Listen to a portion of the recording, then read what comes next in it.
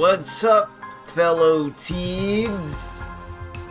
Hi, fellow kids. Hey there, you young folk. Hey, we still ride skateboards, right? I've ridden a skateboard once. Didn't fall.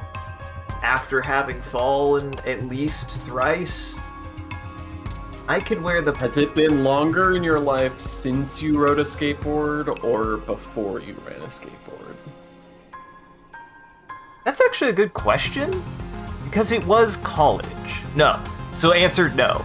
No. Actually. It has been... That's a good question. I'm 40. Listen, yes, exactly. I was about to say, I was like, wait. Actually, not quite. Because that would mean that there would had to have been more than 20 years of me not having last ridden a skateboard since the last time I rode a skateboard, because up until that point I had never ridden a skateboard. I'm sorry for asking you to do math. It should have been made immediately clear to me earlier that you're not up for it today. Today?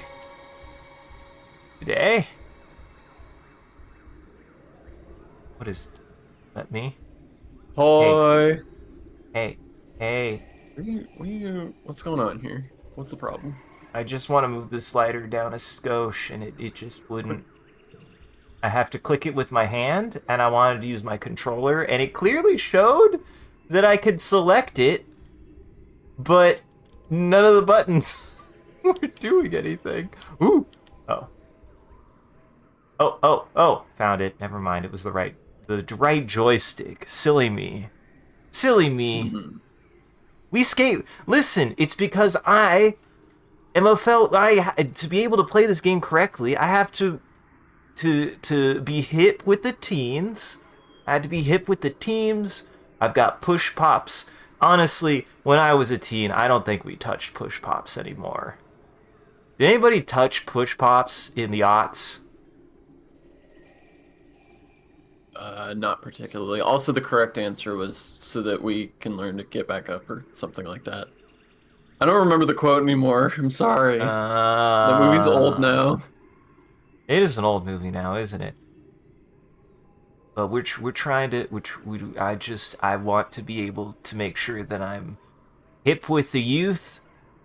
So that's why I wear a backwards ball cap and I hand out the Book of Luke, the coolest book in the Bible. Okay. As long as you have a lightsaber on it somewhere. It proves that you're cool. Yeah, I mean, I do. Yeah. I'm sad. I lost my collapsible lightsabers. I haven't thought about them in a long time. I don't think I have them anymore. My younger brother has like a $200 fancy lightsaber. He does have one of those special ones. I actually don't know how expensive it is. One of just those that working it is. ones. Just one of those ones that actually works. He has one of those that actually works. And I'm actually proud of him that he can get an actually functionally working lightsaber. Because I'm jealous. Well, welcome to the stream, everyone. I'm your host, Isaac MCCanary, and we're teenagers. We're playing I Was a Teenage Exocolonist. Introduce yourself. Hi, my name is Sean, also known as Talking Skull, he, him, and I'm excited to hang out with some buds. And we're 14 years old. We did it. We made it. Last time we got our first boner. It's true. Got really embarrassed about it. We're becoming we're becoming probably really close to this. Nem is my best friend. Tange can't believe that she's friends with me for how stupid I am. That's true. Cal and I enjoy eating dirt, and Mars hates me. She hates you less these days. She hates me less. I get at least 1 point of friendship with her every time we play. P. Mm-hmm. Listen, as somebody who still has that part, I'm pretty sure I got a boner for my first one, but I guess I don't know. What the fuck are you trying to say right now? Anyways, you catch Dis on a ridge overlooking the wilderness, bobbing his head along to something playing through his hearspeak. He doesn't notice you walk up. He jumps when you tap him on the shoulder and scrambles to turn off his hollow palm. Don't sneak up on me like that, he grumbles, then flops backwards on the grass to look up at you. Man, I was just getting to the good part of the song. Donut. What are you listening to? Dis looks away. Just some old music from Earth. You probably wouldn't like it. Dis, we're like practically best friends. You sit beside Dis and extend your hand to link the hollow palms. Dis stares at you for a few seconds before pressing his palm to yours, and music floods your brain through your earspeak. And how dare you? I only just recently finally watched Mean Girls all the way through. Very recently, and I had another one of those experiences. Oh hey, this song's got lyrics. I had one of those experiences once again where I did in fact see a movie all the way through. I just saw every single part of it independent of each other and knew them all together and glued them all together at some point. Dis takes his hand and weaves his fingers together, timid. I listen to a lot of Earth music, he says. Do you like it?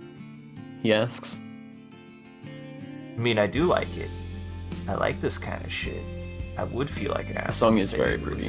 You listen to this. Dis cracks a smile, relieved. Good, he says. It's my favorite right now. I always listen to the same album on repeat. It's comfort music. I really like her voice. He stares into his lap. Sometimes I feel like the lyrics are about me, he admits. They're just so deep. Like, my soul really gets this kind of music. But don't tell anyone, okay? Makes me feel better thinking that someone knows my pain. Even if it's just a dead Earth woman. Man, this is a really good song. It's really funny how they're willing to be like, no, you can be an asshole. You can be the biggest asshole. You don't have to. You don't have to like our music. You can say it sucks. You can be pragmatic about it. Dis nods and closes his eyes. Yeah, he replies. I have a lot of time to think. Not like everyone else here. Ooh. Like that. You lie back in the grass and listen to Dis's music for a while. Flirt, am I ready to flirt? Listen. Only you can decide this. This isn't realistic. As a teenager, I would have been too scared to talk to anyone. You and Dis lie in the grass and listen to music, trading different songs back and forth until dark, and the bell rings to close the gates for the night. You think I understood what flirting was when I was 14? I would have cried. You cried? I would have cried. Goodness, I'm sorry. No, it's okay. You spot Alimony halfway up a garrison watchtower, her legs wrapped around the scaffolding as she cranes to look over the fence through a pair of holoculars. God, that's so hard to say. You clear your throat and she peers down at you and waves. Solar plexus! Come on up here! I want to ask you something. You climber easily up the scaffolding. Alimony gives you a high five. Here, look through these. Alimony says, shoving the holoculars into your hand. You raise them to your eyes and look where she's pointing. A long ways out, much farther than the expeditions are going, you spot a dark humanoid shape moving through the towering fungal forest. See him? Alimony asks. It's this. Well... I don't know if I believe you. I don't know if I believe you, Nem. We literally just were sitting next to him. It's this. I swear it. He's always sneaking out over the walls. I mean, we're teenagers now. We can go out now. We're allowed out now. He can still sneak. That's true. So what? Alimony stares at you. So what? She repeats aghast. He's gonna get in trouble. Well, only if you tell on him. Well, yeah, Alimony sputters. But someone should. You don't say we're not supposed to go... You don't say we're not supposed to go outside the colony unless it's on expedition, Alimony says, taking the holoculars back and looping them around her neck. And Dis just goes wherever he wants. What if he gets hurt? What if he dies? She wrinkles her nose. What if he picks up a weird alien disease and comes back with 3 heads? Alimony scratches her cheek, where acne's made her skin dry and sore-looking. Ow, she mutters, a bit flakes off. I just don't know what to do about it, she says. What do you think? Orvis You're welcome. Is, just now realizing the names that you've put in when you've been given the power. Listen, I have done... I won't do it. I won't do it again.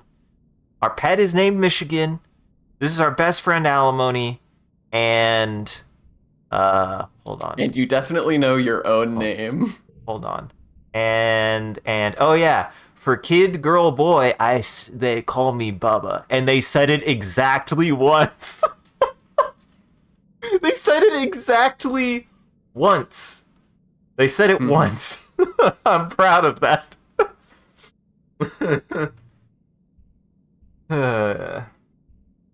Anyways. Stay out of his business. We're friends. I'm sorry, Nem. We're friends now. I can't do that, Anemone pouts. As the strongest kid in the colony, I gotta protect all the other kids. Colony's got rules for a reason, Alimony says, staring off into the wilderness. If we do our own thing and don't care about the rules, we're all gonna be toast. Kind of like a sports ball team. We're all doing different stuff.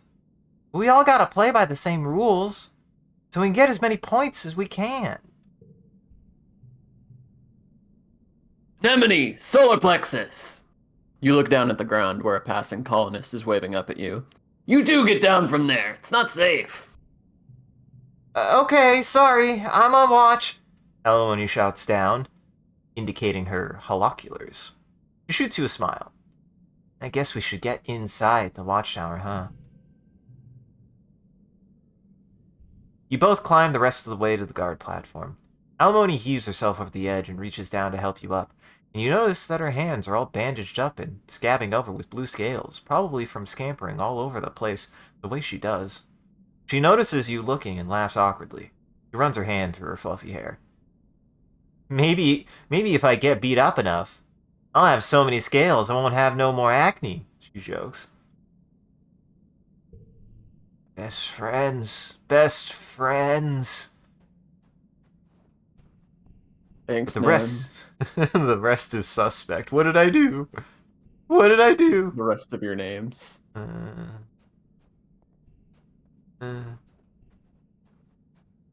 See, I saved Michigan. At least Michigan is a good pet name, I think. Oh shit. Damn. I don't know why. I'm like, wow, I really like the way they drew Cal too. All the designs have been good. Mm-hmm. Cal trundles by you with an empty wheelbarrow.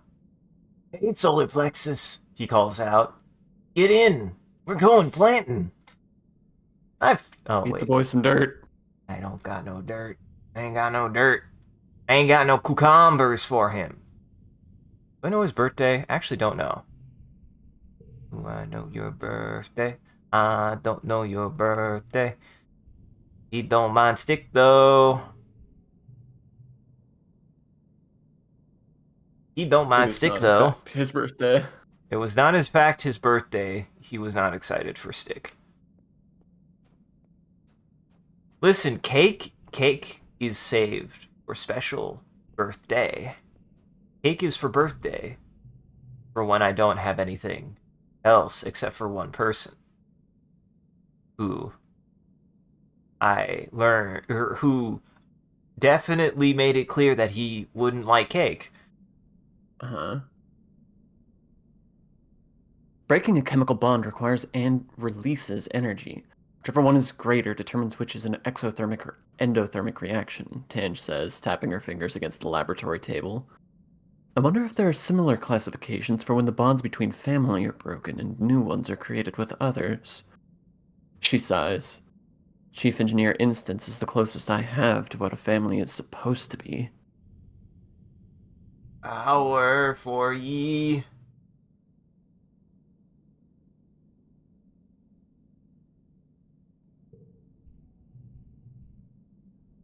Yes. This is all the same. Mm-hmm. It's all the same. You know what's funny?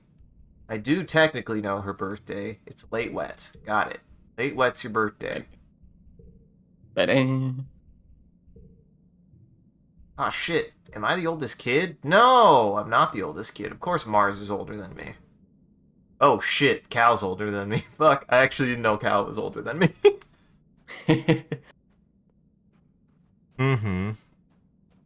I've liked all the characters. They've been great.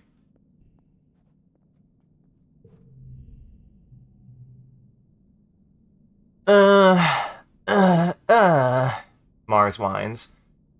Nothing ever happens here.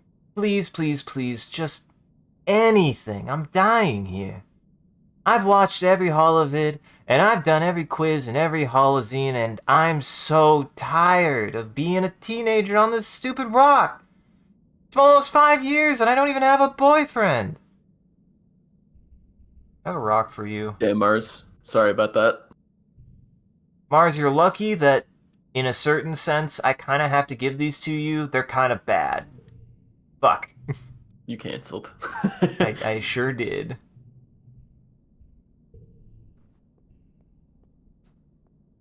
Alright, I think it's everyone. Yes, every bit. That's all the children's. That's all the children's. Check real fast. Biology of 40. Am I? I think I'm only like at 32. Like 32? Okay, yeah, I am pretty close. In fact, I'm a little surprised I haven't hit the threshold for whatever the skill is. I hate to bring math into this yet again, but you know how many times 3 goes into 100. Yeah, I do. I sure do. Cal is listlessly kicking a sports ball around. This is kid stuff, he says, eventually just kicking it into the garden. Sports is just like war games for kids, you know? Winners and losers, and thinking like your team is the best and everyone else sucks. He shrugs. I just don't like doing important stuff. I just like doing important stuff now. Yeah, I got the wrong one. Listen, Cal likes doing important stuff. Uh-huh. Cal likes important stuff. Cal likes to feel like he's contributing. Uh-huh. What's interesting is my perception is when I know I do a lot in the out, but I've gotten like a really high perception. Would you? Yes, exploring raises your perception very quickly. Mm-hmm. Well, let's go see. Corvus has suspicions on what your favorite characters will be by the end of the game. Do you now? What are those? What are those? Utopia sorting through stuff the foragers have brought back, putting them into bins to either get analyzed or taken straight to the kitchens.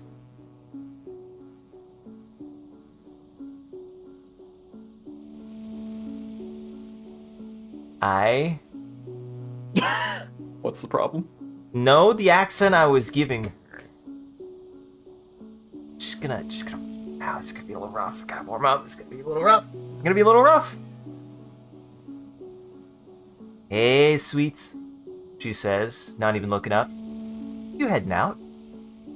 You and this take care of each other. You and this take care of each other out there, okay? She says.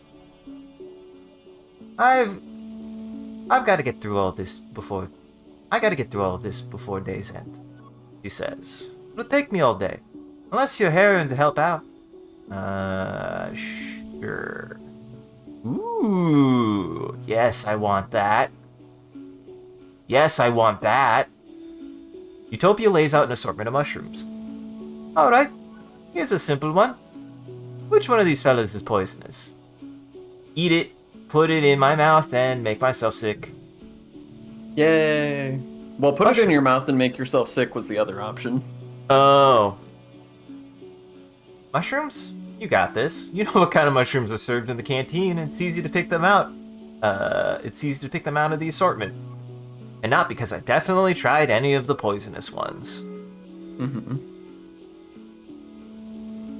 Ah. Great work, sweets, Utopia exclaims, a big smile on her face. You're a regular pig.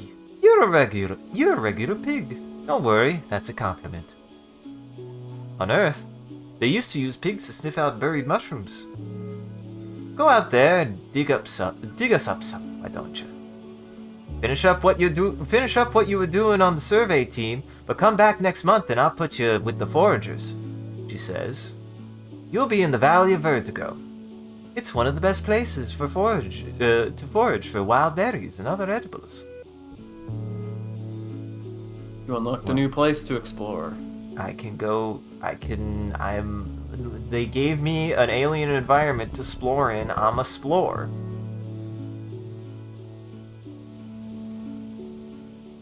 You spot some familiar looking fruit. Hey, you've seen this bush before. That's no rock underneath. It's all part of one creature. An arborescent photosynth. A bush bub. It pays you no attention, continuing to blend in with the rest of its surroundings like a boulder. I think I got this one, so...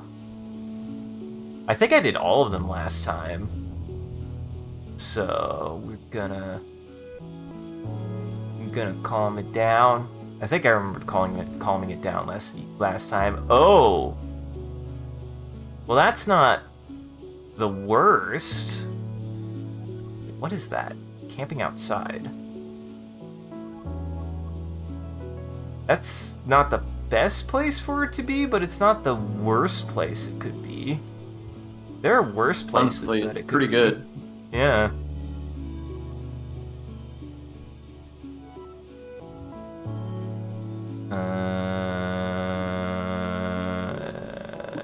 Would that work? That's 19. That's 19. That's 25. Yeah, probably do that. Yeah, we probably do that one. Well, damn. Well, damn. John, this game is too easy. Wow. Not even going for the super win, wow. Okay, hydrate. Okay, hydrate.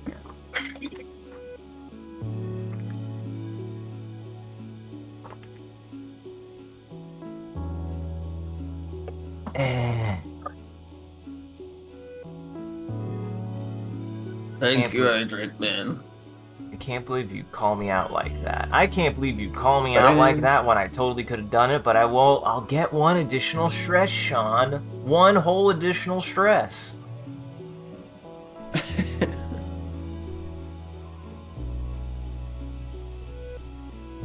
We'll probably do. If I can find stick. I found stick. We are the speakers, that's true. I think I could pour a little bit of water on my speakers and they'd be alright. You As long want as I to was careful. You want to pour water on your speakers. That seems like a pretty bad idea, Sean. I think I could do it.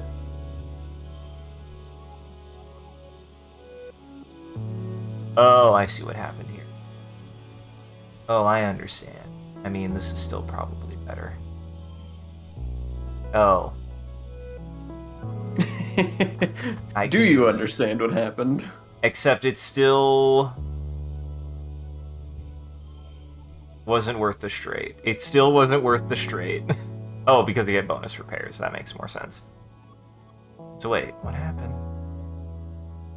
Oh, I don't have a 3. Never mind. Okay, well...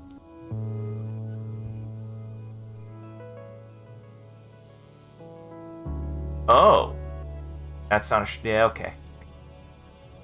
I can do math, Sean. I promise. I mean, I won't point to all of the mathematical foibles that have already happened less than an hour into the stream. Uh-huh. I can't believe you do that to me. I can't believe you do that to me.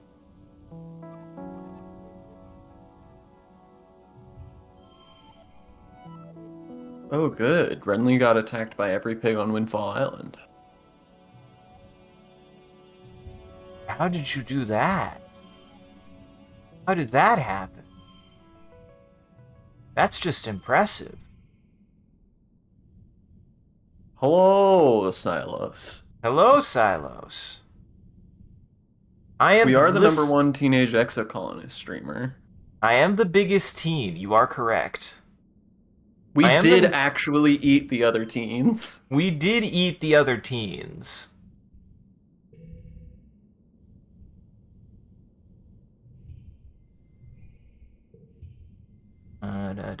Deft.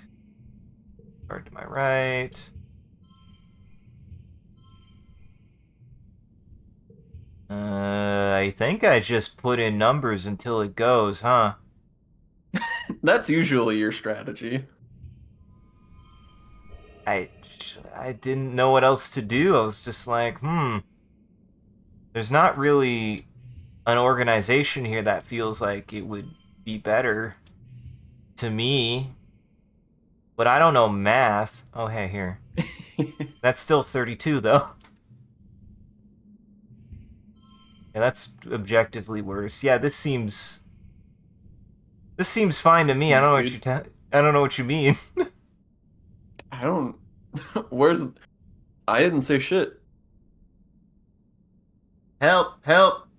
I'm being oppressed.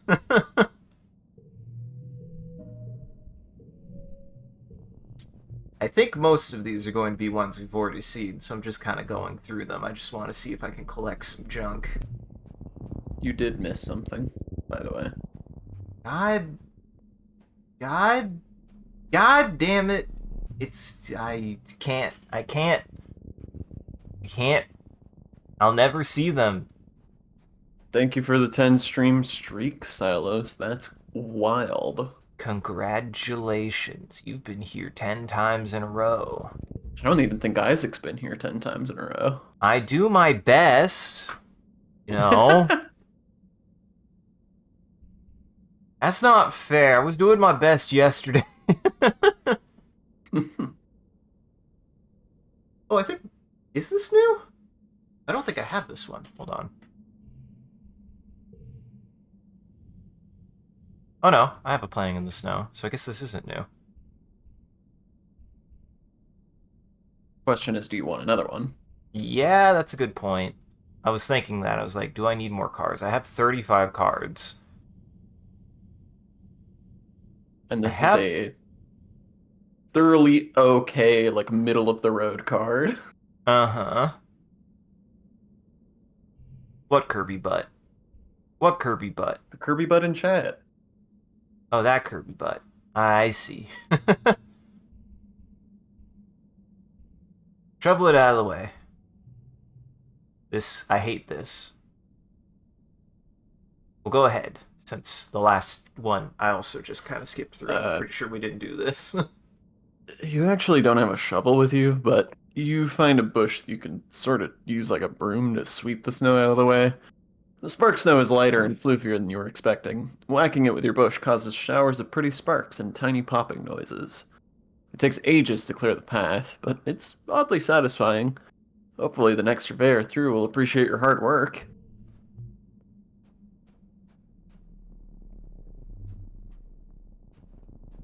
Dis.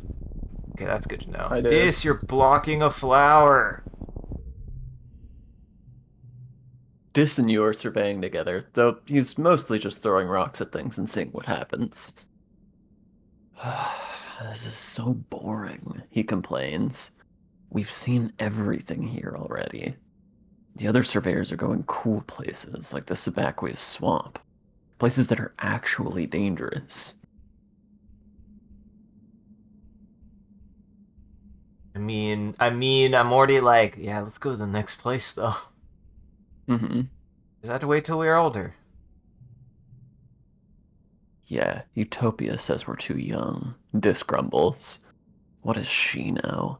She's barely older than we are. Utopia is the youngest adult in the colony, but she's still an adult, and she makes the rules. Dis goes back to chucking rocks and complaining. We're just here all the time, he says, even though we know everything about it. Utopia says we need to come back every year and take new readings. In quiet here, and in pollen in the valley. And we have to be patient, because we can't just take stuff without letting nature replenish itself. He sighs. And I mean, I get it, but it's still so boring. I want to go explore other places. Got the wanderlust. Wanderlust? Wanderlust. I mean, I definitely, when I was in the Boy Scouts, I liked just going into the woods and staying out there for a while. I appreciated it. I liked being out in the wilds. I enjoy the wilds. The wilderness. Uh-huh. Yes, go home. How much help do you want from me spotting items, by the way? I try to be unobtrusive about it. Did I miss something else? Just in general, just a general question. Okay. Okay. It's your birthday. You wake up from a night of blissfully sleep. You wake up from a night of blissfully peaceful dreams. No nightmares, no premonitions, just a pleasant feeling of content. You stretch your arms over your head, blinking in the watery, quiet sunlight that seeps through the porthole window. Things are always changing on the Vertumna, but you can't help but feel like things are changing for yourself too. Not just your body, but your mind, your emotions, your future. 14 is going to be your year. I don't think I ever thought that.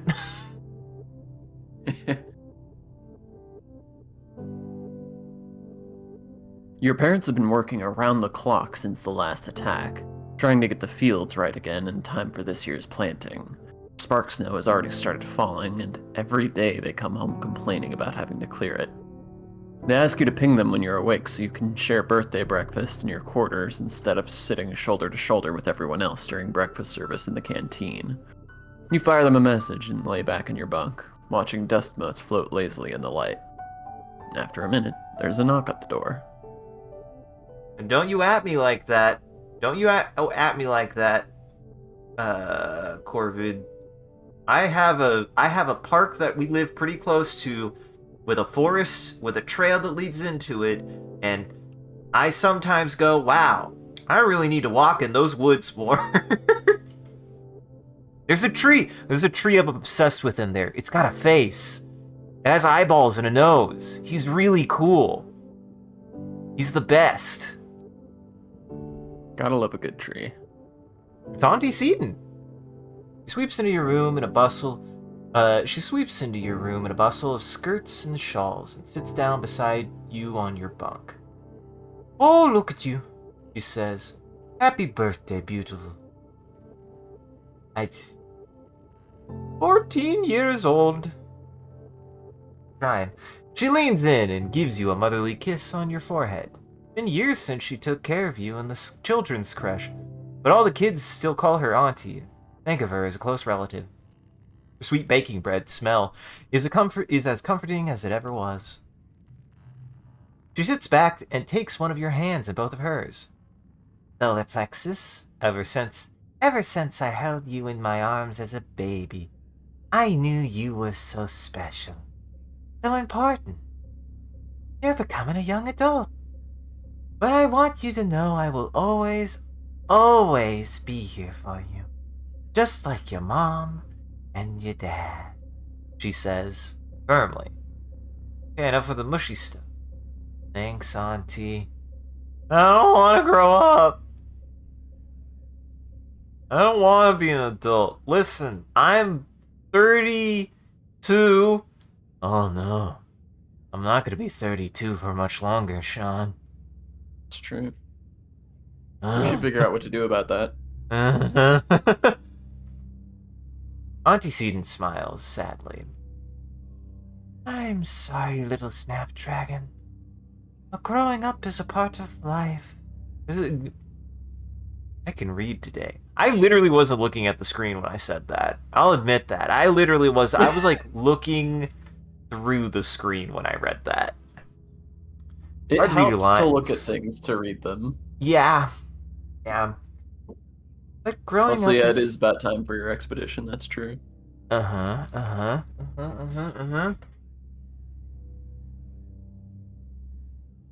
I didn't see any. Hey, I didn't see any fairy circles in there, at least. But I did see an abandoned tent, which I think is also a fairy trap.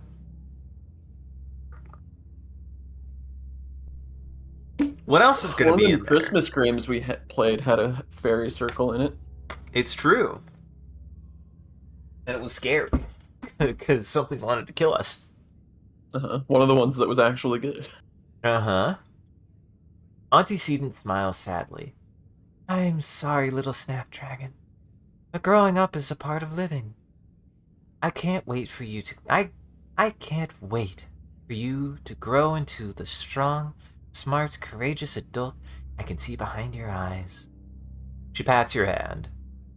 I'll always be your auntie. But when you're ready, you can call me Anne. The other adults do. Thanks, Auntie Seaton. I'll never call you Anne. That's weird. That's just... yeah. Now, come on in here, Auntie Seaton says, spreading her arms wide. Give us a great big hug. You hug her, enveloping yourself in the warm and familiar softness of her. Over her shoulder, you see Alimony, standing in the doorway. Her hair, anyway. She's been growing it out, and there's no hiding it behind a corner.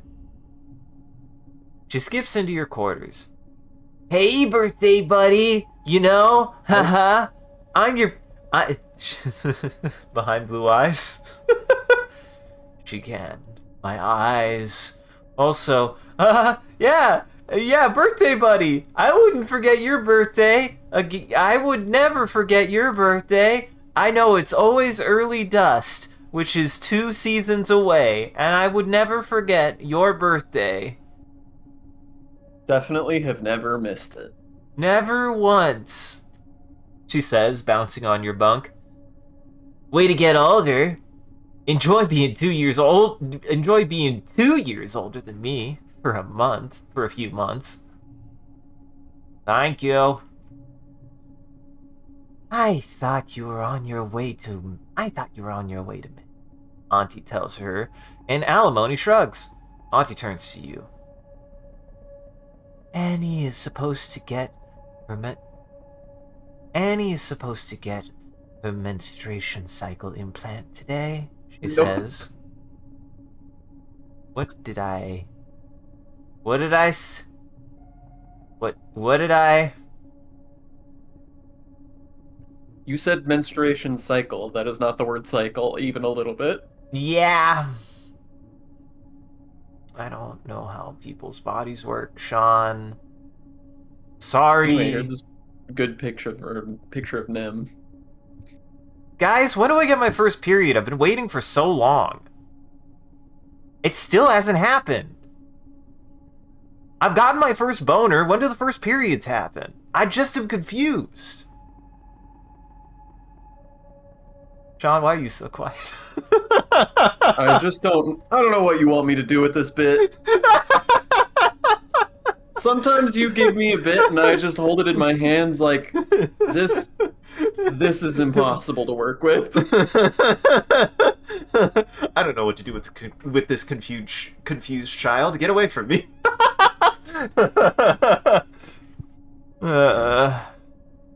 Yes, confused eyeball scan, spooky eyeball scanning. Yes. Mom, alimony hollers. Gross. Solar plexus doesn't want to hear about my period. Shit. Auntie smiles fondly at her daughter. It's nothing to be ashamed of, Annie. Getting your period is a beautiful thing. It reminds us that we have the ability to make life. It's a sign you're growing up and becoming an adult, ready to take on the responsibility of taking care of that life. See, Comfy agrees. Oh wait, are you talking to Corvus? It was a response to Corvus, yes. Fuck. Alimony wrinkles her nose and throws herself on your bed. I'm never making life. Ew, pass. Eek, grossaroni. What's the matter, scared? No! Alimony exclaims, punching you in the arm. No! Of course not. It just super sucks that now everyone's talking about how I'm becoming a woman, and how I'll finally look different than my brothers. Duh. She points at you. Don't you start too. I'll still kick your ass at sports ball, even with cramps. Your parents finally arrive, still damp from the fields and bringing in the smell of crisp, tangy snow on their clothes. Oh, look, birthday visitors, your dad exclaims. Anne, are you staying for breakfast? Auntie reaches into her bag, brings out a stack of tiffins. No, thank you. But I brought your order with me from the kitchens, seeing as I was stopping by. She pats your hand one more time. Happy birthday again, solar plexus. You'll always be my baby, even when you're all grown up. Your mom shakes her head as Auntie and Alimony leave. Oh, Anne, she laughs, sentimental to the core. She starts laying out the cutlery for breakfast. But I don't know how the colony would manage without her and the children's creche, she says, pointing a fork at you. Family is more than the people that birthed you, solar plexus, and don't you forget it. Early quite. Well, good. This was a good birthday. This wasn't a birthday where I wanted to cry. This is a good birthday where I didn't want to cry. Everything's looking up for you. This is your year. Nothing from anyone. Nothing new for anyone. No shit. No shit. There's no shit and nothing. There's no shit. No shit and nothing, indeed. I don't have alien cucumber. Sorry, Cal. Let's see. I've still got strong. So let's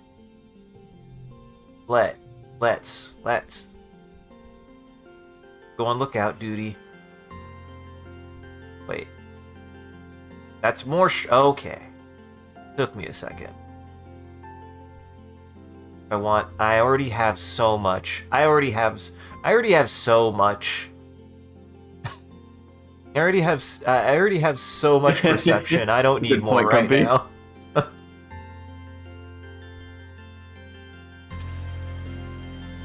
Uh-huh.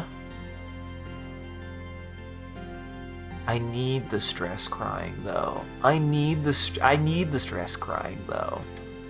That's why it's a con. Uh-huh. Red organizes a physical fitness challenge, complete with nano-printed patches you can put on your jacket for getting gold, silver, or red rank. He tests your run speed, grip strength, and the number of sit-ups, push-ups, and pull-ups you can do. You're pretty good at these challenges. You hit all of his goals and receive a shiny gold patch. Wow, I haven't even done it yet and they're already saying I did well. Boy, that would be embarrassing if I sucked eggs. I always interpreted the challenge as being representative of the whole time that you spend doing this, and the text that you get is not necessarily it's like an event that happens during that time. Mm-hmm.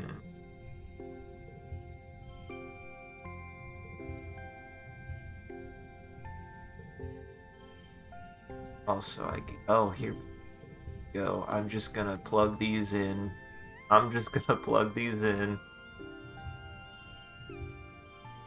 Oh, that's actually not enough. Okay. I have to figure out math. Sean, the game wants me to do math, which I might not. Card under 3 become 3s. Well, strength cards under 3s become 3s.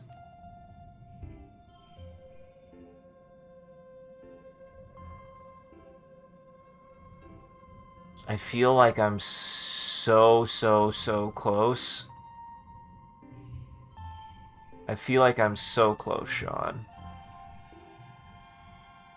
This one's not easy. Oh.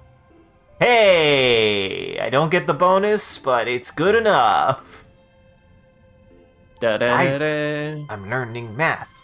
This card I'm noticing is kind of this card actually kind of messes with straights, so it's a bit of a rough and tumble. That it's the card to your right. You have to really be careful with them, yeah. Yep. Especially because you have a lot of really high value strength cards, so it can be easy for it to end up being the lowest value one. Exactly. I got it. I don't need stick. I don't need to use stick today.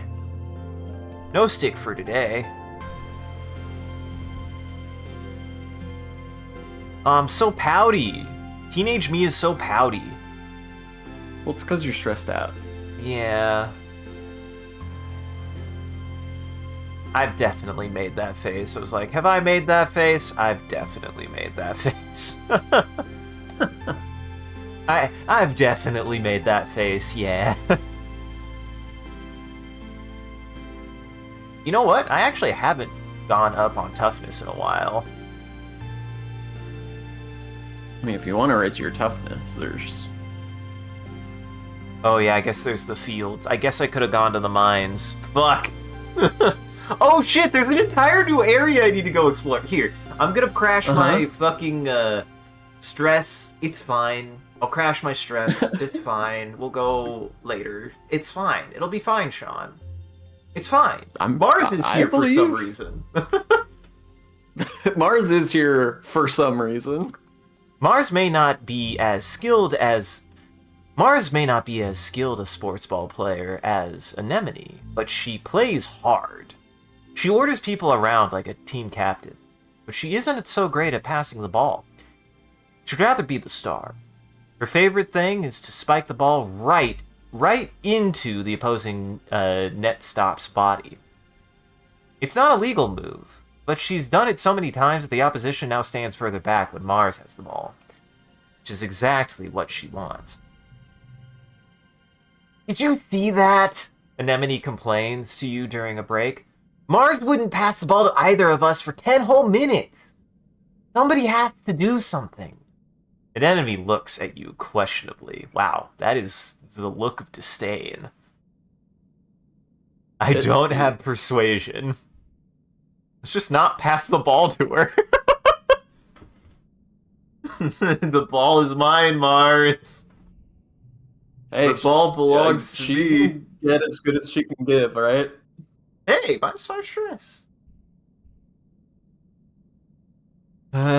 Just because you're a teenager, they pout all the time. I did pout a decent amount. Uh-huh. What are the pouting years? Are the pouting years 14 to 16? I feel like 16. I mean, it depends on who the person. I feel like 16 though is getting old enough to like get out of pouting a little bit. Mm-hmm. So 15. 15 is the pouting years. Send me the pouting years, Sean. Yeah, I would say like 13 to 15, personally. Mm-hmm. And Comfy hit it on the nose. Comfy did hit it on the nose. Mars can't have the ball because this is the ball of the proletariat, and she is a capitalist. The rest of the game, you and Anemone pass to each other and ignore Mars. She notices, but just assumes you want to be the star too and doesn't give you any hassle. The thing you've learned with Mars is that she loves to be the best, but she doesn't have the kind of ego that makes her mean about it. It doesn't really solve the problem, but it's kind of fun anyway. Oh, interesting. Congratulations, Mars truly doesn't give a shit if you challenge her.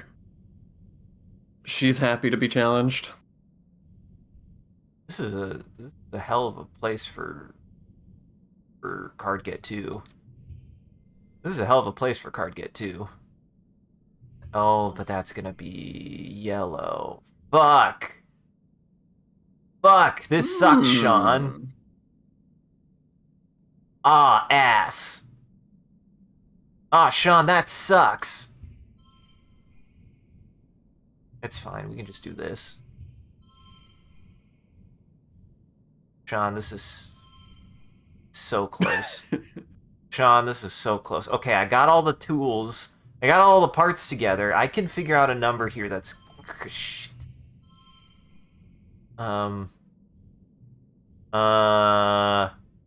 Shit, Sean. Fuck. I mean, there's one very easy thing you can do to fix this. Shit, Sean. Fuck. Shit, Sean. Sean? Fuck. Uh-huh. Sean, shit. Shit, Sean. No, that's not... Well, this would be a pair, but it's not going to be enough. Fuck, Sean. I did it.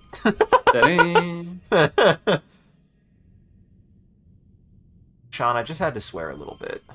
There, I even did a little bit better. I just had to swear a little bit. Sorry. I had to be pouty bit. for a second.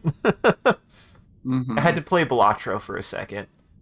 That was this one was pretty rough though. With this hand, this one was pretty rough. It can be a little tough sometimes.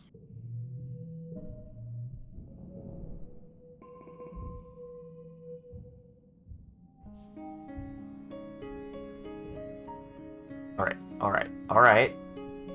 Wait, hold on. It's pollen. I don't know if anybody has a pollen birthday. Stick. Thank you for the stick game. Cal gets all the sticks until I learn his fucking birthday. Oh. Outside. You leave the front gate. I love that you would ask Dis what he's doing outside. What kind of question even is that? It's nothing. It's a nothing question. You leave the front gates and see Dis talking to one of the senior surveyors. He listens intently to their instructions, and the surveyor hands him a satchel of instruments and claps him on the shoulder before walking away. Dis turns to you. Hey, Solar Plexus, he says. He hikes the satchel on his shoulder and gives you a shy smile. It's kind of weird to be allowed outside the walls.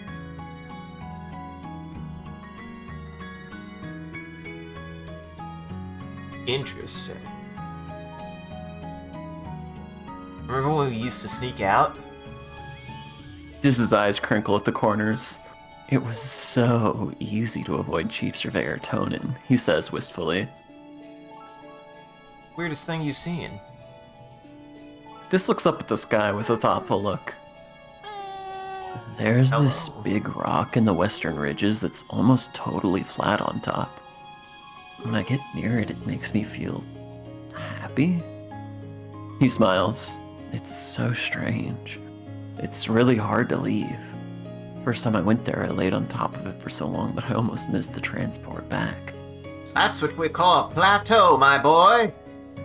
Flat on top, cliffs. It's a rock, not a cliff, but, you know, it's good try. It's a really small plateau. We have ads coming up. Uh-huh. Sorry if Milo's picking up on the microphone. He's inconsolable, and I don't know why. How dare you? I was completely enriched by the presence of your son. Thank you very much. Oh, that's wonderful. I'm so glad. He came up and said hi, or to cry at you. I'm still not great at cat, even though I've owned 3. Oh, he's definitely complaining. He's yelling and crying and shitting and pissing. Speaking of shitting and pissing, good news, everyone! I got new food for Cat. It seems promising.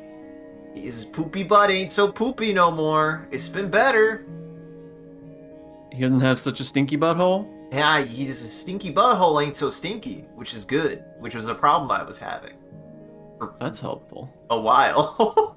I don't know. It was weird. Like, I have him on a food that I was feeding him before, and the only reason why I stopped feeding that food was because I wanted to try a different food that was a little bit cheaper. Apparently that other food is his body. The funny thing is his body rejected it. He would eat it. He was fine with it. He he would, it was awful. Just complete liquid sometimes. Peanut butter coming straight out of the boy. It was absolutely awful. And he's got a terrible habit. He has a terrible habit that I think he's now getting better at because of that, actually. Because I could tell that it was bothering him, because certainly I don't think he liked that poop was getting stuck on his butt. But he would have a bad habit where he would, like, go, and then, like, some would be stuck a little bit, so he would just leave, like, nice little drops in places. You creature of the night. I don't know why this stopped happening, but it used to be that Milo would sometimes just swallow my hair just whole, and he would end up with taking a shit where the hair didn't come all the way out, so there was just like a turd attached to a string attached to his butt that he would run away from in terror when he got out of the litter box. He'd be like, "Oh God, what's happening? Yeah, I'm being chased by my own shit." My cat had a couple of those too. Yeah, he the curse of having long hair. I assume he's just gotten wise to the fact that he shouldn't eat my hair, because I don't know other than that what could have changed. So good news. It's fine. I did have him on that food before anyways, so I'm like, I'm not gonna be like, how dare he? I did have the funny thought though. I'm like, I guess in a certain sense that is the way that you get the good food, is just by by shitting yourself until you have to have it. Yeah, pretty much. That's a good way to convince me to get you the good food. I guess you win. Poor kid though. I mean, like, hey man, I got my bad diarrhea story when I was growing up, so I'm sure I've talked about that on String Play. I've showed my shame enough times about that. It doesn't bear repeating, does it? Look, we've talked enough about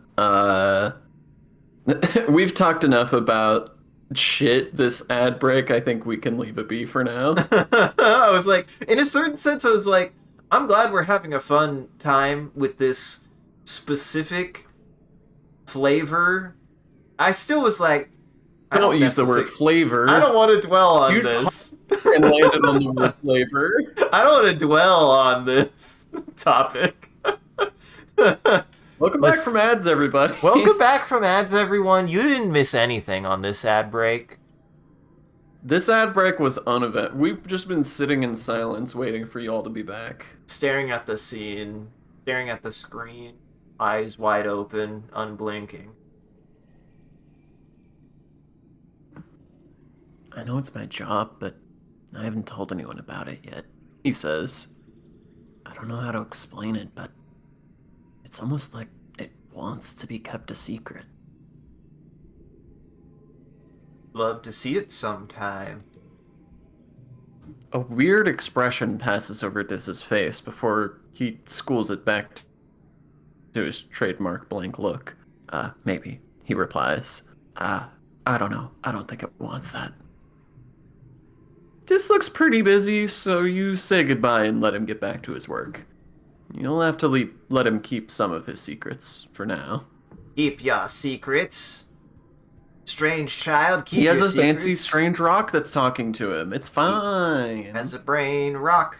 I have a brain rock. I sometimes take my rock and apply it to my forehead to feel better.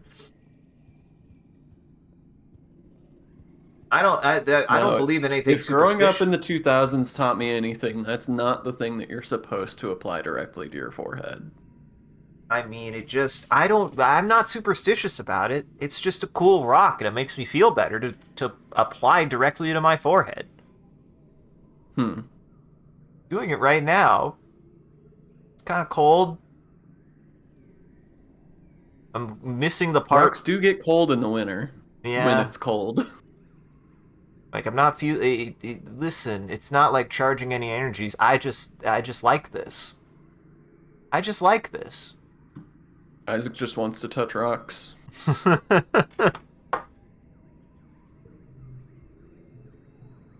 You can hear your dad sneeze all the way from engineering. It's explosive, like he's trying to scare away predators.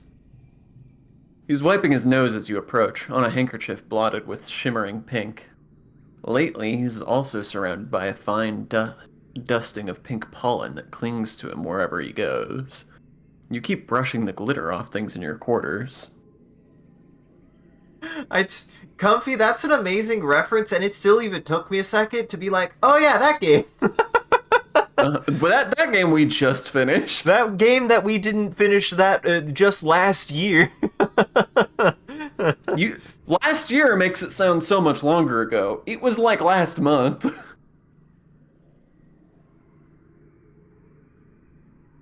Oh, those are different psychic rocks. I'm sorry. I was thinking of the other game. That's incredible that we played 2 different games with psychic rocks in them. Wait, I was thinking of Control. What were you thinking of? I was thinking of Starflight. Oh my god, you're right! What the hell? I told you. You were making fun of me when I was talking about a completely different psychic rock. I mean, I think everything went fine in both. And Comfy was thinking of Dead Space.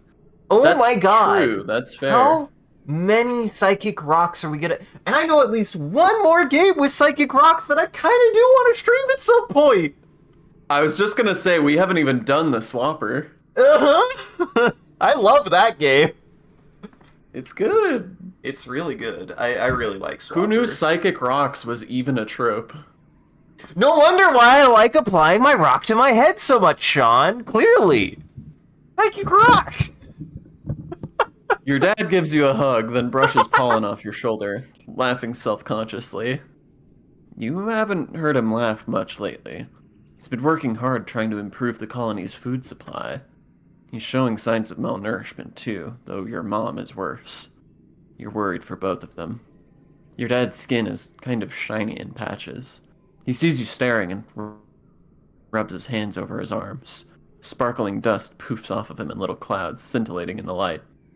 Oh yeah, that's a new symptom, he says. Seems harmless, though. Scintillating is such an interesting word. Mm-hmm. It rolls off the tongue. It makes the word taste tingly.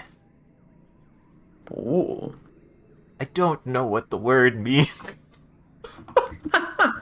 It's like something that's alluringly shimmering. Okay. So yeah, this is a rare case. Well, not a rare. This is a good case in English's kind of favor of making a word kind of sound like what it is. Mm-hmm. Also, yeah, we starving as hell, boy. Yep. No, our parents are, Sean, because they're Yes, good. yes, our parents are starving as hell. Because our parents are good parents, and this game is very well written.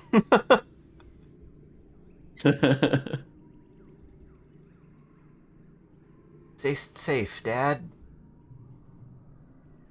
Don't you worry about me, kiddo, he says, knocking you with his elbow. You stay safe out there. Running all over the planet getting into trouble? He sighs. Wish that was me. I'm glad. We love. I love. Love. I will never get tired of I love. So good. It never gets old. Your dad sniffles. Gosh, I feel like somebody stuffed a whole Watado pot up my nose, he says. Like I could just poke a stick up there and pop! Fresh Watado juice. Dad, gross. He just grins. What? It's true. You follow his gaze out to the fields and to the lands outside the gate. I wonder if the forwarders could use an extra hand, he muses to himself. Yeah, maybe I'll join them out there tomorrow. Neither of your parents are taking proper care of themselves. They're so stressed out from the poor harvest and low food supplies. They try not to let you see it, but you can tell. Maybe your dad is right. A little seasonal illness is nothing compared to the danger of running out of food. That's harrowing. That's a harrowing thought. Hey, look, we should look at the notice board. Still Hey, we're back down to 80%. Oh, good. Oh, it's because we can't eat those beans. Damn it. We can't eat those damn beans. Curse you, beans. Who was Dr. You were Instance. I think you were both of Those susceptible to particulate matter during pollen are strongly encouraged to stay indoors and avoid strenuous activity. Were you Seek? Why can I not? We have. I remember who Seek. I know who Seek is, but I don't remember who was voicing her. I think it was me. Mm-hmm. Please note that we will be hosting our annual Vertumnalia festival during the second month of Dust. The kind of the effects of the beans affected everybody. It's just that it was most pronounced in the teenagers, and given that the effects were causing other problems, they were like, okay, we need to nix the beans because we clearly underestimated how severe the side effects of this were. Mm-hmm. And the long-term implications of continuing to eat these is it's going to ruin our body's chemical balances. We don't talk enough about the long-term effects of eating beans. It's dangerous sometimes. We underestimated the beans, exactly. Never underestimate the beans. Never underestimate the beans. Got a bunch of sticks. Got one herb. So I've got one root. I've got 2 flour. Here's what I will do. You got 6 sticks. I got 6 sticks. I will give you flour, but this is new, I believe. Tange looks up from her work, holding her stomach as it rumbles audibly. What, again? Who cursed me with a mortal form? I did not ask for this. She reaches into her bag and pulls out a protein bar. The downside to requiring less sleep is that the body burns more calories while awake, she says, taking a bite. My caloric intake is much higher, similar to that of a bodybuilder. Which is fitting, as I do have the strongest brain in the colony. It's very alarming. Tangent's doing fine. Tangent's doing fine. It is good that we've given the 14-year-old the ability to choose not to sleep, as though if they didn't Uh-huh. already as if they already didn't have that capability on their own with limitations. I remember staying up really late a lot, especially in high school on the weekends. I like did not go to bed until like 2 or 3 in the morning. I mean, teenagers in general have later sleep cycles than adults do. Mm-hmm. Just a thing that our society is not structured to account for, so we just make teenagers get up early anyway and make kids get up early anyway because that's when they have to be up according to society. So Yeah. that's when they have to be up, even though What's it's even not good for them. What's even more maddening is if I remember correctly, even by high school, we were still out by like 2 or 3 in the afternoon. So it truly was insanity to me. I mean, there's a lot of reasons. The benefit of school being early and getting out early is so that there's time for after school activities before the sun goes down. True. Whether that trade off is worth it and whether there are other ways to go about that, that's a conversation that, frankly, isn't ever going to happen. Uh-huh. So we just decided Uh, everybody needs to be awake at the same time. Don't at us like that, Comfy. Don't at me like that, Comfy. I'm full of limitations. Tangent looks up from her hollow palm, blinking as her eyes refocus on the middle distance, and then on you.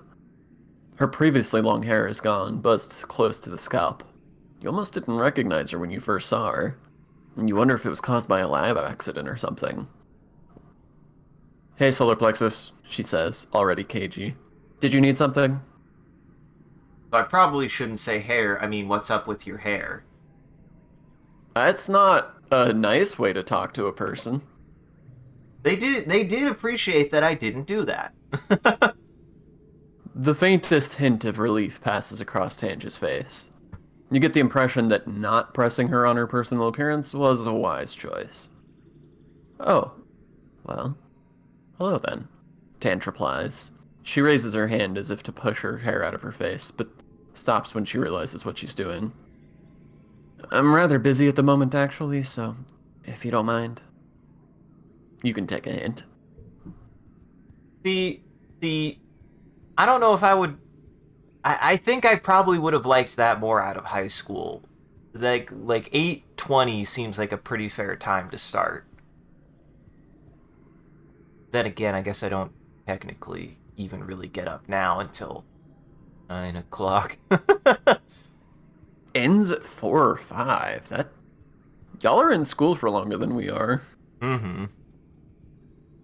I don't. Was high school 6 hours a day or was it 8 hours? I want to say it was like 8 to 3, Yeah. something like that. 'Cause I remember getting up at like 6 a.m. and like getting out by 3 or 4.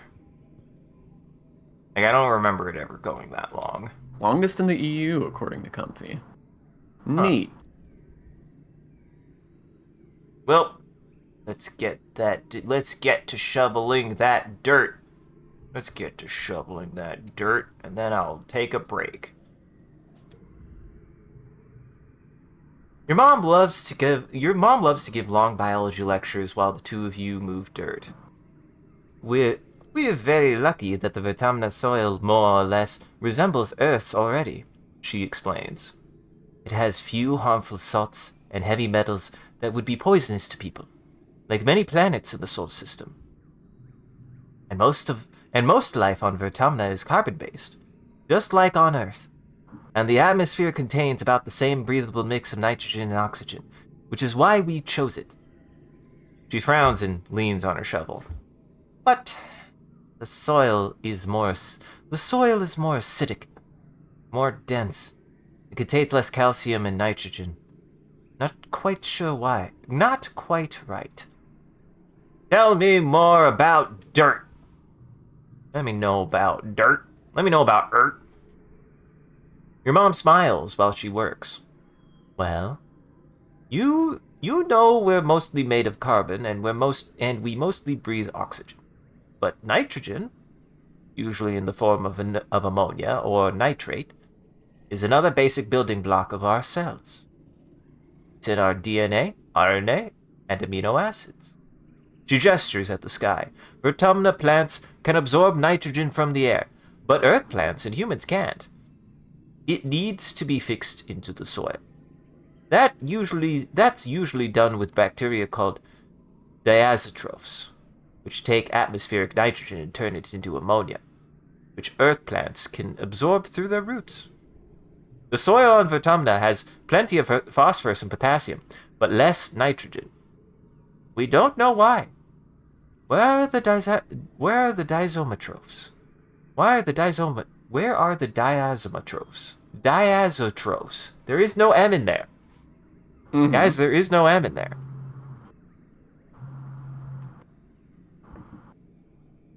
Why isn't nitrogen left behind by decaying plants, like it is on Earth? You keep studying, maybe you can figure it out someday. This is fascinating. More dirt facts. Guys, I hope you like dirt facts. Your mom hums. Vertumna soil also has a high acidity, she explains. Its pH is around 3 or 4, making plant roots less efficient at absorbing nutrients. For example, corn and rice need a pH of 6. Even acid-tolerant blueberries need a pH of at least 4.5. We went through a lot of calcium carbonate when we were setting up the gardens, mostly from limestone. Limestone on Earth is made of coral or shellfish, but we haven't found any here yet. She wipes her brow. We have to use calcium oxide from wood ash. It helps bring the pH up a little, making the soil more alkaline. Yes! More! I love dirt! I love dirt. Your mom says. Did I ever tell you about everything we lost during the wormhole accident? Oh, this is the first time you're telling us about an accident happening.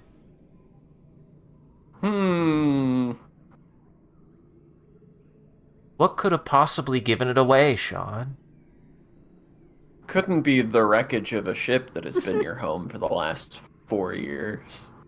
I didn't want you to worry, but in addition to a lot of our food supplies, we also lost one very important geoponics cache. Our compost. You look around. Big deal. Vertumna's covered in dirt. Our compost housed precious diazotrophs.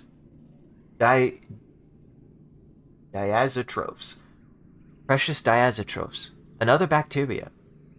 Those tiny organisms that break down plant matter and pull nitrogen from the air into nutrients Earth plants can absorb.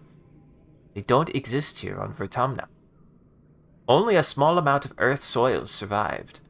She sighs. Now, we need to help those bacteria multiply and spread, converting all this useless red Vertumna dirt into dark, nitrogen-rich soil that Earth plants like to grow in. So, that's what we're doing now. Shoveling dirt. That's what I'm doing. Shoveling dirt. Ooh, +2 to pairs. That is really good, actually. Ooh, that is really good, actually. So good, in fact, that this might be worth doing.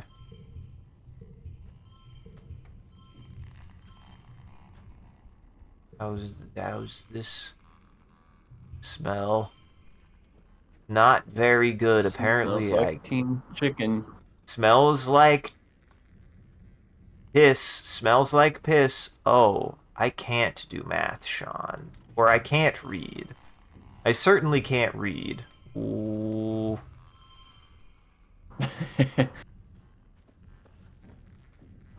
Okay. Alright.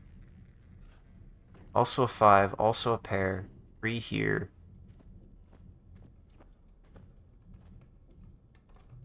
But this wouldn't do enough but it's close. Hmm. But it's close, but it's close. For the love of Yeah, God, it's it's close. the wild card value card is very difficult to work with. You do sometimes kind of just have to finagle it around to see what it likes. Uh-huh.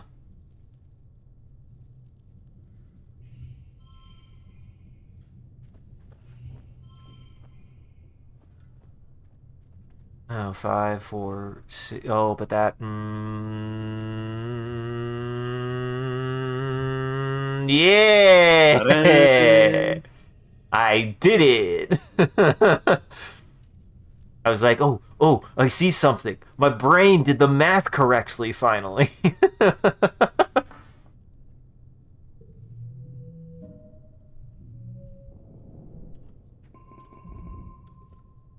You got mad tough. I did. I get to be tough. Oh, I'm so close to my second tier of tough. You're at lunch with your parents. Sliced soy cakes and watery broth again. Great.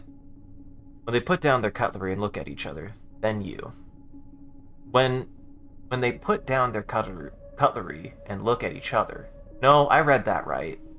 I think that might have a typo in there. Where? When they put down their cutlery and look at each other, then you. What's the problem? For some reason, that's not a sentence in my brain. You know how the hyphens sort of separate out a thing, so you got the little thing inserted in there. The win is following from parents.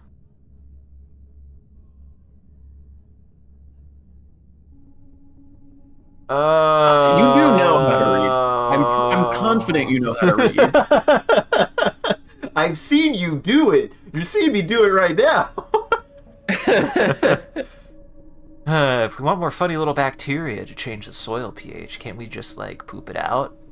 I mean, they probably been shitting straight into the ground for years. It's been 4 years of shitting into the dirt. Mm-hmm.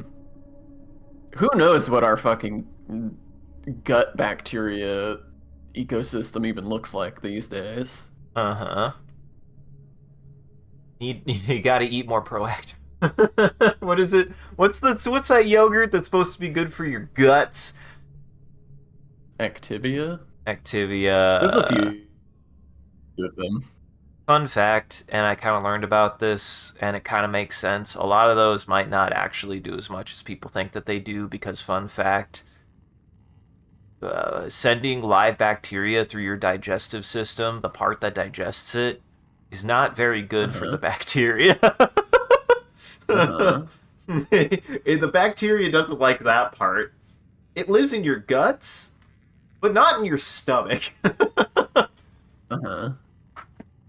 So yeah, that's always felt like a very dubious claim to me. Mm-hmm. Look, yogurt can be healthy for many reasons, so like don't stress about it. It's good to eat. The irony is it's probably good for your gut bacteria because it feeds the bacteria already in there. It doesn't put more in there. Well, there's usually like fruit and stuff in there, like it's yeah, fruit nutrients and shit. Solar plexus, your mom says. There's something we should tell you. We tried to shelter you from some things, but we think you should know why we've been working so hard in Eponics. There's a meeting after lunch. I want you to come with us. Rather not.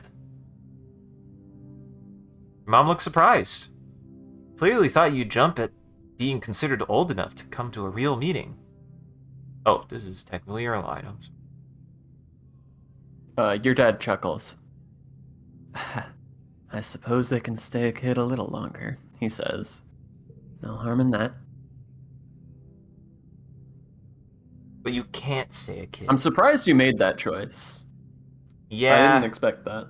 I kind of clicked a little bit too fast to see the other part, but I can roll with it. I feel like I would be like, I don't know if I did kind of hate going to do adult things when I was this age. Kind of hate doing adult things like this when I'm my age right now. So, I don't know what to tell you, Sean. This was still the right answer.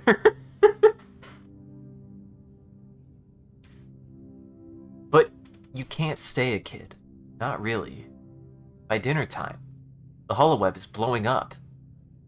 Mars attended the meeting and shared the exclusive scoop. Colony is running out of food. Not struggling, not keeping an eye on the situation, but actually, truly running out of food. There's going to be rations. Even then, without securing some kind of autumnal food source, Colony will starve this year. They're looking for foragers and expeditions. And kids. All the kids are scared. Mars complains about the poor leadership, particularly your mother and father, for failing in geoponics. Cal comes to their defense, saying that they've been working their butts off every day. Your parents. You know they've been working long hours, but you didn't think it was that bad. It's not fair. This isn't your problem. You're just a kid. You shouldn't have to worry about starvation. You eat your feelings, taking second helpings at dinner just to spite them. It might be the last time in a while you'll be able to do so. You're dying, or maybe not. Uh-huh. Uh-oh. Hunger down. Hunger up. Hunger up. Tough down. Hey, I have unlocked more biology. The Xenotiny. Xenobotany. I was missing a B in there. Did you? I feel like it's extra rough today. I don't know what's going on, but it feels like it's extra hard today. No, I'm fine, Sean. What are you talking about? I don't know what you're talking about. I feel like you know the word botany is all I'm saying. And Xeno is like your favorite word. It is one of them. It is one of them. You're right. It is one of my favorite words. The mood in geoponics is tense. Everyone is working themselves to the point of exhaustion, trying to get enough plants in the ground to survive the year. Or the Xenobotany lab. Hey, kiddo, your dad says, looking up from his work desk where he's dissecting a huge bell-shaped flower. Can you hand me that separator? I really got my hands in things here. You hand him the tool, which he uses to wedge open some sort of weird stoma-like opening inside the bell. Gooey purple nectar oozes out and pools on the desk. Whoa, he exclaims. I thought I'd drained this little beauty. Can you get a towel, I guess? You help him mop up the flower juice. Yuck!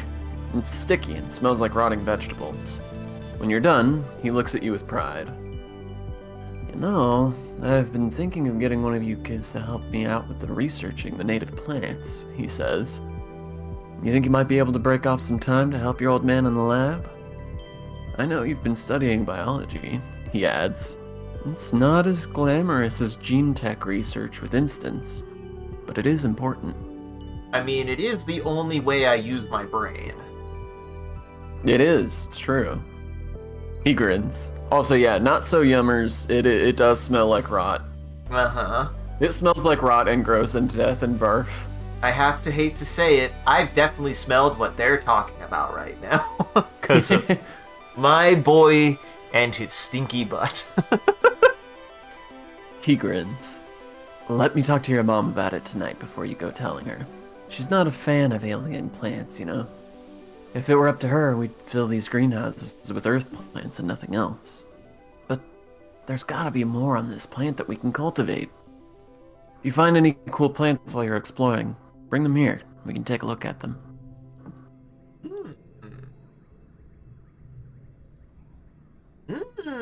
Lots of biology. Interesting. I mean, I'll probably... Oh, that also gives me lots of biology. How many tough... think I'm literally 3 toughness away. In fact, I am. Now, I do want to ask, I don't want to put my finger on the scale, I just want to make sure that reading comprehension happened. Because they did specifically ask you to do something.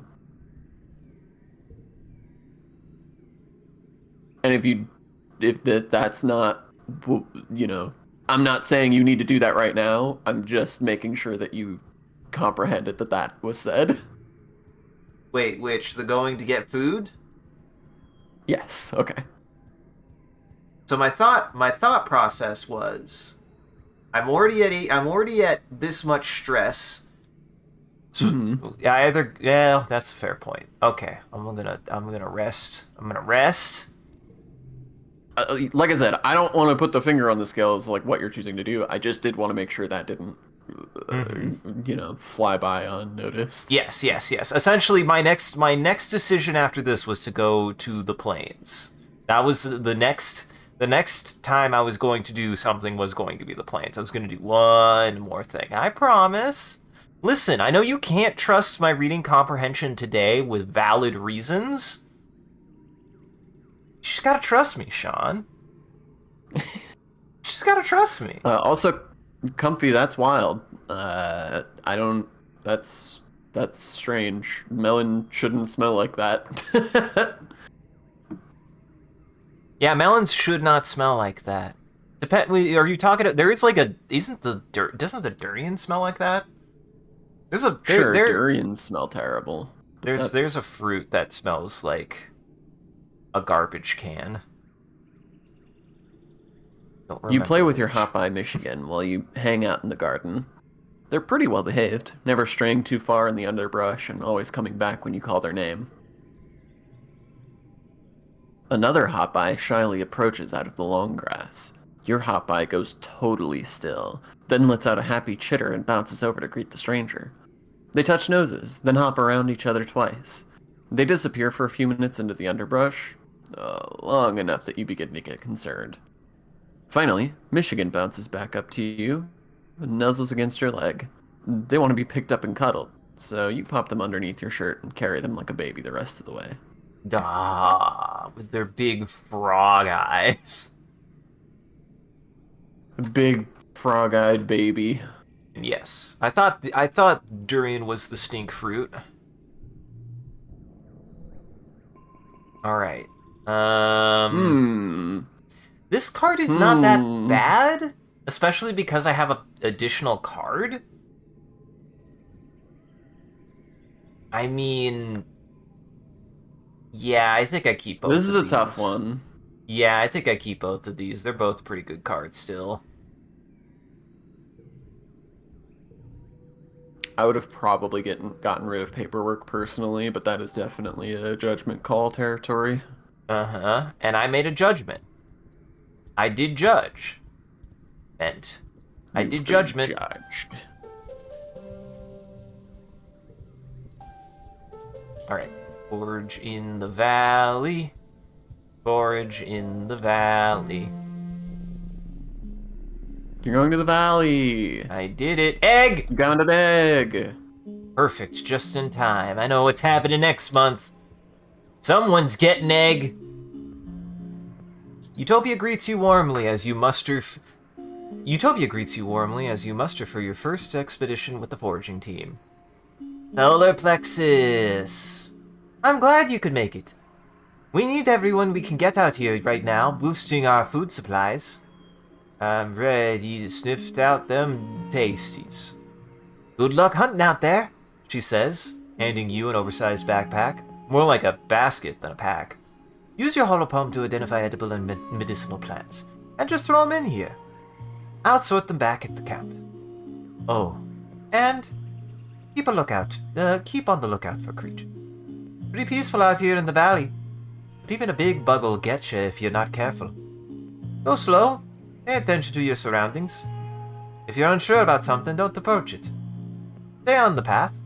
Don't get lost. We don't call it the Valley of Vertigo for nothing. Any questions? I can flirt with Utopia? I don't want to do that.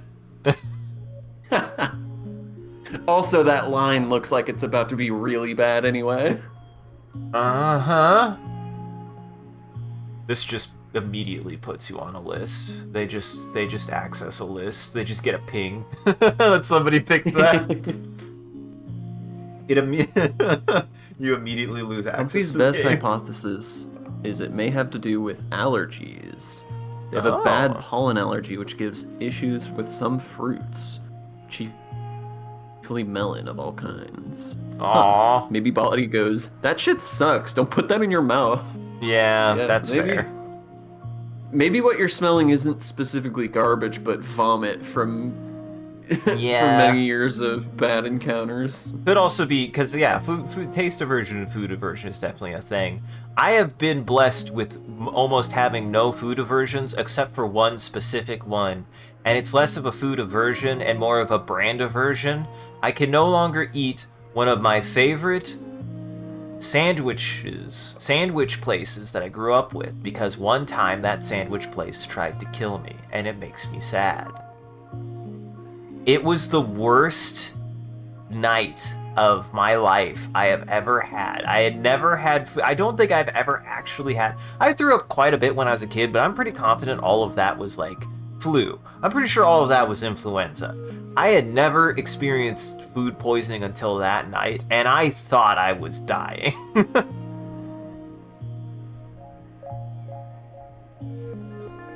It was projectile. It was bad. So now I can never eat their sandwiches again. I'm afraid. I've been filled with fear that it would happen again.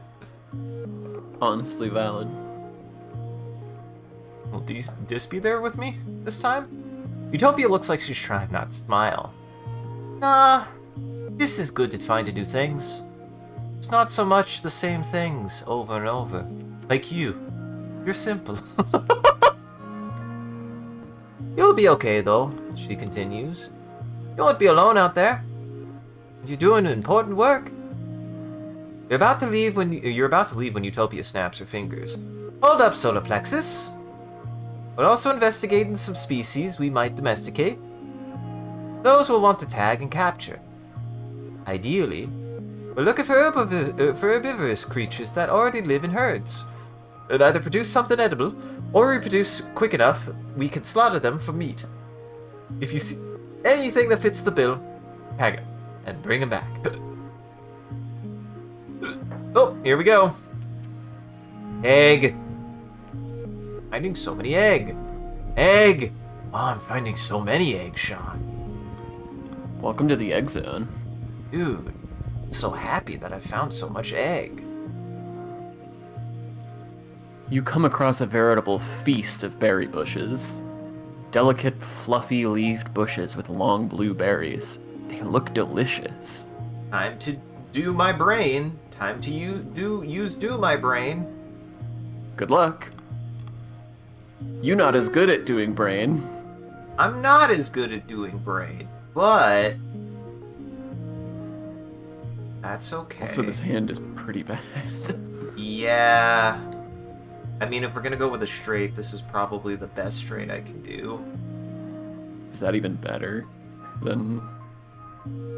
Even with the +2, probably not. I think flipping this might actually be better, because you'll get the... No, it's the same. Is it the same? Yeah. Well, not the same as that. Trying to get you to the end.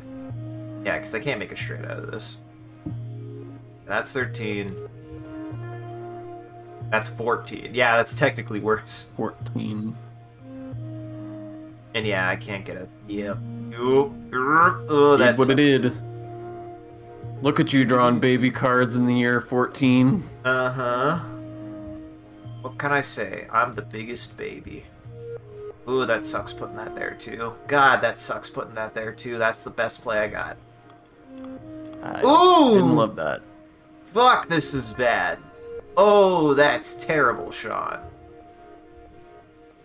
Huh. Interesting. Yep. Let's see. What do we got? Just kind of. I'm just putting stuff out I there mean, you for can get a now. 2-3-4 pretty easily. Yes.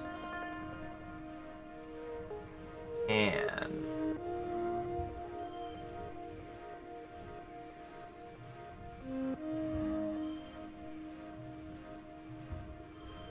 yeah, this would be better.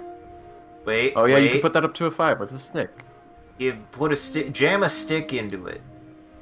Always gotta jam a stick into it. Okay, that's a good play. All Boy, right. this is gonna be fucking close, Come Sean. on. All right. It, Boy, this is not a great hand either. Holy shit. oh man, I got mega fucked on You this one.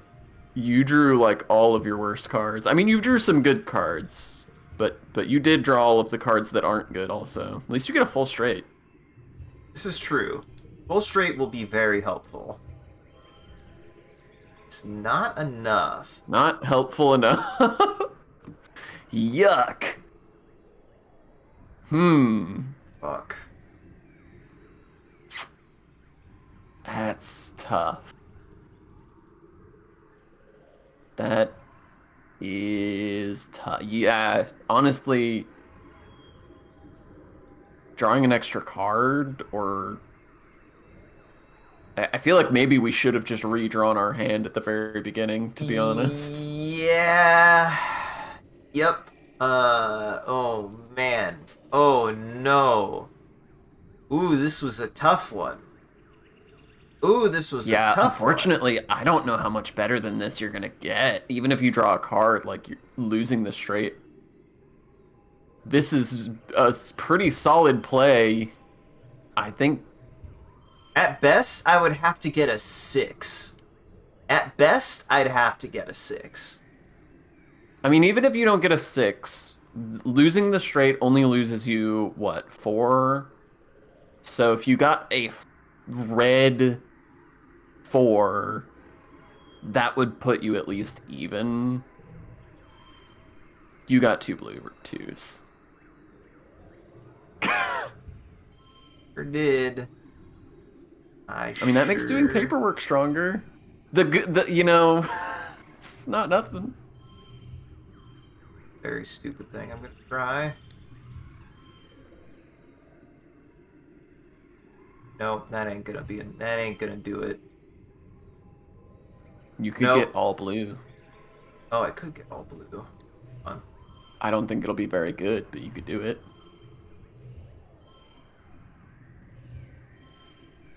Actually, it could be pretty good. You'd still have 1, 2, 3 if you had all blue.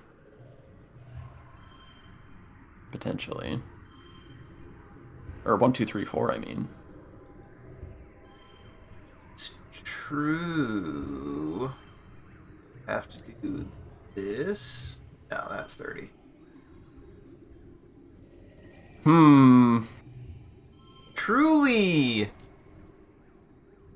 Truly a pickle I have found myself upon.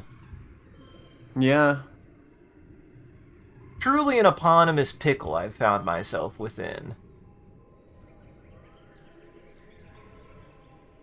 Swap the 2 blue in for the red one.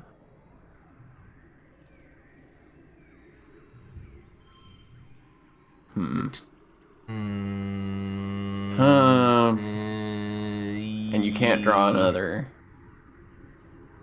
Yeah. This one's tough. You could make that yellow into a 6, so you'd have 2, 3, 4, 5, 6. That would be an extra 2, 4. That'd be an extra 6 points. That would put you pretty close, and you could push through from there. Yeah.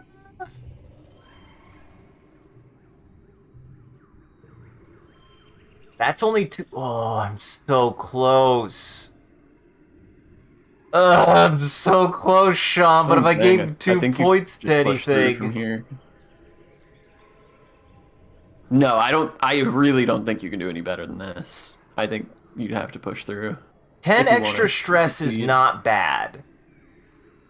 Yeah, especially since we've already spent multiple consumables on this.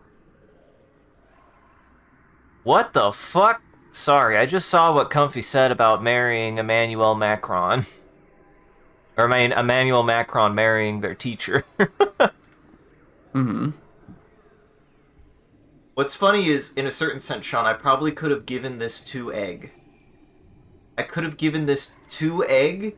I could have fed. Why? I could have eaten 2 egg. It would have been red, which would have given me another double here, and I think that would have been enough to make 37. Fuck.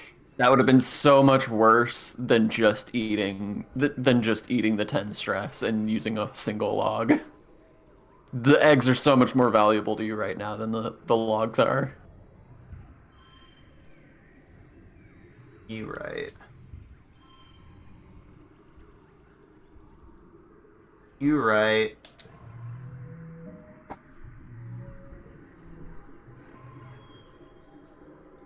Your research confirms that these blueberries are edible. So close on that. You harvest You the harvest the blueberry. blueberries. Go for it. Oh yeah. I'm sorry. You harvest the blueberries by the handful, filling your basket. When you bring them back to Utopia, she cheers. These are her favorite. Here, sweets, she says, tossing you a berry. Have one. They're delicious. But Sean, I'm getting so many egg. Getting so much egg. You hear a rustle in the bushes and catch a glimpse of a shadowy figure. You a person? Whatever it is, you quickly lose sight of it in the jungle. Danger. Oh, I get net 0. Oh, you from gained starving. 0. Yay! The wilderness is thick here, as is the fog that comes in waves. You'll need to rely on your tracking skills to go further. Perception challenge. Okay, your tracking skills are phenomenal. This is the hand I needed last time, Sean. This is already a very good start, though.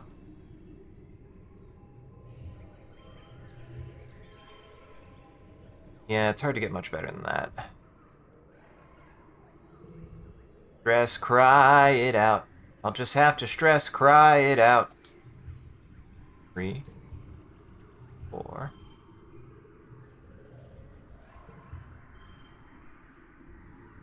Get 3 of a kind 4. Pretty good. Can I do better? As a straight, +1 to physicals. I mean, you could swap your wild in instead of the 3. That would be a lot better. And then you'd have to shuffle it around to get your colors in order. Yeah. I gotcha. That's 4 of a kind. Wait, that's only 22. What did you have before? Good question. How is that only... Oh, right, because the value is so low on its own. Yeah, that's fair. That's fair. I would It's go still with the other one, only a 0, technically. The wild card has a better use elsewhere, I would say. The 1 point is not worth it. Yeah. That is a card that's more useful in your pocket than it is getting you 1 point. Just to check. Yeah, that's not a good... That's a bad play. That one right there is what we call a bad play. Okay. Holy goodness. Get me that color of the beast.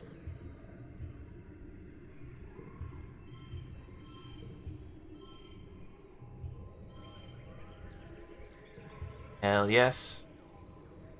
Oh, it's so fucking close, Sean. Eh. I mean, scary face just does it, I think. Well, actually, I have an idea. There we go, but I want exact, because to get the extra money. Get the extra money. You have exact. Huh? Oh. You have exact. I don't know. You were saying for me to do the thing that I did. Yeah. Whoopsie. The thing that I did, that's what you said that I should do. Uh-huh. Uh-huh. You're looking for a person, so it's a surprise when you come face to face with a weird-looking creature. Kind of looks like a person. Bit. More like a tree, really. Some relative of the bushbub, maybe? But more tentacles and slime. Like a tree oozing with goopy sap. With 2 legs. Yuck. It makes a sort of baru noise as you back away. Oh, God, I can't remember his name. He's one of my favorite side characters from Centaur World. He's the tree. Legs are always cold. You haven't seen Centaur World yet, have you? I have. Oh, you have? I saw it years ago. Is it I can't remember. Is it Jeffrey? Not Jeffrey. He does have a very ordinary name. I don't know names. Is it Scooby-Doo? No. Unfortunately. Because it made a Baru sound like Scooby. Uh-huh. Something about the ground here draws your attention. It's oddly lumpy. What's up with that? Let's use my eyes. I'm good at that. Scoop that out. Oh boy. Another decent start. Yeah. This is a solid start. This is a solid start.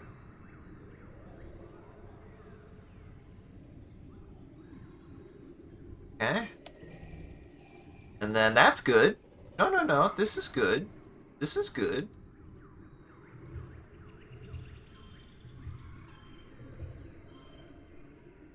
Oh, fuck. 3, 4, 8, 6. It's the same you can number. get the 5. You can get the 5. Oh, I can get the 5. This is the exact situation where that card is good. Uh-huh. I was about to... Why is this not... Oh. I can do math, Sean. Sean, I can read. Like, why did that work? Oopsie. Then, ooh, gotta use my brain for the rest of this one. Gotta use that. Gotta use that there. Let's see, that's a 6. This is a 5.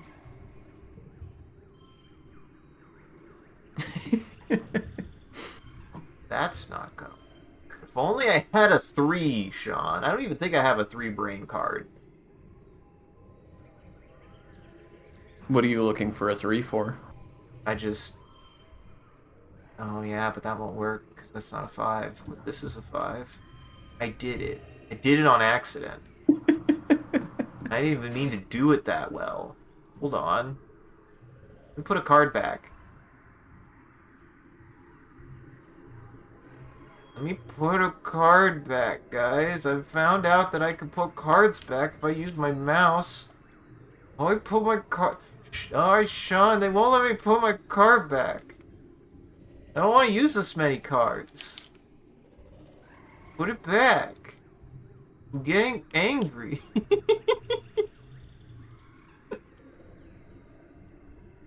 Fine, I'll use my mouse. Okay, 22. 23! Look! Ooh, it's so close! Let's see... 19. 20... Fuck. Why is that 25?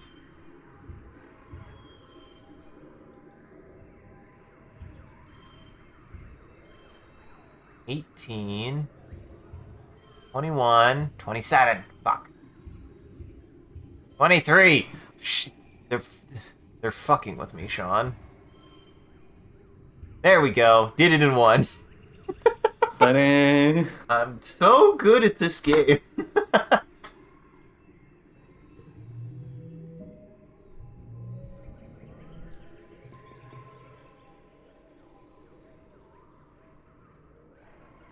Yeah, it is you still.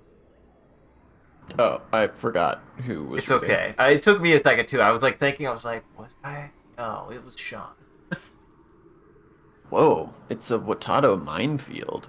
Underground, the recent rain has swelled the young melons to bursting. You better watch where you step or you'll end up knee deep in Watado juice. The good news is they're tasty. Orange one. We fucking need it. They're so dang heavy. The calorie to weight ratio is not optimal. Most are too young, but you find a ripe one, dig it up, and roll it back to the depot. Roll it back to the ad break. Oh. Darn it. We'll have to wait. We'll have to wait. I did, man. Actually, I ate a lot. I had a pretty big lunch because I was like, I need to make more rice. I just wanted to make more rice, so I just ate what rice I had left with some Spam because I just needed to eat the rice. And I didn't just want to eat rice for lunch. That felt too sad. But then in retrospect, I was like, maybe I ate too much. The human body sucks sometimes, in which it gets used to a certain amount of food you eat, and then it goes, you ate way too much. And I go, I used to be able to eat way more than this. I need to get at some point, like, little freezer containers, because Mm-hmm. Reheating rice is like a whole thing. Uh-huh. And reheating it from frozen is a lot better, but storing frozen rice in a way that you can get a serving out when you need it is a pain in the ass. I can imagine that. A little bit of ice chipping, I would say. I just need like a muffin tin with a lid that I can just fill with rice and stick in the freezer. I mean, you put little the muffin cups in there, so that way you just pull the whole rice out and you just throw it into whatever you want. You gotta like nice. Honestly, muffin tins are kind of nice. If you can get value out of them, they're really good. I could see good use out of a muffin tin.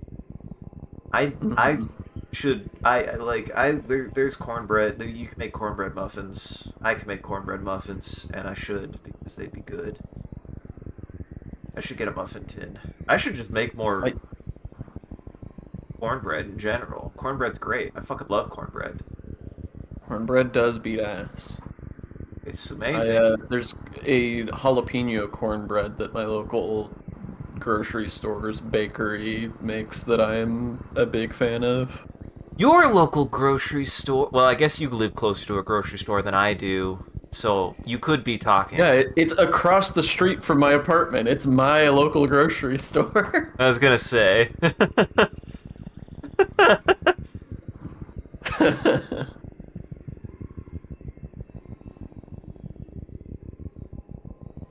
What the fuck?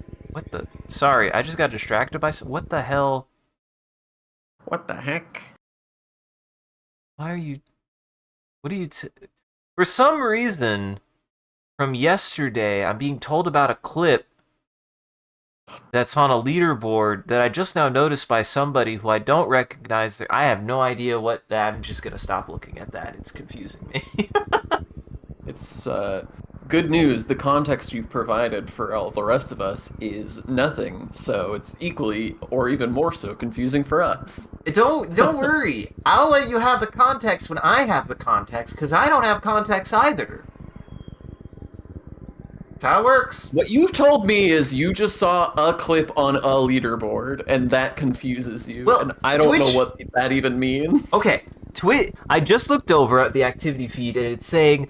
Clips leaderboard! Golgot 101 is the new top clipper at 5 views from yesterday, and I'm like, what the fuck are you talking about? I don't even know who that is. Is this about me or some random schmo on the internet?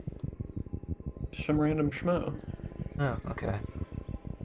I don't know. It's a leaderboard. I know, Silos, you made some fun clips, so I don't know. Like, usually I know when people do that, so it's like, if somebody did, cool. I don't remember that happening. Exactly. So it's just like, it's never told me like that before. It's never said anything like that before, so I was like, what are you talking about, Twitch? What do you mean? This means nothing to me. I'm sorry you hate leaderboards. I'm just never good at them. That's not true. I'm proud of the one leaderboard that I was the top of once. I got the top leaderboard at the um, Time Crisis 2 machine at Up Down in Kansas City. And I was proud of that. And I'm sure they reset it constantly, but my name was at the top for an amount of time. That's something. Welcome back, everybody. Proud of you. Thank you. Good at very little. That's not true. I do believe I'm good at a lot. I just get tired a lot, too.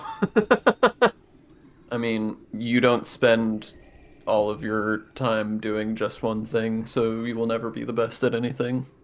Why you gotta be so mean? It's not mean, that's just how people become the best at something, is by spending all their time doing it. That's true. I don't want to be. Why would I want to be the best at anything? Ah. Exactly. I'd cry. You'd cry. You cry a lot today. I just wanted. What is wrong, Sean? We stress. This is a stress cry safe space. It is a safe. I'm just concerned about what's going on in your life that you're crying so much today. I'm fine. It's actually a very good day. We don't get going to bye. An absolutely enormous tree forms part of the path here. Its roots cut natural stairs into the path, and its magnificent canopy of large flat leaves completely blocks out the sky. The arch overhead to the head almost to the ground on the other side. I was reading it wrong. I was like, what? They arch overhead almost to the ground on the other side. Walking under it is like going through a tunnel. In the tunnel is dark and gloomy, unseasonably cool, and filled with the whispering of leaves. You get the sense that something is aware of your presence. Climb up it. Climb up it. No strength for me. You climb up and onto one of the big flat leaves, surprised they can actually support your weight. Neat. You get high enough out of the fog to see the whole area. It's very pretty. Nothing else happens. Yay, nothing happens. I got no food yet. Oh, you're blocking me from this one flower game. I can't believe they do this to me, Sean. You've been saved a few times from certain doom, or at least discomfort, and it can't have been a coincidence. Something, or someone, has taken an interest in you. You're being followed. You're beginning to get a feel for this place and its dangers, so the next time you hear the hiss-click of a nest of hungry snap ladders, you walk straight towards it, keeping an eye out for anyone watching you from the trees.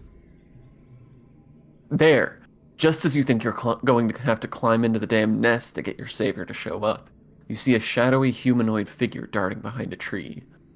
You make eye contact, and you both freeze. His almond-shaped eyes widen in his not quite human face, and he slips away into the jungle. Rather than rush after him, you use your tracking skills to carefully follow his path and sneak up on him. You pounce like a manticore, and the two of you tumble to the ground. You pin his arms. Ah, shit, he's hot. Uh-oh. Ah, fuck, he's hot. You get a good look at his face for the first time. The long, delicate features. The odd tone of his skin, almost purple. And his glittering alien eyes. Before he can answer your questions, you jump off and back away. What is he? He brushes the dirt from his clothes and stands up tall. Very tall. You have to take another step back to get a good look at him. You catch a glimpse of a pale purple wrist under his tattered black sleeves. Delicate, like bird bones. I am a gardener, he purrs. And you're trespassing on my planet. Now that you can see all of him, you confirm he's definitely not human. And besides the purple tint to his skin, he's also just constructed differently. Human, but not. And taken as a whole, those little discrepancies add up to something that is decidedly alien. How dare you, Comfy? We can't just accuse the aliens of being gay. We need to find out first. I'm pretty sure we're gay, is the thing. I won't say yes or He, no. he is built different, that's true.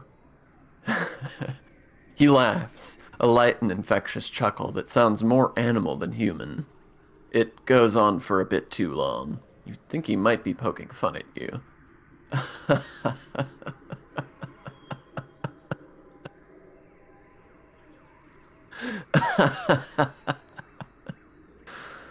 Actually, you're the alien here, if you think about it. You do think about it. He's right. Very, very good, long, prolonged laugh that went a little bit too long. Thank you. He jumps up onto a large rock and crouches, eyeing you thoughtfully. Let's make a deal, he says. He speaks with an odd inflection, putting the wrong stress on things, but the words themselves come easily enough to him. I'm not supposed to talk to you, he says. It's against the rules. But since you've caught me, I can grant you one wish. He smiles mischievously. Is this a joke? Fuck, I have to be a smartass. I have to be a smartass. I have to be. I wish you'd stop laughing at me. Come on, solar plexus. He chuckles. How do you know my name? The world is... The world is such a serious place. Sometimes you've got to laugh at it, don't you? He pauses, and his eyes unfocus for a moment. He stares straight ahead, unblinking. Then he slowly stretches like a cat and stands up. Well, this has been fun, but I'm afraid duty calls. He doffs an invisible hat towards you. My name is Symbiosis, by the way. Or Sim, if you like. Be comfy, that's a different kind of stranger Dratchner, danger. Datchner. Uh-huh. Stranger danger. Stranger danger. He was helping you. You have scary strangers and you have hot strangers. They give you the same panic for different reasons. He jumps behind the rock and disappears. But literally, he disappeared. You search all around and can find no trace of where he might have gone or how. Stars. You just met an alien. Oh, look, there he is. How about that? Found it. That was easy. Here, Not so flowers. disappeared now, are ya? You didn't really get away that far, did you? You're not very good at this. You're following an animal path through the underbrush when a change in the ambient noise makes you stop in your tracks and listen. You get the feeling you're not alone. By now, you're used to the feeling of being watched. I know you're there, motherfucker. It's the beans. He's a hallucination. What do you means? You're answered with silence, and you have the fleeting thought that if you're right, you probably sound pretty cool. And if you're not, and you're talking to yourself in the jungle like an idiot, at least there's no one around to see. A tall form steps out casually from behind a rock. Why, hello again, says Sim, smiling. He bows to you like a courtier, a gesture that looks perfectly elegant on him, but nonetheless carries a deep sense of still being alien.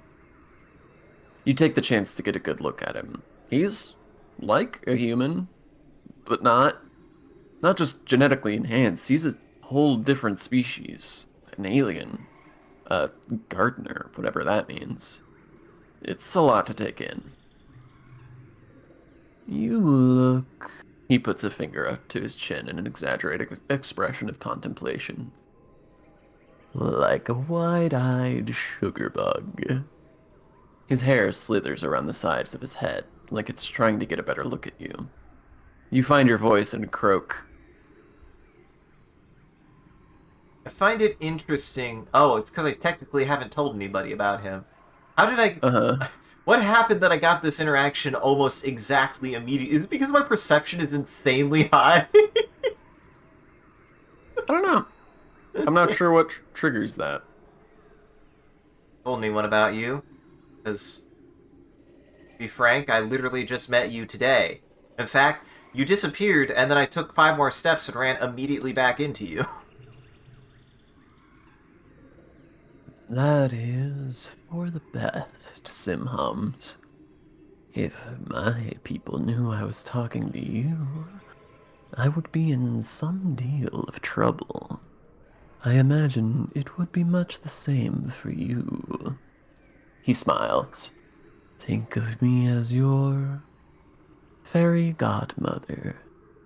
This is an Earth concept you recognize, correct? You certainly need one. See? Proof. He's Fae. We knew he was Fae. Mm-hmm.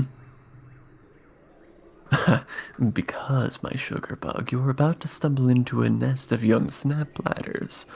I thought you might need rescuing again. Sure enough, you realize you can hear their mewling up ahead. Even the nestlings can be deadly in numbers. And with that warning, I believe my job here is done. Sim purrs and turns to leave. Let him go. What a... What a weirdo. What a weirdo. He's still here. Ooh, what does he like? A handful of seed pods clatters to the ground at your feet, and you look up. Sim waves his fingers at you. Hello, he says. Imagine meeting you here. Spying on a friend. Yeah, a friend.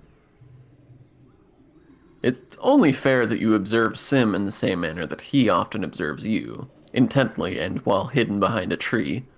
You pretend to leave, then double back and watch him from a short distance away. You hope you'll see what he does when you aren't around.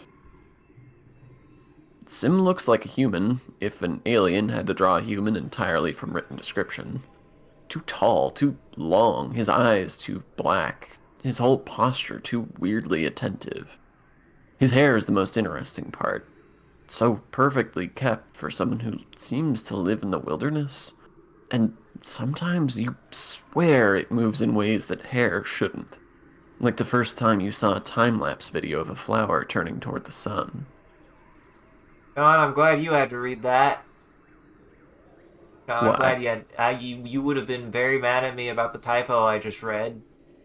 You would have been very Oh? mad at me for the typo I read. I want you to guess what word I misread wrong, because I think you could. Did you read attentive as attractive? Did I get it?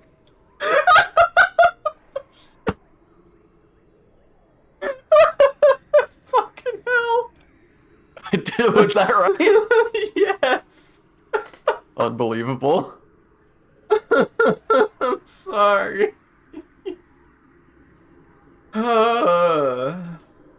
It's not my fault they drew him hot. You watch in silence for nearly 10 minutes, but Sim does absolutely nothing. He tilts his head like he's listening to the wind. Then he leans over to stare at a random patch of grass for far too long. Eventually, he turns to stare straight at the spot you're hiding in. He purrs. Do you like what you see, sugar bug? I'm too young to flirt. I'm just looking. He tosses his long hair over his shoulder and extends his hands, baring himself for your inspection. It is not a crime to be curious, he says. Why, I find myself very curious about you. You look your fill, now that he's offered. You find yourself constantly drawn back to his deep silver eyes and the hypnotic motion of his hair.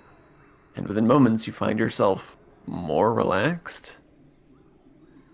Comfy, You are this is stupid enough to try. It's it's true. stupid enough to try, but the problem is that if I'm going from the perspective of my teenage time, I I just straight up thought I wasn't allowed to flirt. I just didn't know what the concept was. I did not know how to do it. I definitely did not know how to try it in a stupid way. It was terrifying to try, so I didn't do it. Sim's faint smile fills your vision. His smile smells your vision. Smell my vision. Sim's faint smile fills your vision. That's kind of a tongue twister. Sim's faint smile fills your vision, blanking out the rest of your senses. Jesus. Go get it. Do not be alarmed, he says. His voice sounds like it's coming from the bottom of a well. I have the ability to induce a mild sedative effect in organic creatures. I find it useful in reducing their cortisol levels, so that I may tend to them more easily. If you find it soothing, I would be happy to use it on you at your request. You have simply to ask. I do like the thought that he's like, this might make me sound hot, and you sound like you're at the bottom of a like 6 foot well. It's not even a deep well. Let's see. Be not afraid! Sir, this is Oh. the most terrifying moment of my life. What? I want to move on from this, but I keep on finding new things to interact with, Sean. It is interesting. I don't know what you've done weird with this playthrough to get into this position that it's just giving you interaction after interaction. I mean, part of this is because you unlocked from the previous interaction, but but yeah, it is weird that he has showed up and just like had 1,000 things to say. Makes me wonder if you've like met him late somehow. That I don't know seems if wrong that's though. possible. I literally couldn't get here until now. Yeah, I think it's don't know. literally that my perception is over 70. I think that's part of it. My perception is That might be. insanely high even for where I'm at right now. It is my highest stat. Mm-hmm. Sim is lying in the grass, looking as if he's asleep, but for the way his head turns to you as you approach. I dreamed you'd come today, solar plexus, he says, not opening his eyes. You've been here the whole time. Look, you already understand that this one-time block represents a whole month. That's true. You're right. Not to mention robot. Or what robot? Where robot? Who the robot? Did I sound like a robot at some point? Uh-huh.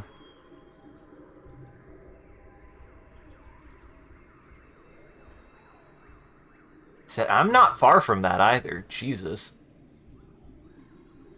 Oh. Card to my left is blue. That's interesting. It's a weird card. Okay, here, I brought you something. What would Sim like? Do you like stick?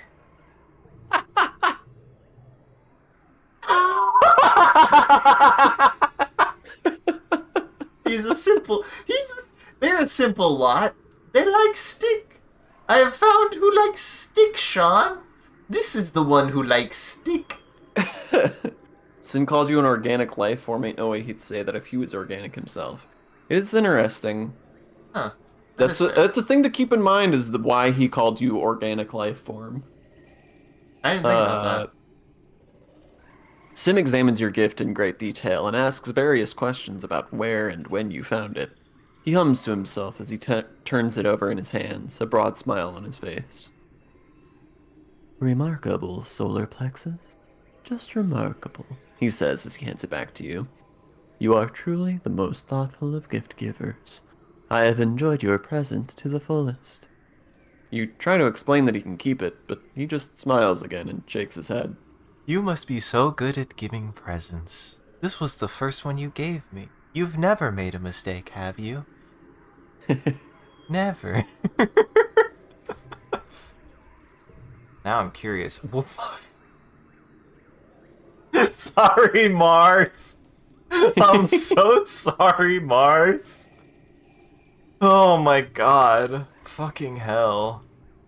Look, Sim's been following you for years at this point, so I think that's fair. Apparently he dislikes nothing? Mm-hmm. I really thought I was gonna. I was like, what if I give him the Earth plant? I thought I was like, maybe. The only reason why I didn't is I was like, there's a chance that he might actually hate the Earth plant. Solar plexus. Sim greets you warmly.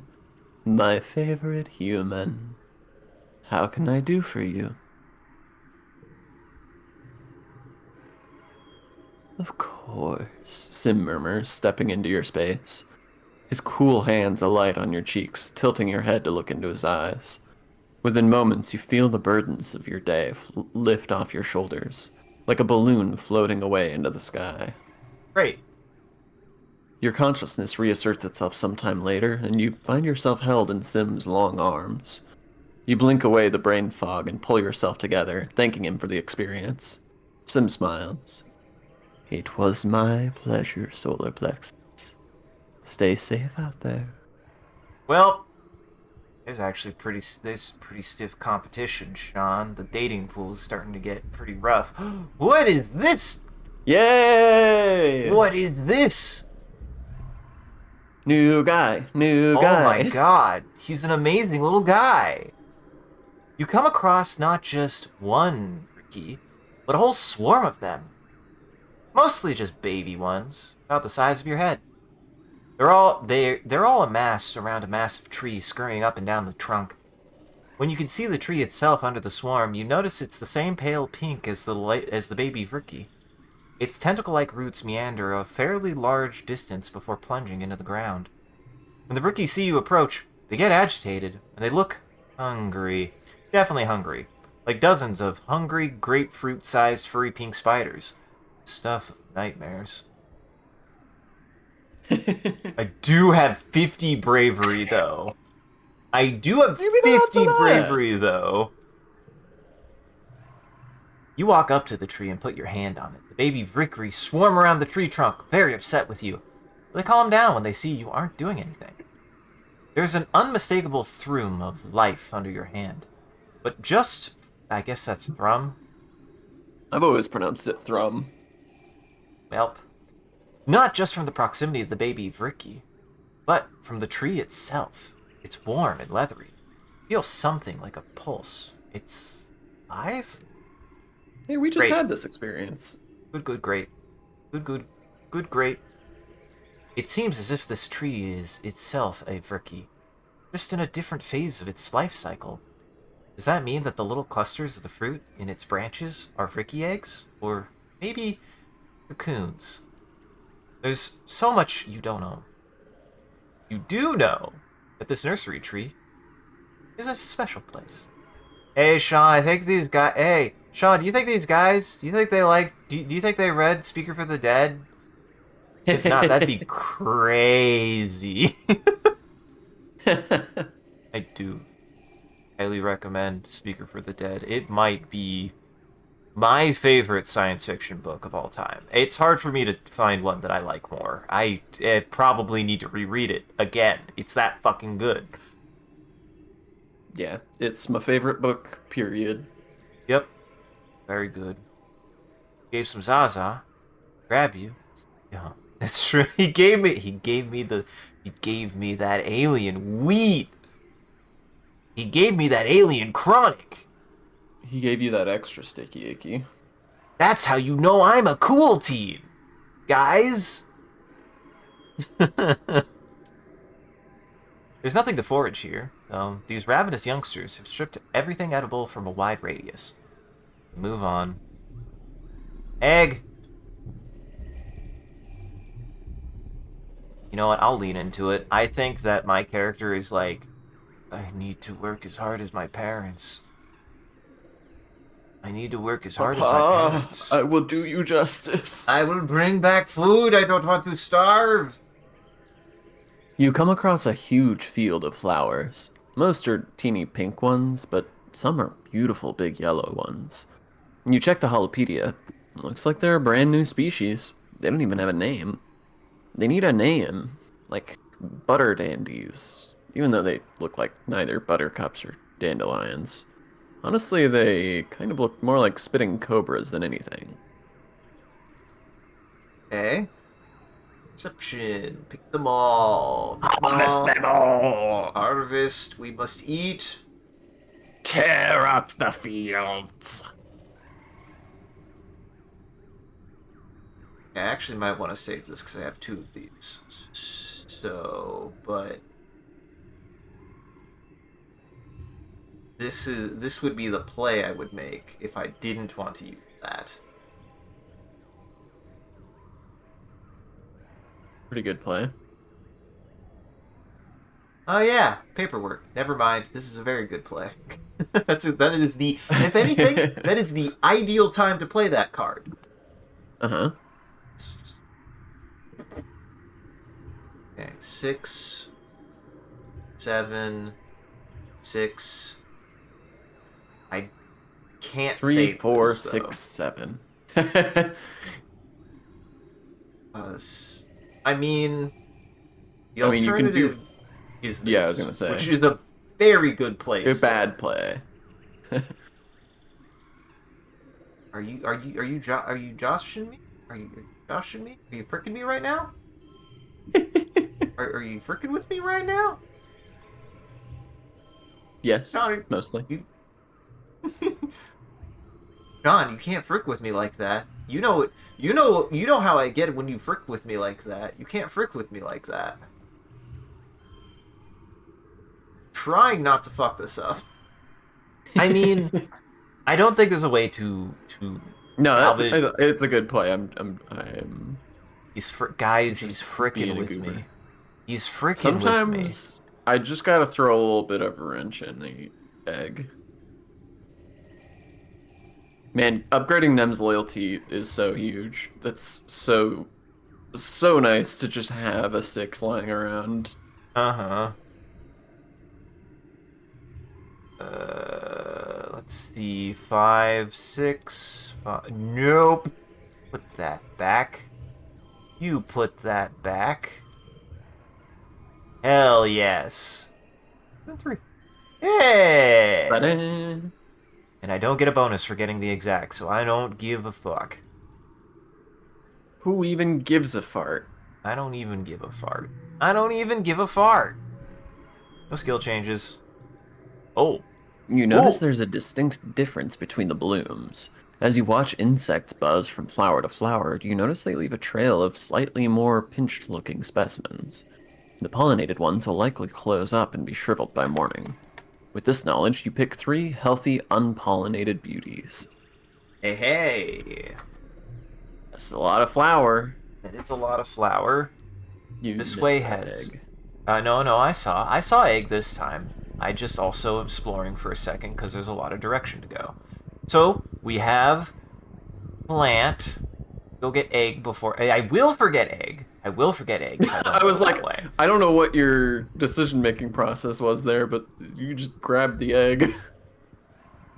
I'm just processing, Sean. I'm just processing. Definitely want to inspect plant.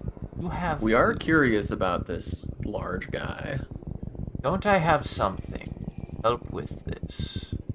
Yes. I feel like this would be good right now. And bonus to straights.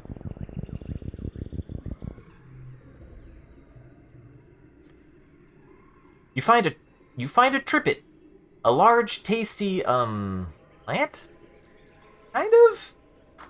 You've heard it's sort of like an animal, too? Like a lot of creatures on Vertumna, it kind of defies classification. Whatever it is, it's huge. It's practically taller than you are. Harvest some stalks. You start breaking off the freshest and youngest looking shoots. Plant shudders. Analyze the shutter. Aw, shit. This isn't biology, this is animals. This wasn't a biology at all. Ah, fuck.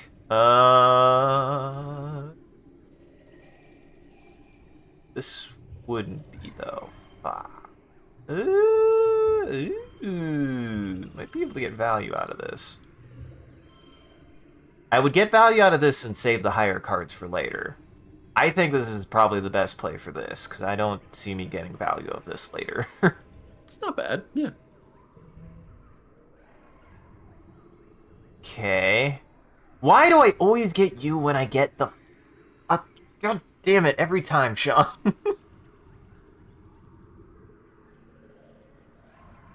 It's taunting me. Get absolutely gucked. Taunting me. 6, and I wouldn't... believe it's taunting me. I wouldn't be able to get anything. I wouldn't be able to get anything but that anyways, so that's a good straight. No, this is still good.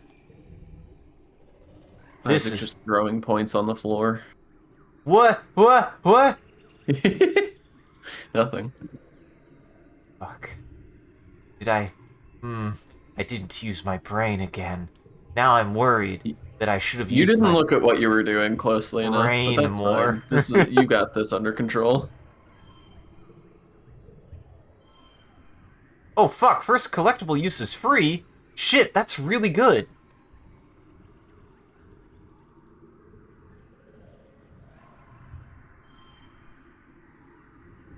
Well, Sean. This would get +5. This is very stupid, this thing I'm going to do. Why is that stupid? Never mind. Why is it? Oh, because of the... God damn it. I can't do math, Sean. How many times do I have to tell you?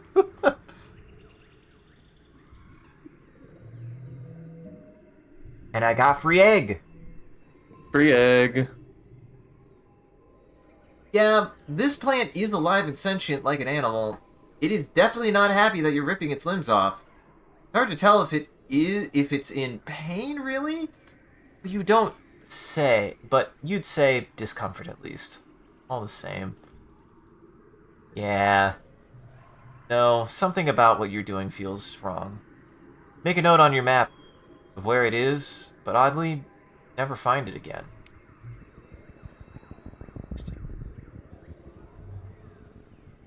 You scared it off. Uh-huh. I harmed the wildlife. Now this is an interesting decision I need to make. I feel like I actually haven't gotten... It turns out, Sean, kind of hard to find food. Food? Sometimes really hard to find. Weird how that works. You got a little bit. You got a few food instances. Cow! I heard a float cow grazing nearby. You watch them peacefully bob along, occasionally releasing streams of urine or clouds of helium to maintain a steady height. I find it fascinating that try to kill one is the one that doesn't take any kind of anything. They're just floating around. They're not hard to poke. Uh-huh. You poked one when you were like 12. Oh, fuck, Sean. Oh, no, Sean. Oh, no, that's so much number? +5 bonus to physical red pairs, though. That's good to know. Gotta get that milk. I have 1 red. Okay, this is not going to get me value. If I'm going to do this... Remember, you do have the crystal if you wanted... If you don't like this hand. True, and they're only for Mars. Yeah, this is a pretty bad first hand. Now, that's a pretty good hand! Now, I think you know that's wrong. Yes, I know this is wrong. Still only gave me... So it only procs once for the pair, even if it's... Okay, interesting. Which is still a pretty good first round. Eee! That's fine. That's still a good draw. Yeah, that's still 4 4s. Okay. 42 is a lot to get, though, Sean. 42. Ooh. Oh, you but I drew a got baby card. Stress cry. Stress cry, please. Stress cry, please. I have to fill you with egg. Boom. I just had to cry and eat an egg. You just had to cry into your eggs. I just had to cry into my eggs. I had to go, I have so many eggs. We've all been there. I'll get milk. Oh my god, that was close. I was like, ugh. that last draw, I was like, now this is a good draw. I would not have won if I didn't get that draw.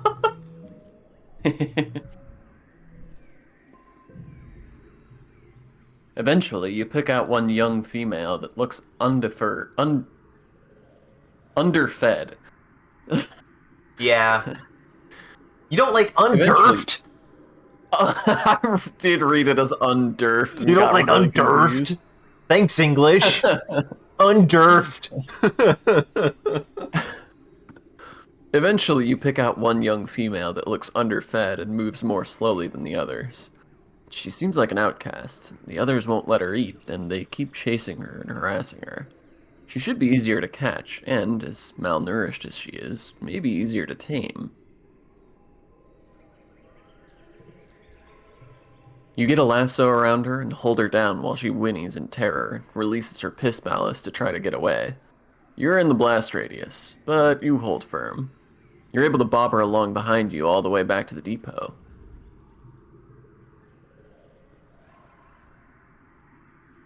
Well, howdy, Utopia says when you bring the float clow in. What do we have here? Why? You're a real cowpoke.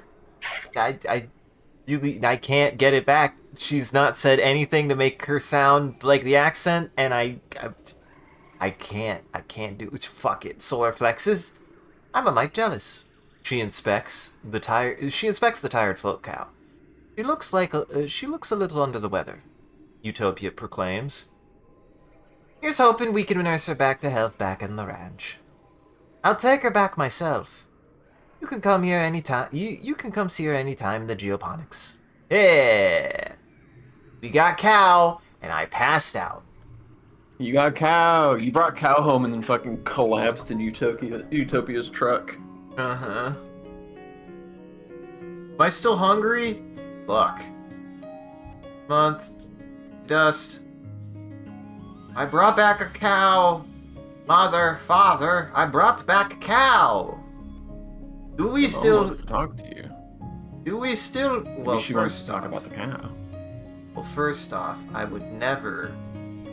You would never. I would never forget twice. Alimony is the middle of tying her mane of hair away from her face. Oh, hey, solar plexus, she says, hair tied between her teeth. Just about to go for a run.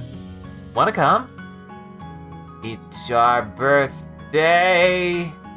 Have an egg. We have a bounty of eggs. I have so many eggs for you. Cool, thanks. Guess it is my birthday week. I kind of forgot. I would never, ever again.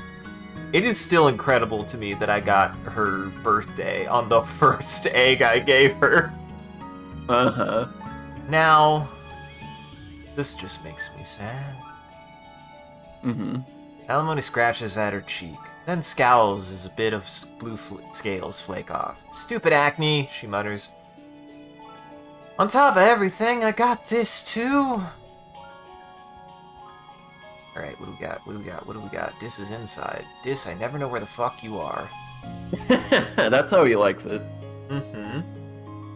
You and Dis are sitting on the tailgate of one of the expedition vehicles, shelling bobber seeds with your teeth and spitting the hard bits on the ground. Now and then, one of you points out something funny a passing surveyor does, or spots something under the mush trees. This is the easiest way to talk to Dis, by not talking at all. Dis has always been like this. Being isolated from the other kids has made him thoughtful. Out of everyone, You think Dis might understand about Sim and be able to keep the secret. Do you tell him? Yes, I bet you've met him. You tell Dis that you saw something interesting when you were out on expedition. Dis perks up immediately, turning to look at you. Yeah, what? I met an alien. His jaw drops, and his face goes an interesting color. You're worried for a moment that he's going to be upset with you for teasing him, but... No way, Dis hisses, leaning in. But I met an alien too, Solar Plexus. What was yours like? Like us, but an alien. You describe Sim. His long, dark hair, his big eyes, his faintly purple skin, the way he never seems to answer any of your questions. Dis stares at your face.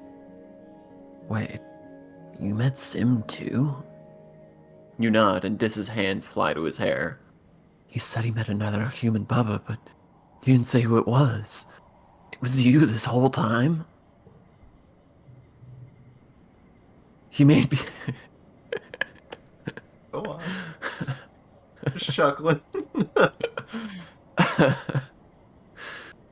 He made me swear I wouldn't tell anyone else, Dis says earnestly. It's a weird expression on him. He said that if other humans know about him, bad things will happen. So, we can talk about Sim, but we have to keep it a secret. Okay, this will be our secret.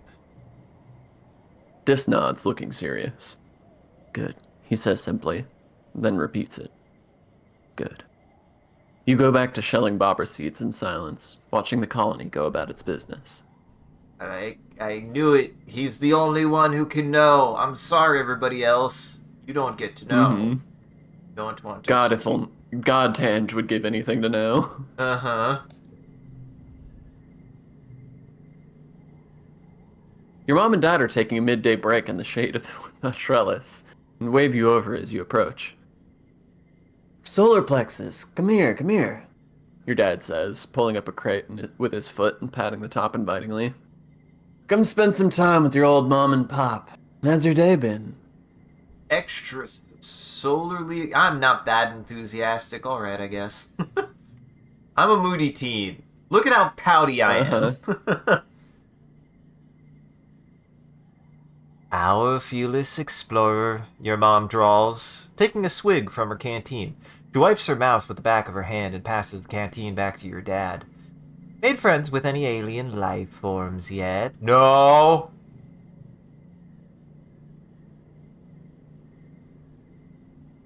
Your face goes on a journey. Friends with any... What? Do they know about Sim? How could they? Your parents chuckle at your expression. Wow, Solar Plexus, your dad says. You know, like the little hop eyes that sneak in, or a blip bug. Oh, those kinds of aliens.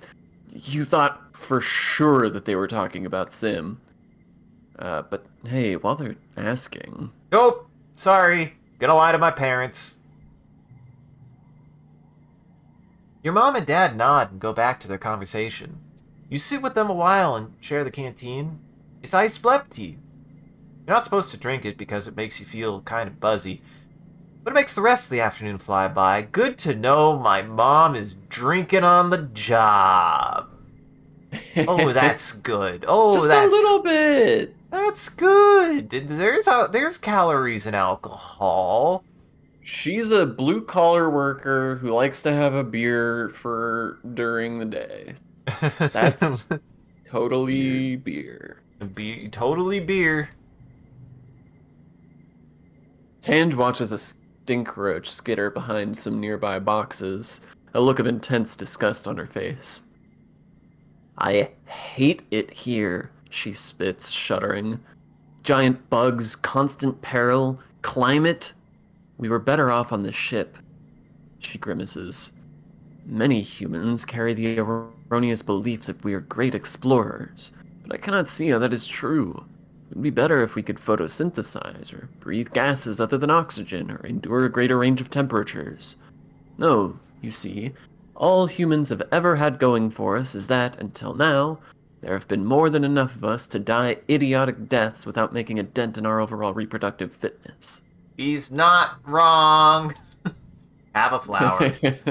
We are orcs. Uh-huh.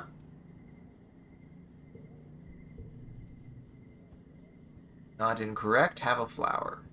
Now this is peculiar, though. I need to find medicinal herb. Herb. Wait, is it early wet or late wet? Late wet. Early wet or late wet? Late wet. Okay, I have time. I have some time.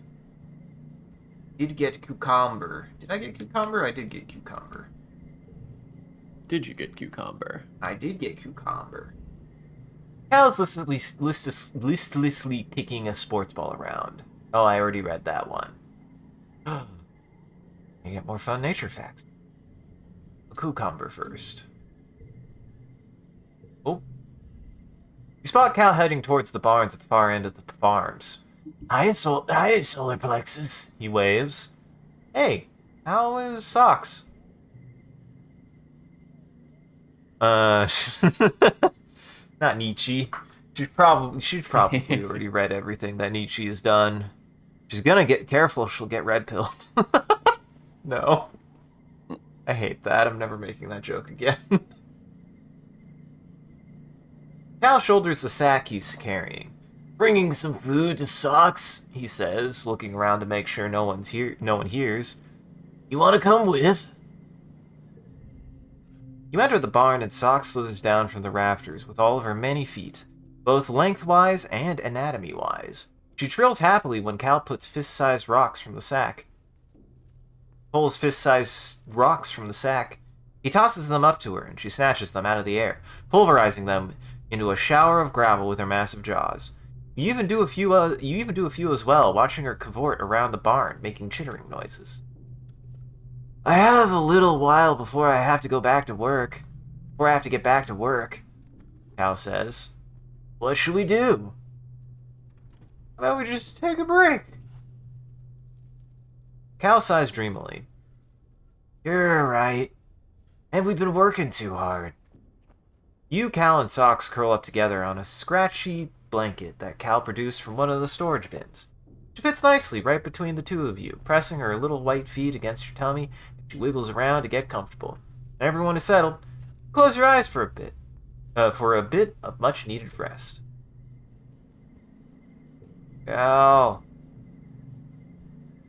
peers up at you where he's working on picking bugs off of some of the crops. Hey, solar plexus, he says, stretching his arms over his head. You can hear his stomach rumble. Cal laughs sheepishly and rubs his tummy.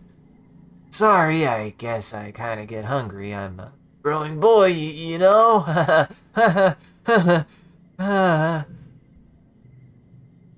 That's fine, Sean. Embarrassing lesson. Ooh. Between rounds, that's actually pretty good. You tell him about the time Tange brought a skunk bug for show, and tell him about the time Tange brought a skunk bug for show and tell in biology. I got scared and made the worst, most smelliest, grossest stink you've ever smelled, and everyone thought Tange had farted. Professor Hall had to clear out of the whole room, and it took weeks to get the smell out of the bean bags, and it was so gross. But also, kinda neat. How such a tiny bug could make a whole room of kids run away. Cal laughs. I remember that, solar plexus. Except the way I heard it, it wasn't Tange. It was you. Oh, thanks. Uh-oh. Oh, thanks, Cal. I've been foraging a lot, Dis says, hitching his bulging backpack up on his shoulder. There's a lot to eat if you don't mind eating bugs and mushrooms. I don't mind. Oh, I don't have... Sorry. I know you wouldn't hate egg, but I don't have herb for you. I'm sorry. I don't have herb for you. I'm sorry. We lack herb. We do, in fact, lack herb. Okay, I just want to make sure. Still don't have this one, and I never will. Oh, absolutely not. You're not even close. Uh-huh. Not even a little bit. If I can use kudos to buy more food, what is the point of being rich? Mars complains. You accidentally a word. I did. If I can't use kudos to buy more food, what is the point of being rich? Mars complains. I really was like, wow, Mars, that's a pretty asshole move. I mean, it's still not a good thing to say, but at least it could have been worse. She rocks back on her heels and puts her hands on her hips. Why can't we nanoprint organic material yet? Aren't we living in the future? Just give me my future food. Ugh. Found you a rock. I found you a rock. Have rock. Fancy rock. That's everyone. Now I go sleep. Because I need to. Okay, I'm still reading. God. I'm not... I was doing a little bit of organization. How close am I? Oh, no. Pretty close. Pretty close. Well, time to pull my classic move. I definitely did this a couple times when I was a kid. Uh-huh. You're relaxing after hours when Auntie Seaton pops her head into the lounge. The kitchen, she announces in an artificially sweet voice, is looking for someone to help with part-time cooking duties. Someone young, someone responsible, and organized.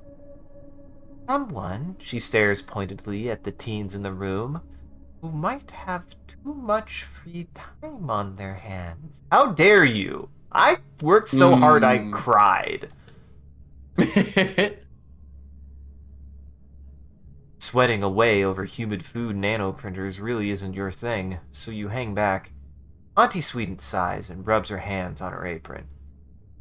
Well, if anyone changes their mind, could use the help. Aw, man. Aw, man. I feel like hiding in the creche is losing its worth, but I don't... Yeah. I don't have much use for anything below 2 now. And I'm only gonna keep 1-2 card. It's the 1-2 card I'm gonna keep no matter what. Even if it fucks me. It's Vertumnalia, the yearly midsummer celebration where the colony gives thanks for its good fortune. Oh, go ahead. I did read you go. No, you go. No, you go. Well, it would be, but as you file into the main square, you can't help but notice that the feast table is nearly empty. What Anne lacked in resources, she made up with care. The dishes are lovingly plated, the soy cakes glisten, steam rises from buns stuffed with mince, and there are great pitchers of vegetable broth rendered out from even the most inedible food scraps. There's a neat stack of sugar cubes for dessert. Whole sugar, what a luxury. In an underwhelming feast, that'll be the highlight. Comfy gets it. My whole thing is that I always cry I always work so hard I cry. That's my whole thing. Uh-huh. Governor Udicott's welcoming speech this year is... Her frail body trembles as she welcomes you all to Vertumnalia. With a dry, whispery voice. Then has to be helped off stage. Like all of you, I've been feeling the effects of the famine.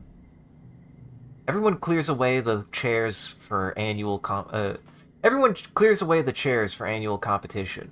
Which one do you participate in? Whoa, hell no. Participation is for joiners. Shit. I don't think I did actually always want to join into everything that I could as a kid. I did. I didn't necessarily outright like avoiding trying to participate in things. I just got treated like shit for it. Mm-hmm. And I was never good at anything. Or at least I wasn't very good at a lot. Well, I'll do it anyways, even though I probably want to pass out from exhaustion. Com adds something new every year, but no one's really at their best given the rationing. Running around sweating in the hot sun seems like a luxury nobody can afford, even you energetic kids. The spectators listlessly wave fans as Com announces that this year's edition will be thumb wrestling. Last 30 seconds against Com or get a time penalty. Alimony's face falls. No fair! She exclaims. Comes the shipwide thumb rumbling. Man, I want to play thumb rumbling. Dude, Sean, when are we gonna thumb rumble? Comes the You're talking shipwide. to the top thumb rumbler in the nation, dude. Motherfucker. Comes the shipwide thumb wrestling champion. He talks about it all the time. He's the worst. Tom just shrugs and blows his whistle for you to get to position. And ads. And then ads. We'll do this with it when ads finish. But and then low there were ads. And lo, unto them the ads came. Trying to think what we've been up to. We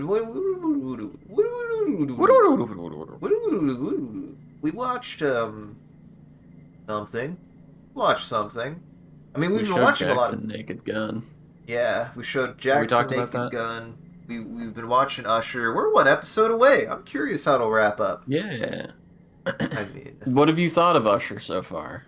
I've liked it. I mean, we're talking about the Mike Flanagan Netflix show, Fall of the House of Usher, by the way. Yes. As I think we've all kind of felt, it's very good. It's a little bit more messy than some of his earlier work. I feel like between that and Midnight Club, his work is it's just been a little bit less focused, but it's still very, very good. I like a lot of the character interactions, and the man knows how to make me not look at the screen. Which is a compliment. Well, I see what you mean. That is a compliment coming from me, because if you're doing something that makes me not want to look at the screen, and I can still like it, then you're doing something right. Sure, yeah. Plus, it's just given me a lot of good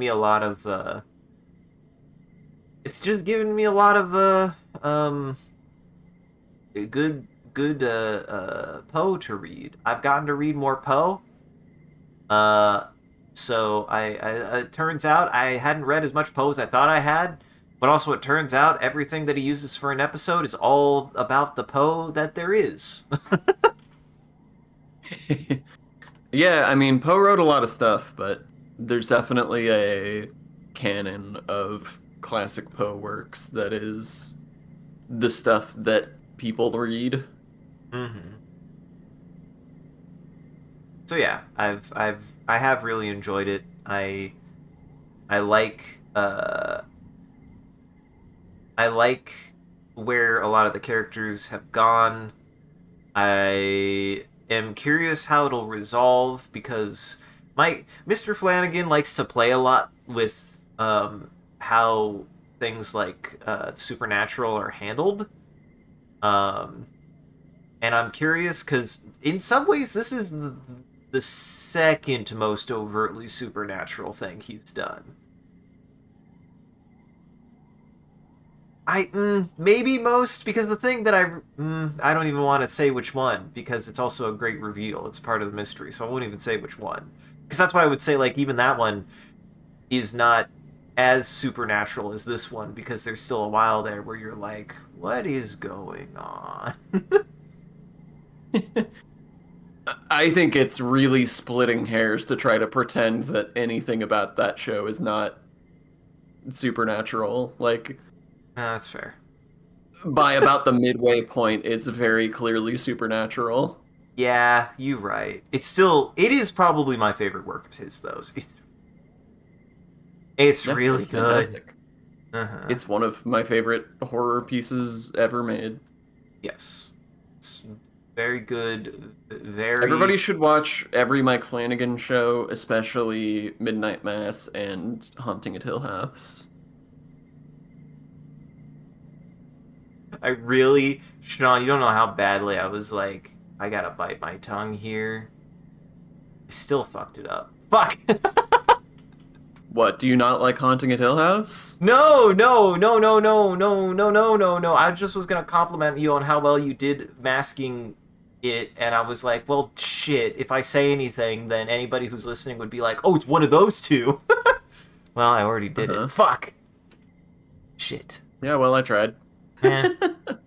Sorry, that's what I'm here. I'm just here to ruin everything for you, Sean. You and you alone. Well, this is a tough one. Welcome back, everyone. Tough one. This is a tough one. Literally. I mean, I feel like I play this to just get it out of the way.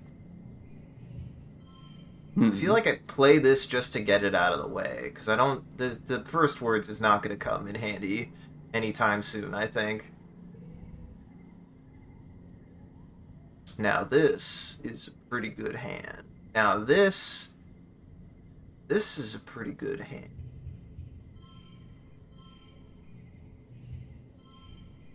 Yeah. That, not so much, but manageable. This one, not so much, but manageable, because I could do this. Did it. Oh, fuck. I can do it even better than I thought I could, Sean. What are you... Just doing? Getting the biggest number I can. You've had a bigger number already. Oh, fuck, you're right, because of the straight. Jesus Christ. You still don't have the number you had originally.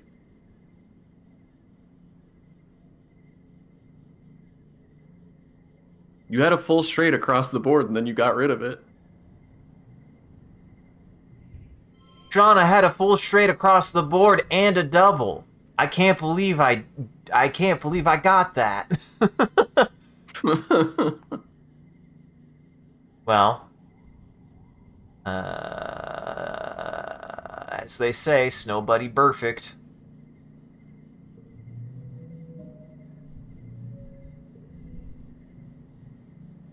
You don't beat Calm at the thumb wrestle. Nobody can, he's the best. But you do manage to hold on through 30 10-seconds of maneuvering and fake-outs and double fake-outs. The man is a master. In fact, the things you learn from Calm in those 30 seconds can be applied to the bot you have to wrestle at the end of the contest. You wonder how you never managed to notice before, but how much of the bot wrestling is finesse, not just brawn. You win handily. Alimony whines at Calm for being unfair, but you still take second place. Well, after the festivities, the whole colony takes a few days off for a break. Well, except for geoponics, and the foragers, and the kitchens, and everyone who uses their break from their usual work to help out in the places that didn't close. Okay, it's not really a break, but you try to take it easy anyway. Well, still hungry. That's not great. How's the food supply looking? That's not great, Sean. You saying my fistful of berries and a melon and a cow wasn't enough? It helped. 60%.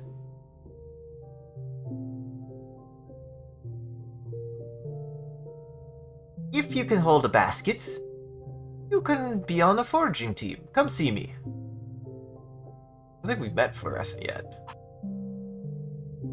I think we're about to meet Fluorescent. What? That's your mom. That is my mom. I didn't know my mom's name. Listen, I don't think I learned my mom's name until way later than you would expect. I just thought her name was Mom. God. Actually, I should check. That. Oh, I need organization, that's right. You hardly ever see your mom. She's up before sunrise and doesn't come home until well after last sunset, spending all of her time in geoponics. It's like she thinks she can just outwork the famine. Your dad sneaks you a crumpled up soy ration bar from his pocket. Here, have this, he says. I didn't finish it at lunchtime, and I'm not hungry. You know that's a lie, but you eat it anyway. You're just so hungry. Your dad is helping two bristle slugs who've gotten tangled on each other, while... maybe they were wrestling? Your dad doesn't want to get into the details.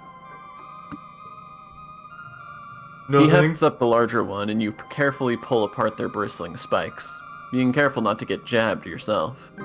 10 minutes later, they're back at it again. Your dad shrugs. The heart wants what it wants, I guess. Sorry, little buddy. The circle of life. Uh-huh. Oh, that's the wrong circle. Okay, let's see. The mood in geoponics is tense. Everyone is working themselves to the point of exhaustion trying to get enough plants in the ground to survive this year. Actually, I'm curious. What can I buy? What can I buy? Can I buy a cake? Let me buy a cake in this famine. Unsurprisingly, I cannot buy a cake anymore. I still want to buy a gun. Game is too good. What does it say about me that people are like, man, we're starving? Oh, I got a cake. This is your special cake that you're holding on to.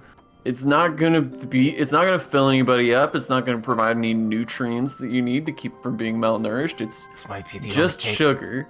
This might be the only cake left in the fucking colony. I gotta salvage that.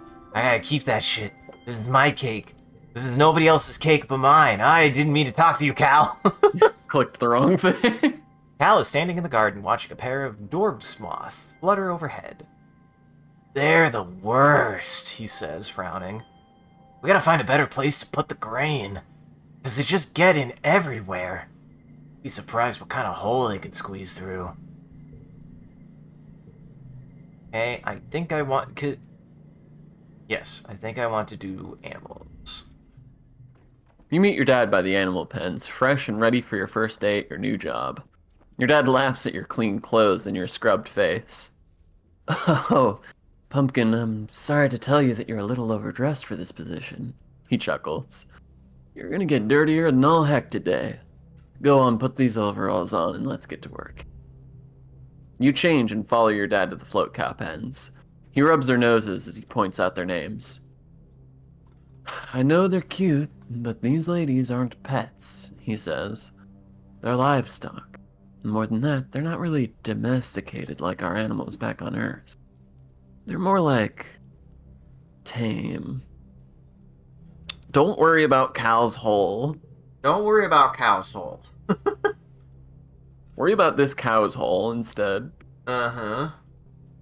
Because it's probably pissing on you. Probably. We give all the animals lots of room to roam, and we feed them well. They're not going to get chased down and eaten by bigger animals, and we help them if they're sick. It's a pretty good deal, I think. But they're still pretty wild, and you gotta be careful with them.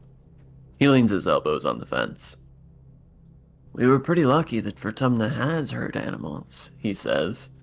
Makes it a little easier. We'll probably have real domestic animals in a couple 100 years. Well, kiddo, your dad says, spreading his arms. We've got all these animals. What do you want to learn about first? Oh, fuck. Well, tell him about the slugs. Ooh. Oh yeah, we've got a ton of them, he says. They're great. Slow and easy to catch and real gentle. Don't let the spikes fool you. They're actually really cuddly and don't mind if we pet them.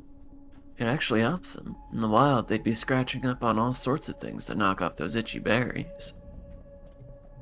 He scrunches up his nose. They're not really berries. They're more like eggs. Well, they're like berries because they're sweet and You know what? Never mind. Vertumnant animals are weird. Cow. Float cow you captured is still here. Look, there it is, he says, gesturing out at the herd. You squint and try to follow where he's pointing. Eventually, you see it. Wow, it's much bigger than when you saw it last. It's been eating well. And guess what? Your dad says with a grin. It was pregnant. See all those little floaties? Our first babies. You smile as you watch the float calves bob alongside their mother. We figured out that if we keep feeding them what they'd been eating during pollen, they'll keep making milk year-round, he continues proudly. It makes them heavy enough that they don't float away. Otherwise, we'd have to keep them on leads like balloons. Gotta tie him down to the ground, put one of them little heart weights at the bottom. Uh-huh. Your dad takes you to the rows of crates where the soft, squishy sugar bugs are all clumped together in the moist muck. These guys are pretty cool, he says, picking one up. Pregante. It perfectly fits in his palm. They're a colony just like us. And if you tickle them, you get... Pergananant. You don't get pergananant from the sugar bug. He brushes his finger along the top of the sugar bug, and a little jet of gooey stuff comes out. Sugar bug syrup, he says. Pretty neat, right? I know this disgusting plant. No joke, we thought these guys were just plants for the first couple of years, your dad says. We transplanted them from the wild into the greenhouses, but I guess that was just part of their life cycle, because it turns out they're sentient and can move around and stuff. We moved them out of the greenhouses and into the barns, but we don't really treat them differently. They still mostly just sit there. Let's get started. Great, your dad says, clapping you on the back. That's the kind of energy I want to see around here. We need someone to muck out the float cow stables. They might float, but their poop sure doesn't. He hands you a shovel. Have fun. Great. Time to shovel shit. Congratulations, you've upgraded from shoveling dirt to shoveling poop. Hell yes. Oh my god, I'm gonna obliterate this fucking... Jesus Christ. I'm gonna be so good at shoveling shit. Watch me shovel this shit into the fucking sky. Super goal. You drew every triathlon card. That's hilarious. Your dad is so impressed with how good I am at shoveling shit. Look! You shoveled all that poop by 10 o'clock in the morning. Because I brought my shovel. You did? Well... It's not because I brought my shovel. My shovel helps it nothing with this. Yeah, I don't think you want to shovel shit with that.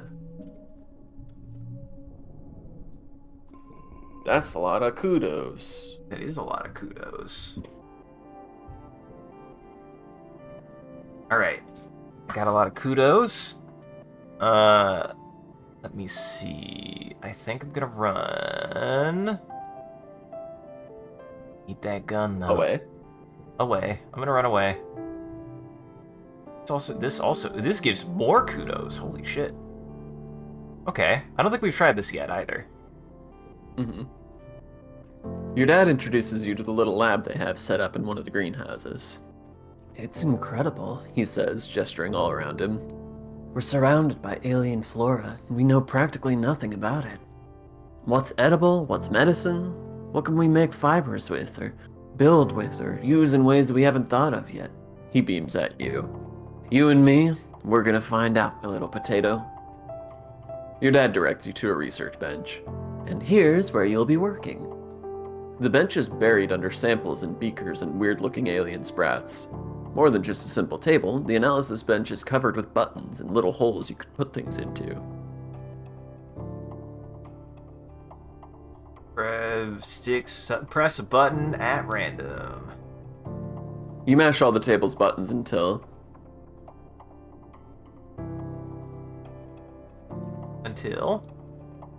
I thought you were congruence.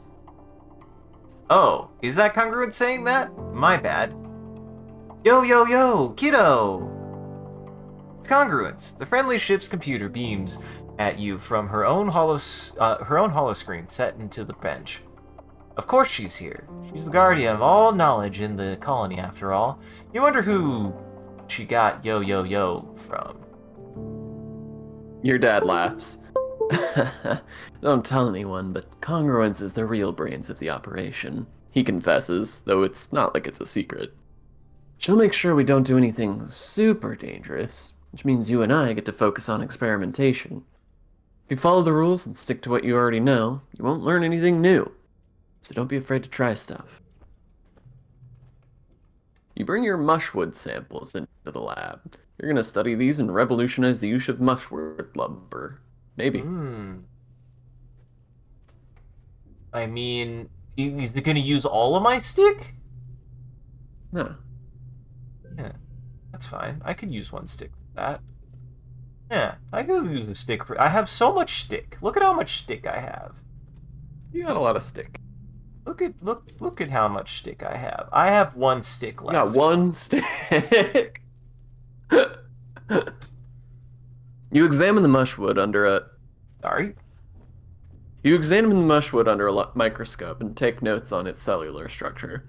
Part of the reason it needs to be harvested and wet is because the cells get so saturated that they lose structural integrity and turn to, well, mush during glow.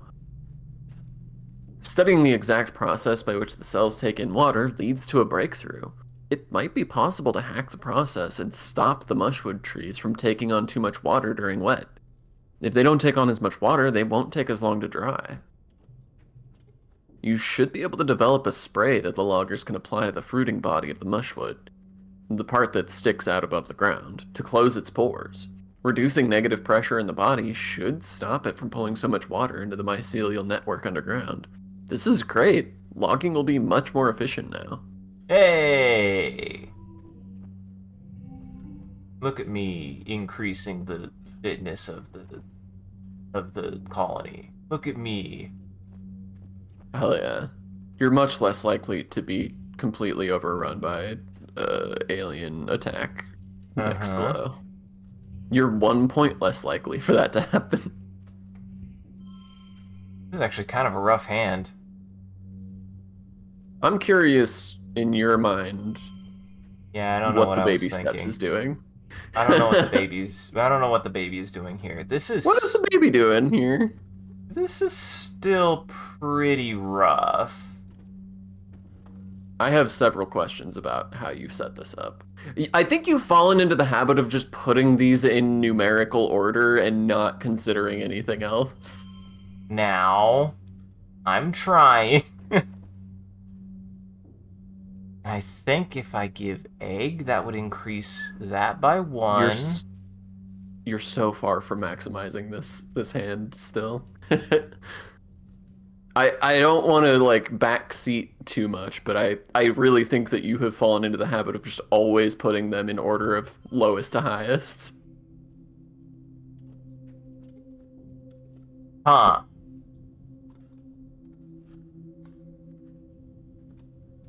Why is my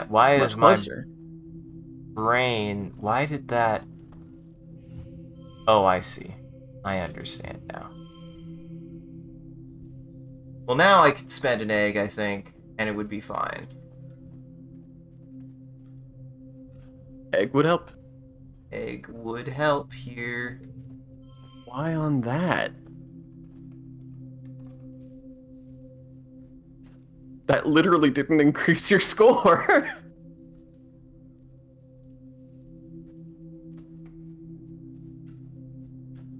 Wait. What did you think was gonna happen? I don't know. I don't know, Sean. I mean, I just have to probably... I think you might just be tired. It's getting a little late. Yeah, I see the error of my ways. If I was to use it on anything, I should have used it on... Yeah. Yep. Listen, I was trying not to show my... I just was not thinking about the order I was doing things in. For some reason, I was going for a straight that I couldn't fucking get. Well, there's log. There's stick. You got an extra stick. I need herb. Might actually have to go find herb in one of the places. We're still starving, though.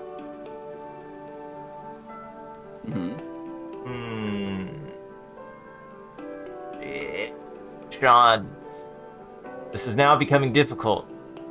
Sean, this is becoming difficult. The heat is turning up, tick by tick. I should check. I think I might also be able to get another ant. Nope, not quite. 80. Got it.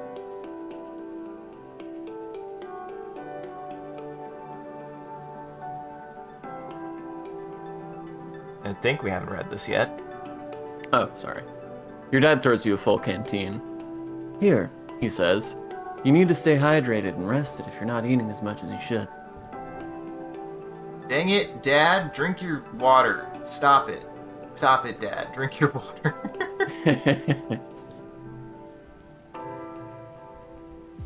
Let's see. That would go up on animals. That would get me more money. This would get me more money. This would get me more money. Oh, interesting. Your work often overlaps with Tangent's work in the biochemistry and genetics lab, so it's not uncommon for her to pop by and ask questions about what you're working on, or for you to ask her for help interpreting some test results. She's uncharacteristically animated whenever she gets to talk about science, almost like she's a whole different person. She even laughs sometimes. Don't you think it's interesting how Vertumnant species resist being classified by any known taxonomy? She asks, peering into the root network you've sandwiched between pieces of clear glass. She stands up. It feels like everything is a little bit fungal, she says. Spores, fruiting bodies, mycelial networks, even in animals. Some plants here can walk. She nods excitedly. The division between plant, animal, and fungus is less strict here than it was on Earth. At the cellular level, maybe many animal species have properties of plants and vice versa. She launches into an explanation of how high-energy bonds store energy and require a metal catalyst like iron in human blood and chlorophyll in green earth plants, but how the different hues of Vertumnant plants must mean they use an entirely unknown elemental catalyst, possibly not even a metal at all. It's a little advanced for you, but Tange is very excited about it. She stops and takes a breath, winded by her own monologue. Sounds, solar plexus. If Vertumnant plants and animals share an elemental catalyst, and we found out what it is, we could learn so much about this planet. Tell her about the animals. You show Tangent what you've been working on. All the samples and simulations, the results of scans and experiments. Incredible, Tangent says, going over your notes. We've been attempting to map the genomes of various samples in order to construct a phylogenetic tree, but we're at capacity already. Can I take this? Sure. Tangent smiles. Thank you, Solar Plexus. This is more helpful than I can say. Chief Engineer Instance forwards you some kudos for sharing your research. Look at me making the bucks. Okay. Oh, that sucks. And this is not a great hand. It's fine. It's an okay hand. Don't be a baby. I'm not gonna be a baby.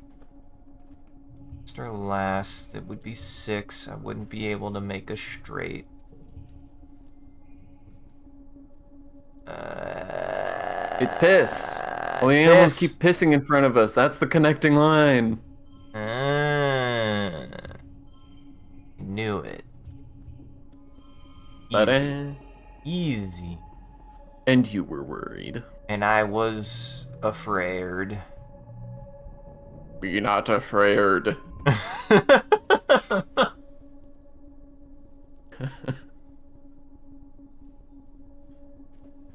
It's always been piss. It's piss all the way down. The leg. Wow. Now, I do want to go out and adventure to try to find a plant. I do want to do that. I think my best... collect... Oh, that's nice to know. Oh, but it doesn't tell you if I haven't been there. Oh, but there's a boss. But I wouldn't get herb. Damn it, Sean. Decisions. Decisions indeed. Decisions indeed.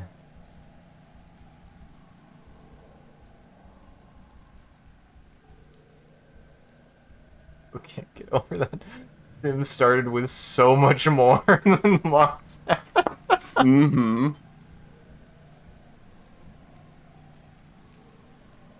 I mean, we're starving. That is true. We're still starving. You do got that Tumby Rumbly forever. I'm sorry, Diz. I really want to look for herb, but I don't think there's going to be herb up here. You've made the honorable choice. I did. I care about him, but I can't find... What if there's herb? Maybe there's herb up here. Well, Sim's got shit to say. Fuck. We're gonna get stuck here for another half an hour. I'm sorry, Sean. This one's going late. You're sitting on a hilltop eating a sandwich when Sim strolls casually out of the jungle, the bushes barely stirring as he brushes past. He sits down close to you, crossing his elegant legs beneath him on the bare ground. He watches you intently without saying a word. Hello, Sim. He looks like he's choosing his words carefully, considering what to say. Finally, he replies simply, "Hello, solar plexus." He nods toward your lunch. "Good lunch?"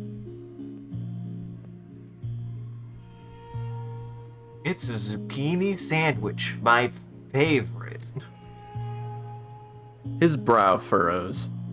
What is zucchini? An edible plant from Earth. You explain to Sim that zucchini is boring, but about the only thing that grows well here. And the bread is made of grain that grows in geoponics, which is fed through a grinder to make flour and then mixed with yeast and salt and baked in an oven. Sim is riveted. What else? There's mayonnaise. Sim mouths the word mayonnaise silently. What is that made of? Oil and water and emulsified by soy protein because we don't got egg. You explain that it would normally be made with eggs instead of soy protein, but the decision was made long before you were born that the colony would rely more on plant-based proteins to avoid the ecological burden of caring for domesticated animals on board the Stratospheric. Sim nods intently. And why 2 pieces of bread instead of 1? Why does the bread go on the outside? Wondered what a sandwich means to solar plexus, but apparently we can grow grain here. I mean, that's a human concept. It could be if we didn't have other people to show us what a sandwich was, would we even know what to do with the on bread? It's just that I find you so human so fascinating, Sim blurts out. He blinks and straightens his shoulders. It's just that my people conceptualize time on a quite different scale than humans do, so we're rather boring. No, predictable is more the correct word. It lends itself to a far lesser degree of chaos. He smiles. Humans, though, now you are a rather chaotic species, aren't you? In only one short generation, you completely reinvent your society to adjust to life on another planet. Novelty is something of a novelty in a stable system such as this. He picks at the frayed hem of his clothing. Why, even this is new. I have no need to cover my body for protection, and certainly feel no social or moral obligation to. Sim extends his arm, preening. How did I do? Looks great. Looks good. Sim seems pleased with himself. Why, thank you. Fashion is not something I have let dominate my thoughts. Hold on, I find it fascinating. Hold on, Comfy. Hold on. Wait. No, don't ban him. He seems fine. He seems okay. Listen. He is offering you the best viewers, though. Look at him. The best viewer being himself. Uh-huh. You have a million questions for Sim. How does he speak your language? Where did he get those clothes? How did he get to know your name? Sim only holds up his hand with a wistful smile. I would answer your questions if I could. I'm afraid, however, that it is simply not the time. What is your earth saying? The trees have ears? Do they? He rises to his feet, not bothering to dust himself off. I like the feel of those words in my mouth. Your language is so beautifully complex. Thank you, I hate it. English sucks. I'm so sorry to hear that you learned it. You watch Sim walk down the hill and disappear into the trees, as if he had never been here at all. Not even the grass is bent in the place he sat. Well, don't worry, he's still fucking here. You spot Sim watching you silently from the trees. When he sees that you've noticed him, he steps into the path and walks toward you completely silent. When you open your mouth to greet him, he simply places his finger against your lips. Shh, he murmurs. I am observing you. You really are a fascinating creature. All humans like you. Bad touch. Bad touch. Lightweight robot.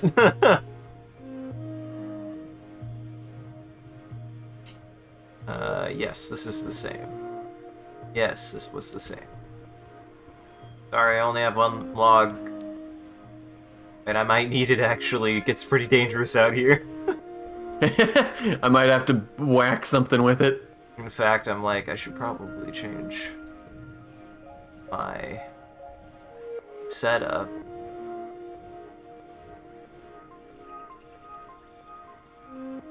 +1 to flushes of 2 or more cards.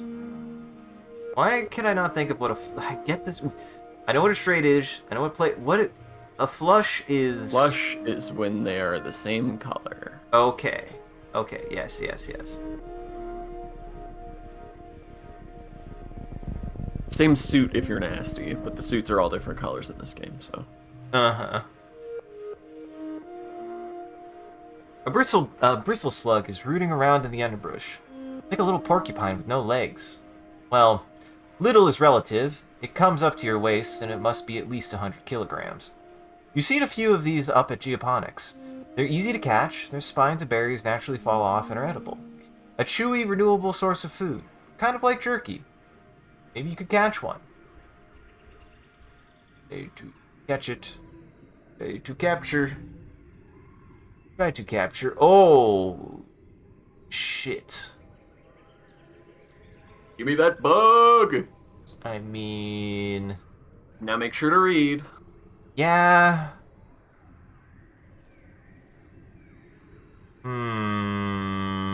This is not a good start. Sean?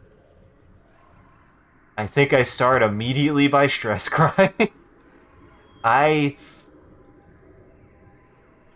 Because I can't really... If only you still had a crystal. If only. Technically, this is more points, but it's not a good use of this, I don't think.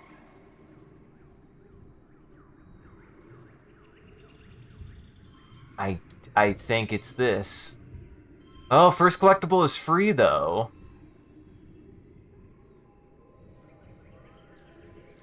That would be 4, 5, 6. Do this. I don't have any gem, unfortunately, but I think this is maybe the first, the first, or this? Well, then I might as well make it +2. Then it would be more points.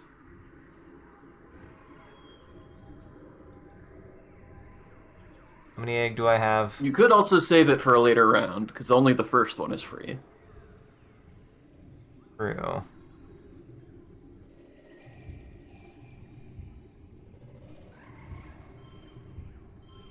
God. It would be 3 anyways. Yeah. Yeah, I think I go with that. Because, yes. At least this leaves you with all of your blue off the table for now. Yes.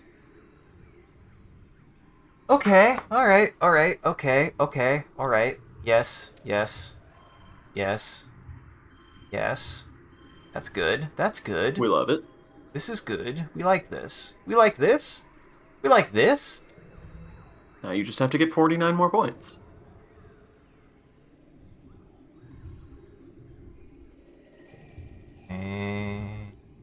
And then I work in a slug. And then I work in that I ate one of your guys. And make it a 5.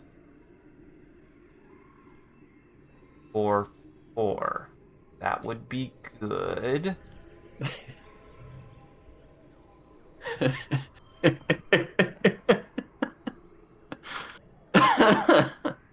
get +1. Fucking Jesus, Sean. I can. Okay. No, no, no. No, no, no. No, no, no. This is salvageable, I think. Uh-huh. Hey, it seems pretty good so far.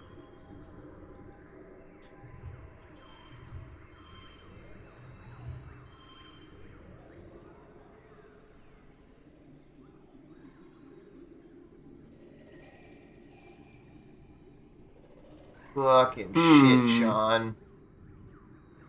I mean, depending on how many consumables you're willing to use, there's some pretty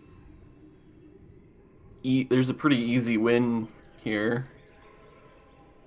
I mean, if I use 2 logs, that'd be all 6s.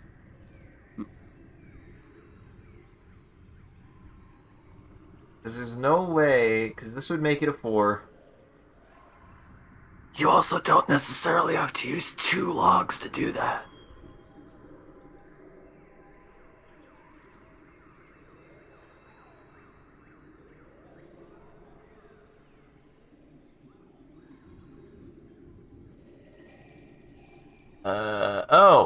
Oh.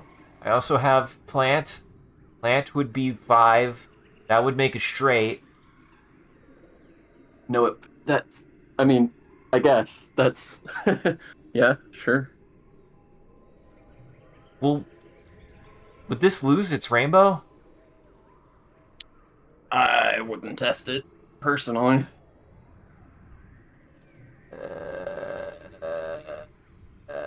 I believe the answer is it would lose it. That would be good.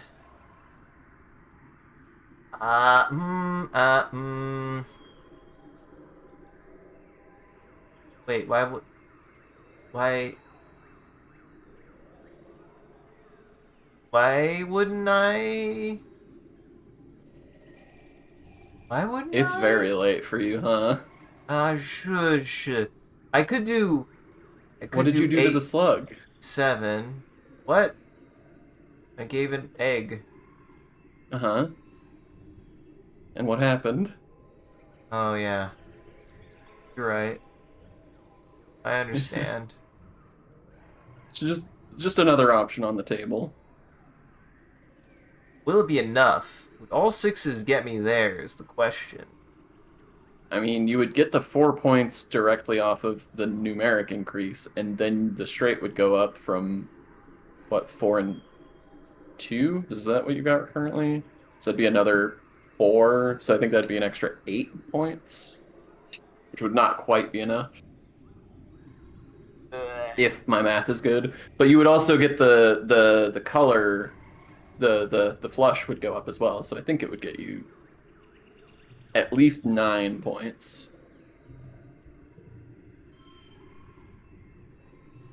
God.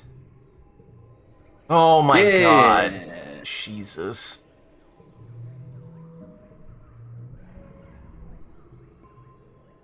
You're pretty sure this one is a female because it has bristles on its butt as well as its head. Her eyes are a deep green. You think you'll call her Emerald. She seems calm in the nest, like she isn't too worried about where she might be going. You crouch down with a lump of leaves and stick her muzzle through the net and eat and she sticks her muzzle through the net and eats them right out of your hand. Her whiskers tickle. You pat her forehead and pack her off to Geoponics Barn. You can go visit her there later, if you like. Got the plan to... Oh, hello. A dense cloud of pollen makes it hard to even see your hand in front of your face here. It's a good thing you have a helmet with a filter. It's not perfect though, and it doesn't help visibility. Be patient. The pollen clouds eventually shift, giving you glimpses of something obstructing the path. It looks like a snap bladder, an infamously territorial predator around these parts. When they're heavily pregnant, they use the pollen fog to pick off their prey. We walk through anyways. You pass through the cloud unharmed, staying out of the reach of the bloated snap bladder. It snicks its snappers in your direction, but it's much too heavy with spawn to chase you. What is this, the Jabberwocky? It snicks its snapper. Oh, look, egg. You're alone, exploring an unmapped area of the Valley of Vertigo. The pollen is thick here, and your air filter is overworked. A warning light has been flashing orange for the last 10 minutes. But there are plants here that you've never seen before. Flowers with intense rainbow hues and strange lumps of fungal matter which pulse as if they're breathing. You cut some samples. Utopia will totally give you extra kudos for these. The pollen is especially thick up ahead, deep fuchsias and shimmering with color. Everything here seems to dance with tiny flecks of reflected light. Kind of magical. You push forward. We ignore those warning lights like crazy. You push forward into the suffocating pink fog. It's so thick, you can only see a few meters ahead.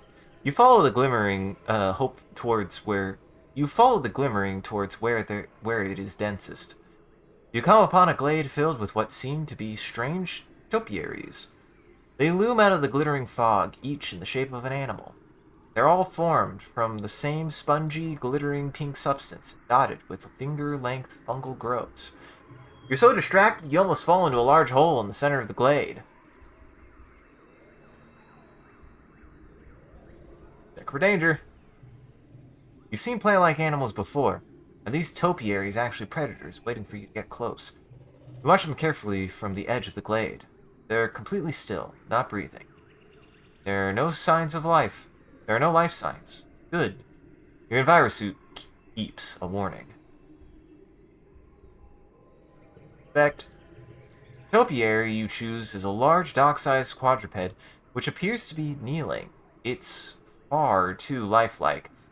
As you get close, you realize with growing revulsion that this was once a living creature, now encased or transformed entirely into sparkling pink fungus. Dead. Sean!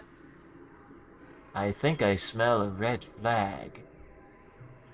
You remember helping Tan for extra credit in biology class. She said that the shimmer, the seasonal illness that affects your dad in pollen, is some kind of colonizing fungal growth. Must be related? Your envirosuit beeps a louder warning. Take a sample. As you bend down to take a sample, you realize the dense shining haze is coming from the topiaries. The fog is seeping out of the holes at the end of each fungal growth. You break off a few growths into a collection vial. The more you think about it, the more you're sure this is related to the shimmer.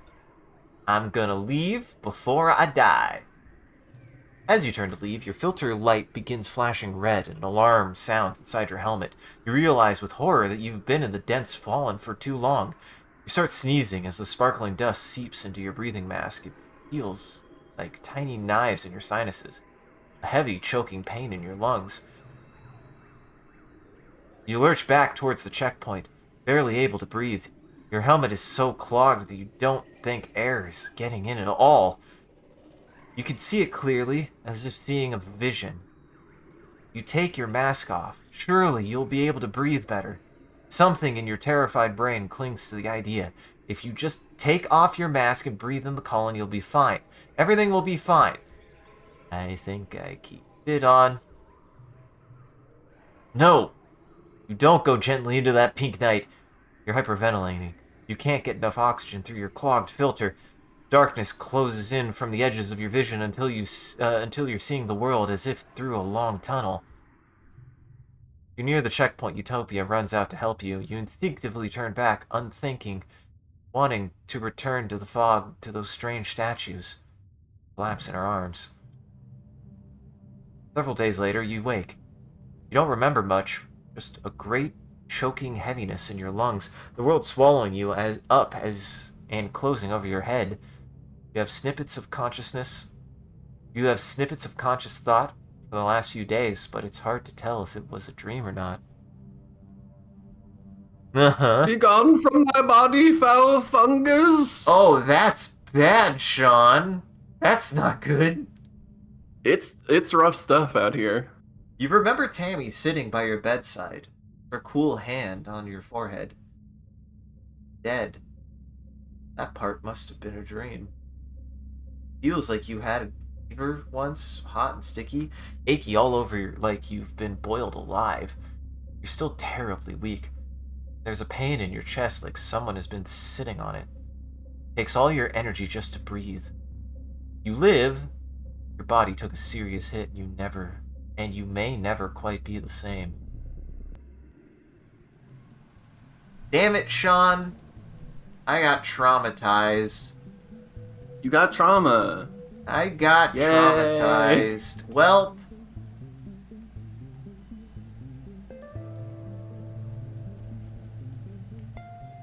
yes. Happy birthday, Dis. I'm sorry. Sorry, Dis.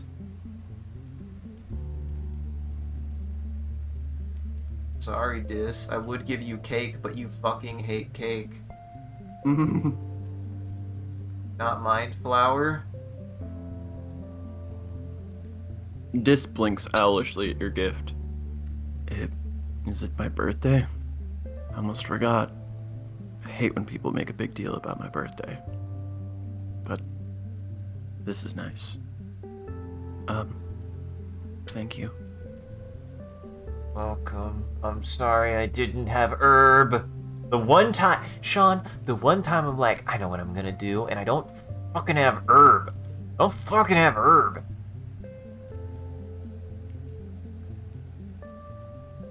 Tange is tapping away at a hollow screen, smiling to herself. Great news, Solar Plexus, she says. According to the antiquated, culturally insensitive reckoning of mental prowess used by once humans on Earth, and by that I mean IQ testing, I am officially considered a genius. She shrugs. Tell me something I don't know. How's flour for your birthday? It seems you've remembered my birthday. How thoughtful of you, Tange says, accepting the flower with a dubious look. I'll set this flower aside to analyze later. I am interested in the properties of autumnal flora. Welcome. Oh, shit. Oh. That's not what I wanted to click. You spot Tange leaning against the wall outside engineering. She's yawning, rubbing her eyes and staring off into space. She startles as you walk up. Oh, solar plexus. I was just taking a short break. You definitely don't need to sleep, Tange. You definitely don't. Also, fucking hell, I am getting just obliterated over. Fuck, I got fucked up. I should have left sooner. Time to yawn with her. Did you stay up all night too? She asks. I don't even remember when I slept last. It might have been a few days ago. I haven't slept in 2 days? More like 3, she replies, then pauses for another jaw-cracking yawn. As I said, I'm tired. Even my enhanced body has limitations. You look at her quizzically. I don't need to sleep as much as other people. It's a genetic... she says foggily. You know, a DNA enhancement. I sometimes even forget to do it. I should set myself a reminder. You're 14 years old. Hollow, add to scheduled sleeping nightly 23 o'clock for 3 hours. Her holopalm emits a tone in response. Tangent nods sleepily at it. That should do it, she murmurs. Her eyes are practically closed. Take a nap. Tange follows you obediently into the engineering wing, too tired to protest. You slip into medbay to grab a pillow and blanket off of its shelf. By the time you return, Tange has already fallen asleep, curled up in an egg chair in the waiting area. You gently place the blanket over her. She hums happily before going slack with much-needed sleep. Gadget, take care of your fucking brain. Take care of your goddamn brain. Your brain is important. We need you not to break it. I am so fucked up. I am so goddamn fucked up, Sean. You've seen better days, for sure. I got my ass kicked. I mean, there's still stuff to do in the wilds, but I think I've gotten I got my dick hurt. Oh, I'm sorry. You don't like that one.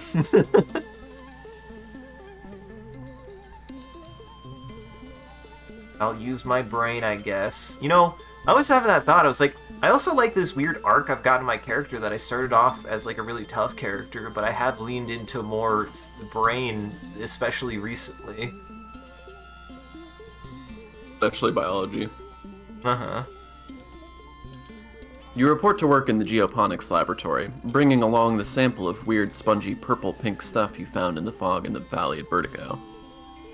You know, the time you almost died? Hard to forget that. Your chest still hurts when you move too fast. Your dad is very interested in your sample. He has you analyze it right away. Scrutinizing your sample under the microscope, and then with the spectrometer, you compare the spores to known substances. You determine it shares a chemical compound seen in fungi with psychotropic effects. It could make people hallucinate. Huh, your dad says. That explains some things. You think about those creatures, those topiary covered in this stuff. They were all grouped together in the same place by that weird hole. Did the fungus make them go there? But why? Oops. Don't worry about that. Take a look at these, your dad says, sending you an archive on your holopalm. He's kept detailed records of the air quality, humidity, and temperature, spanning back almost to the day you landed here. There are even some actual air samples preserved in vacuum-sealed tubes. You take a look, and sure enough, the spores are always present in the air here, and get much worse during pollen. Wait, could this be what makes your dad sick every year? Is it trying to colonize him like those creatures? You remember the chief engineer saying that she believed the shimmer was caused by some sort of fungus. Could this be it? Looking for a way to neutralize it, you hit the archives again. You work at it for a few days, but identifying a compound and noticing a pattern is one thing. For the heavy science, you need help from Dr. Instance. This is strong work, Instance says, scrolling through your findings on her holopalm. You say you gathered this sample yourself. That's impressive for someone your age. She summons Tange to join you. Please get Tangent up to date on your research, she says. She'll take it from here. She has more of a mind for these things. Sensing the shift in power balance, Tange blanches. Sensing the shift in power balance, Tange blanches and looks at you apologetically. Hey, I know this shit. I've got a brain now. I might not know how to reason, but Instance I do raises have an her idea. Instance raises her hand. I'm not passing judgment on your abilities, she says placatingly. You clearly know this research well, and I can find nothing wrong with your methods. Still, something this important and dangerous should be done in more controlled conditions. Tange has been scrolling through your research. This is good work, she agrees. But this is a medical problem, not a gardening one. We're already studying the shimmer, so Just think of it as combining your research with ours. The corners of her mouth twitch up, the most of a smile anyone can usually get from Tange. I'd like to work with you on this, actually. I can't believe you got all of this from just a sample. Instance nods, dismissing you both. If you'd like, Solar Plexus, you can stop by the lab later to check on our progress. Nice. Hell yeah. Nice. That shimmer cure coming along nicely. I'm going to cure my father. Ugh, this sucks.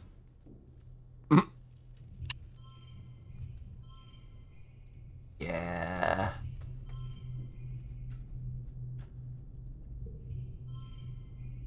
I'm trying to figure it out. And we have ads. We do have ads in 40. But hey. Oh, but if I equal. Oh, but if I equal. Gotta figure out how to equal, Sean.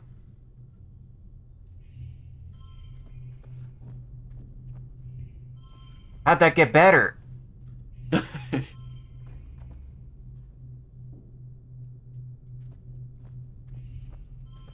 Ugh.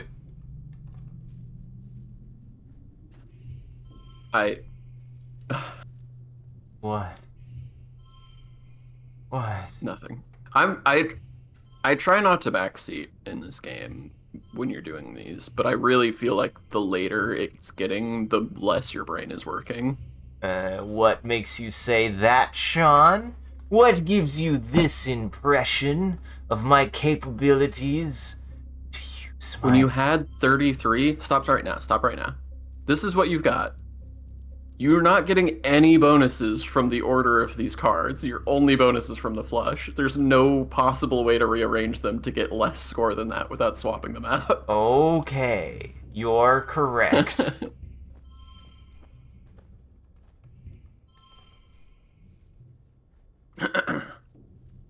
Might not be possible. Might just have to win. I might just have to win. Darn. Silas, Isaac would like to win, but Isaac would like to meet because that gets the kudos bonus. It's what I want. That is what I want, but I can't. I don't think there's a way to get it. Well, yeah, no, because I can't get. Hey, you've got ads going, so you may as well fiddle with it to your heart's content. I can fiddle. That's what I was like. Man, it feels like this one we just got a lot of reading. We just got a lot of reading on this one. You had to read so much. Wild. Hey, I did it. Nice. Hey, I fiddled until I got the number I wanted. Wow. I didn't even need to do anything. Oh my god. Yeah, when I saw what time it was, and I was like, oh fuck, I'm not even through wet yet. I was like, this is gonna be a long one. And then Sim had more things, and I was like, oh god. Hey, that's a good thing. That just means there's a lot. There's a lot. There's a lot. This game packs a lot in there. Uh-huh. Also, I'm mad. I normally don't look at ads. I just sort of verify that they're running and then ignore them. Oh god. But when I looked to verify that they were running, it was a Ghirardelli ad, which, for those who don't know, which is everyone, Ghirardelli is like my favorite chocolate. And they do like filled chocolate, usually like caramel filled. And the ad had people making caramel filled Ghirardelli s'mores. So instead of a normal chocolate bar, you use the Ghirardelli, and I was like, oh fuck, that sounds really good though. Yeah, that does sound really good. It's okay, Sean, it could be worse. You could be getting, I don't know, advertisements in a different language. Was that still happening? That's happening. That happened to me the other day. I got a ad in Spanish, and I was like, why? Because my last name is Javier? Oh, fuck, I did it again. God damn it, I did this. Look, everybody knows. Yeah, you guys. Also, it's ad break, so only mods are able to see anyway. Or So only the ads know anyways, and they already know my fucking last name. Look, Amazon has all of your personal information. Amazon knows where you live. Amazon knows who you're dating. Amazon knows where you work. Amazon knows what you like to eat for breakfasts. See, that's triple fucked up because they're about to say something else. Never mind. Never mind.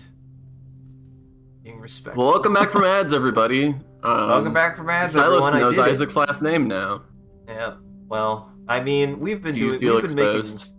It's a little. We've been making Javier the Hedgehog jokes for forever, so that joke can't exist if people don't know my last name. It was never truly a secret. I would rather people know that joke than be worried about people not knowing my last name. It's been 3 seasons of heavy food rationing, getting more and more strict as the year dragged on and the fields continued to struggle. Been wasting away. You all have. Not just the lack of calories. Just aren't enough vitamins and good stuff in the food you are eating. Uh-oh. Your muscles ache all the time. Sometimes you feel strangely euphoric, filled with inexplicable energy. But often it feels like there are weights tied to your shoulders, pulling you down. You are tougher than most, but you still have trouble sleeping, despite being tired all the time. You spend the whole day in a dazed fog. These are good options. Yeah. Just gonna say I'm picking one of these for reasons that I don't have to explain. Last week, you were brushing your teeth when you noticed that some of your teeth were wiggling. Brushed and watched all your teeth begin to fall out of your mouth, clinking into the sink like pebbles washing down the drain. Horrified, you started screaming, only to snap out of it and realize you'd been staring at yourself in the mirror the whole time, lost in a hallucination.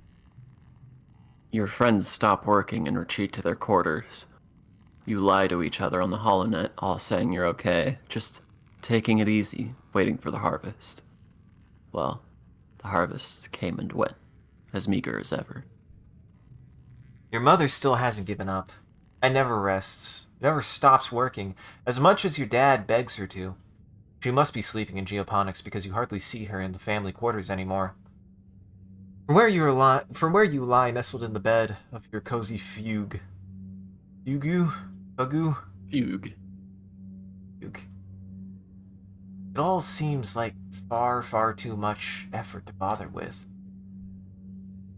Save your strength. You don't waste energy. You spend a lot of time on the holoweb watching movies, though you have to fast forward through the scenes where they eat. Your dad comes home late, and some nights your mom doesn't come home at all.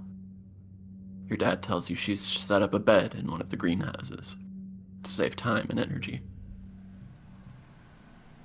Both your parents feel responsible for this famine, but as a head of geoponics, your mom takes it personally. She's been skipping meals, relying on water and pressed soy bar rations. Just enough calories to keep a body moving, but not enough to stay healthy. Yet, she never lets up working herself to the bone, barely even sleeping, increasingly sallow-eyed and gaunt. You and your dad try to slow her down, but, well, stubborn woman. Not her, she says. Then who? You and your dad are in the lounge, slowly sipping your vegetable broth, when there's a commotion at the doors. Someone's run in, gasping for breath, yelling for you and your father to come to geoponics. You run over, knowing deep in the pit of your stomach that something terrible has happened.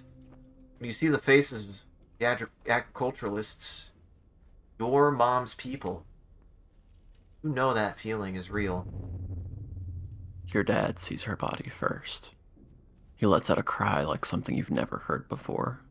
A deep, unimaginable pain dragged up from the darkest parts of where fear lives.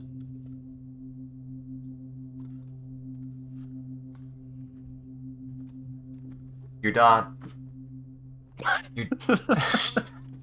God damn it! This is a serious moment, okay? Your dad. I'm sorry. Your dad falls to his knees beside the frail body of your mother.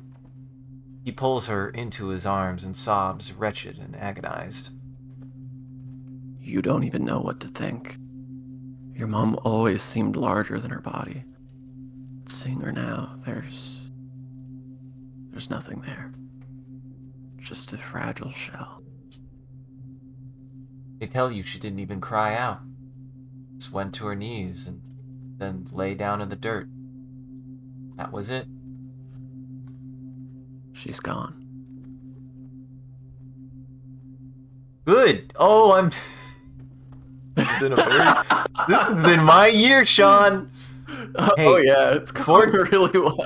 14 has been my year. Oh, I've been doing... It really was your year.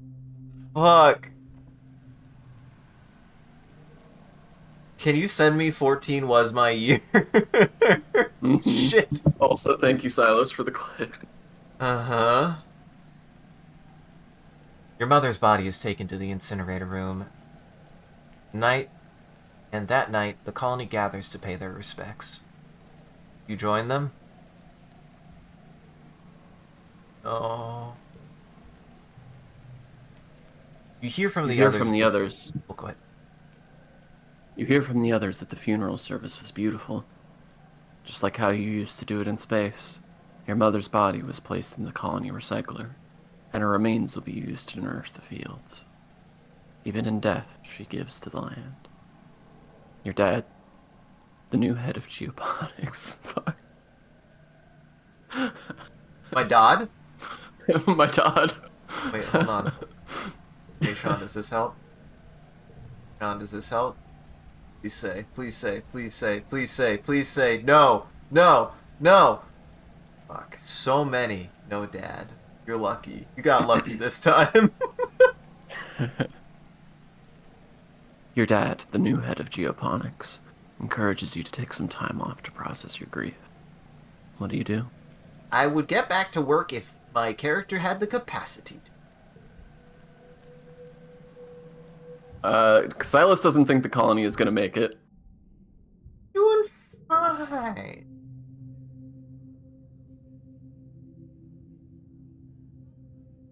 Prospect of just going back to work like everything is normal is much to handle.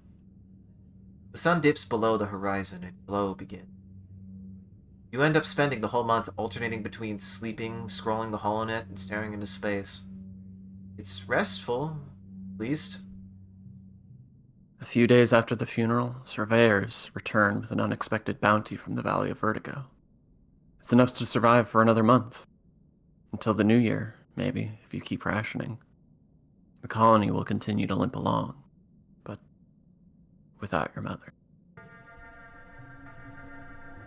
The roar wakes you. It would wake the dead. Shakes the walls, rumbles through the ship's hull, makes your heart skip a beat. You're paralyzed by a sudden clench of fear in your gut. Through your porthole window, you hear metal screeching and people shouting. Then another roar, guttural and rumbling, like the sound of a mountain collapsing. Something enormous is out there. I think I'm traumatized, Sean. Interesting. Your dad can't hide the look of fear on his face, but he tries. Sounds like we better get a move on to the assembly point, hey kiddo? You head for the creche together.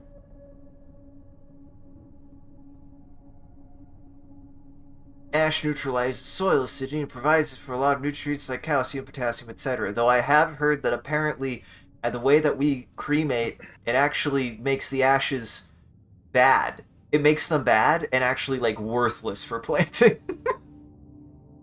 Yeah, but she's going in the recycler, so it's not the same. Exactly. You huddle with your buds, Mars, Dis, Cal. Because it's the middle of the night, almost everyone was in their beds. Some people are still wearing their pajamas and sleep bonnets. Only Alimony is missing. The children's creche is buried deep in the belly of this stratospheric, making it one of the safest places you could ever be. Even so, the youngest children are scared.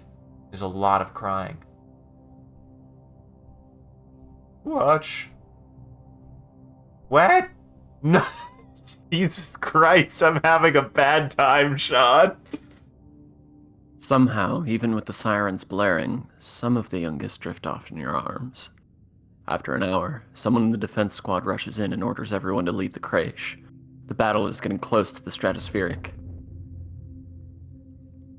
Before you can even get everyone to their feet, you feel the ship lurch and resettle at a different angle. Something is attacking the ship itself. The children scream. Some scatter in all directions, and others sit there paralyzed with fear.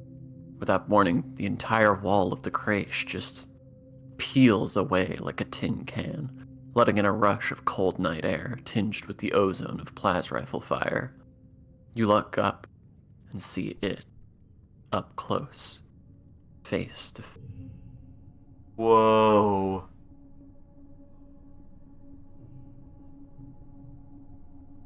It has no face. In place of a face or even a head, body just unzips, revealing a mess of writhing pink tentacles and blinking eyes. Alimony and her brother, Calm, are among the security squad, trying wildly to divert it away from the living quarters. It smashes into the ship again and roars, calling up a terrible noise from somewhere within its seeping wet craw, and all the children scream. You have to get out of there. Well, Sean, I'm gonna just in case. Sean, I don't want to lose an hour. It's 5 hours. I'm a just in case. I mean, I guess there's auto saves, but I'm gonna just save in case. Just in case. Uh-huh.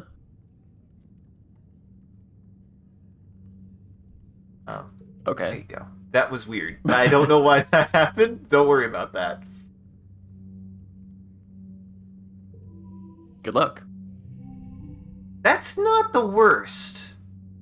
Isn't a great hand, but that's not the worst. Oh, I get 5 extra kudos if I equal. That's good. I'm glad. Uh-huh. Ooh, you did draw. Yeah, It's not a bad hand, honestly. Not a good hand, but it's not a bad hand. This card is the only mind card. Interesting. Do that. That and that. That's something.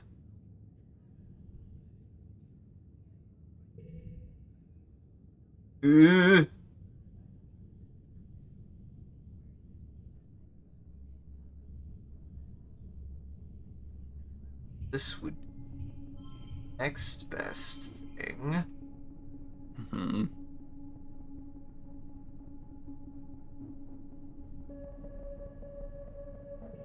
Really hoping. I wish I had a gem. Oh, that's bad. Oh, boy. Sean, this might not go great. Sean, this might not go great. It also really sucks because resting didn't give me a chance to lose a card. I got real fucked. I had a thought, I was like, what if I decide to go back to work and then just choose to rest anyways? That probably was the better play.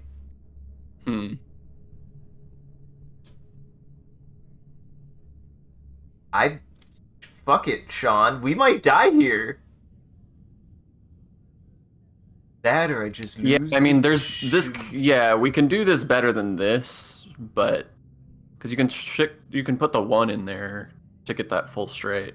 That's which true. I don't know if it'll be better. It's worse by 1. Yeah, but I get -1 stress. Oh, that would be You nice. do get -1 stress that way.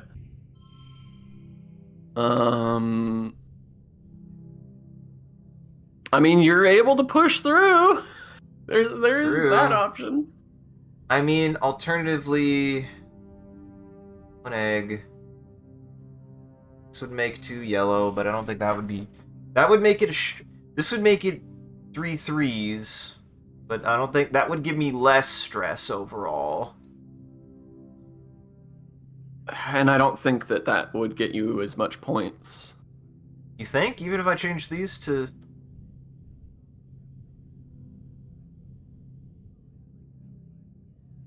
I guess I don't know exactly what move you're contemplating.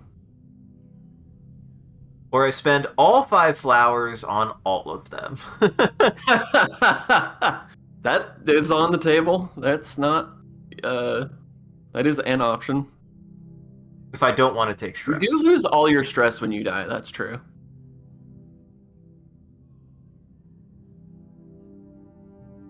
This feels bad, but it might actually get me enough to get over the line. I mean, let's think this through, okay? How many points will this actually get you? You'll get 5 from the numbers going up. And then the only other thing that'll change is the colors. Currently you're getting 4, and I think it would go up to 10. So you'd get another 6 from that. So you'd get a total of 11 points, putting you at 39. I think. Oh, wow. Yeah, that's not that many. I mean, right now I could push through anyways. At this point, it would just be whether or not I want to reduce it. And at that point, I might as well just change all of these to yellow. Yes. Wait, would I lose my... No, I would lose my straight. Never mind. That wouldn't work. Yeah, correct. God damn it. Well, we're starting the next year pretty fucking rough, Sean. I think that's why I think I just gotta push through. You know what? You're still gonna be in mourning. You're still gonna be recovering. Maybe another rest month won't be the worst thing. The first thing I do is I just sleep. What's funny is I was gonna rest in Glow. But then it was like, rest, it gave me the option to auto-rest, but that rest was actually worse than if I would have actually just rested, I think. It's true. Whoopsie. I'm not doing so hot.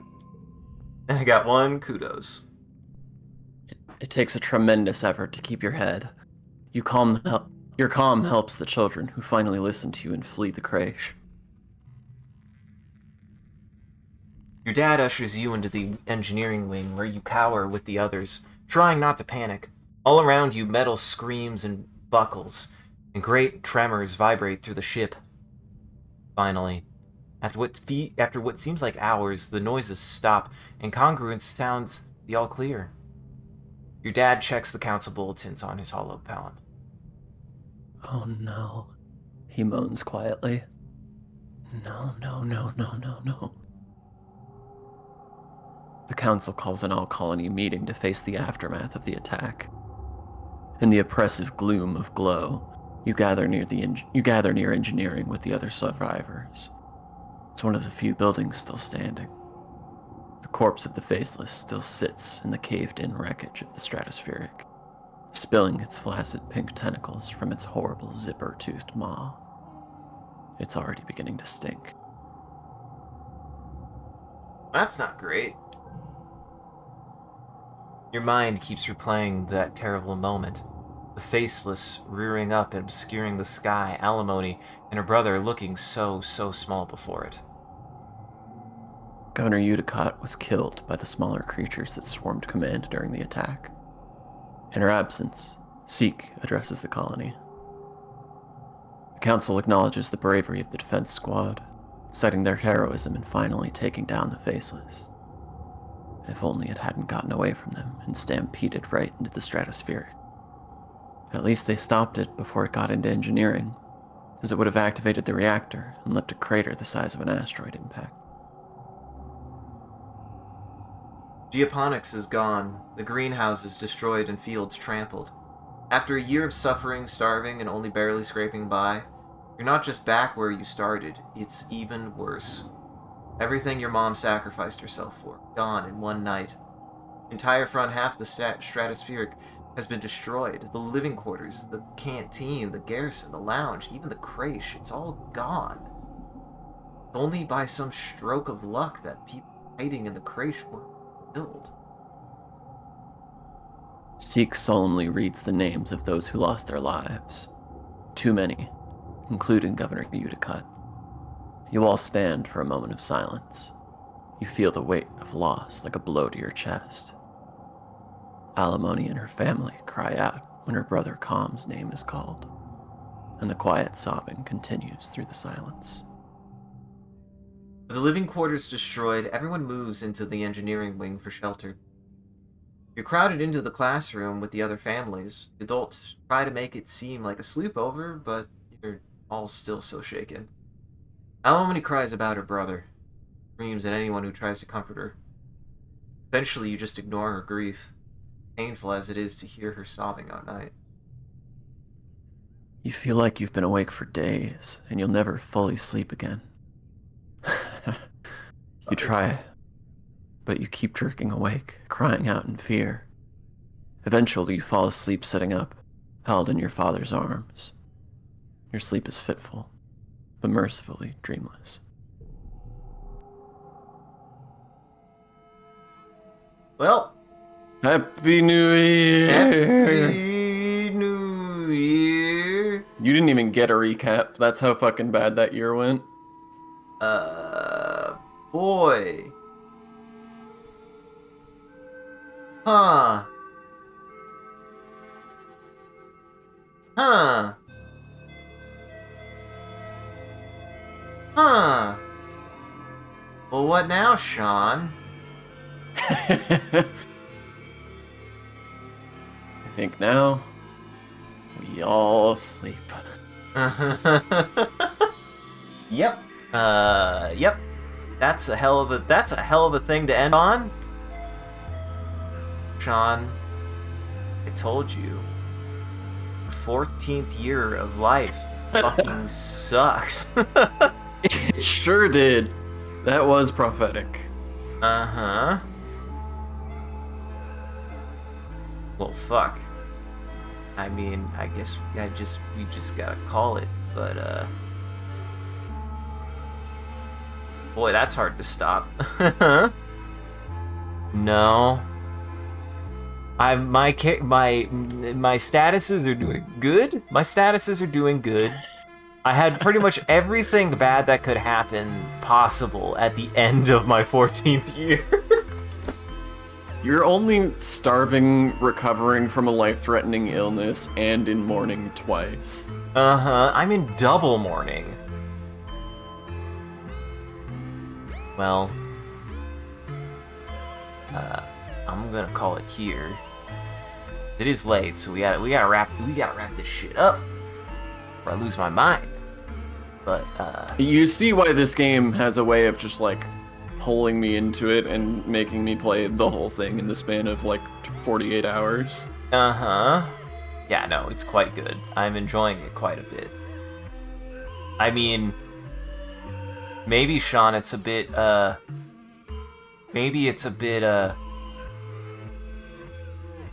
hopeful, a bit optimistic to think I'm gonna make it 10 years at this rate. Yeah. But yeah, no, I've been enjoying it. So we're gonna do one more thing before we go, everybody. At the end of every stream, I've got to make a prompt together. You and I, us, all together. And then I'm gonna have to draw it in paint. If you want to participate, all you gotta do is type in chat, say like a word, and I'll use it as a reference, and then I'll draw it, and then I'll share it before we raid out. Sean, what even? Happy. Glitter. Trying to stay happy. Watching the glitter snow fall on the destroyed spaceship. Yeah, happy. Happy. Sean, I'm gonna stress cry again. Why does this game want me to stress cry so bad? If the devs ever come back to say how it's going, I have one question for them. Why do you want me to stress cry so bad? Mushroom. Watching the glitter snow fall on the destroyed ship in mushrooms. Why do you want me to stress cry so bad? I've never seen a video game or any piece. Well, maybe not any piece of media. There's a couple of pieces of media that make me want to stress cry. I can think of one actually right now. You want to know what it is? Sure. Hospice. Yeah, that's fair. I really can't think of another piece of media that just will tear my heart into pieces. This is your last resort. Yeah, yep, yeah. Uh-huh. Yeah, I thought it too. Don't worry. No, I was We thinking all it did. too. Someone had to say it so that everyone could feel vindicated. Uh-huh. Hold on, I have a dumb idea that I'm trying to fix. Is this what I was doing wrong? Do I need to do this first and then do this? I fixed it. I figured out what I was doing wrong. Don't worry about it.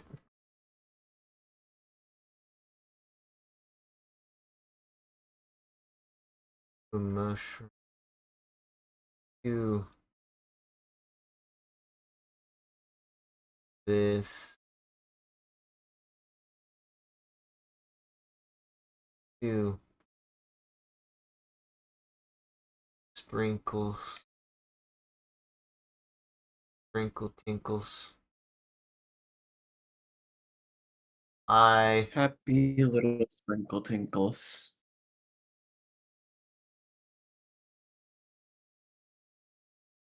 Jesus. Hmm. Nothing. I just made art on accident. It's fine. It's fine. I just might have made art by mistake. It's fine. It's a-okay.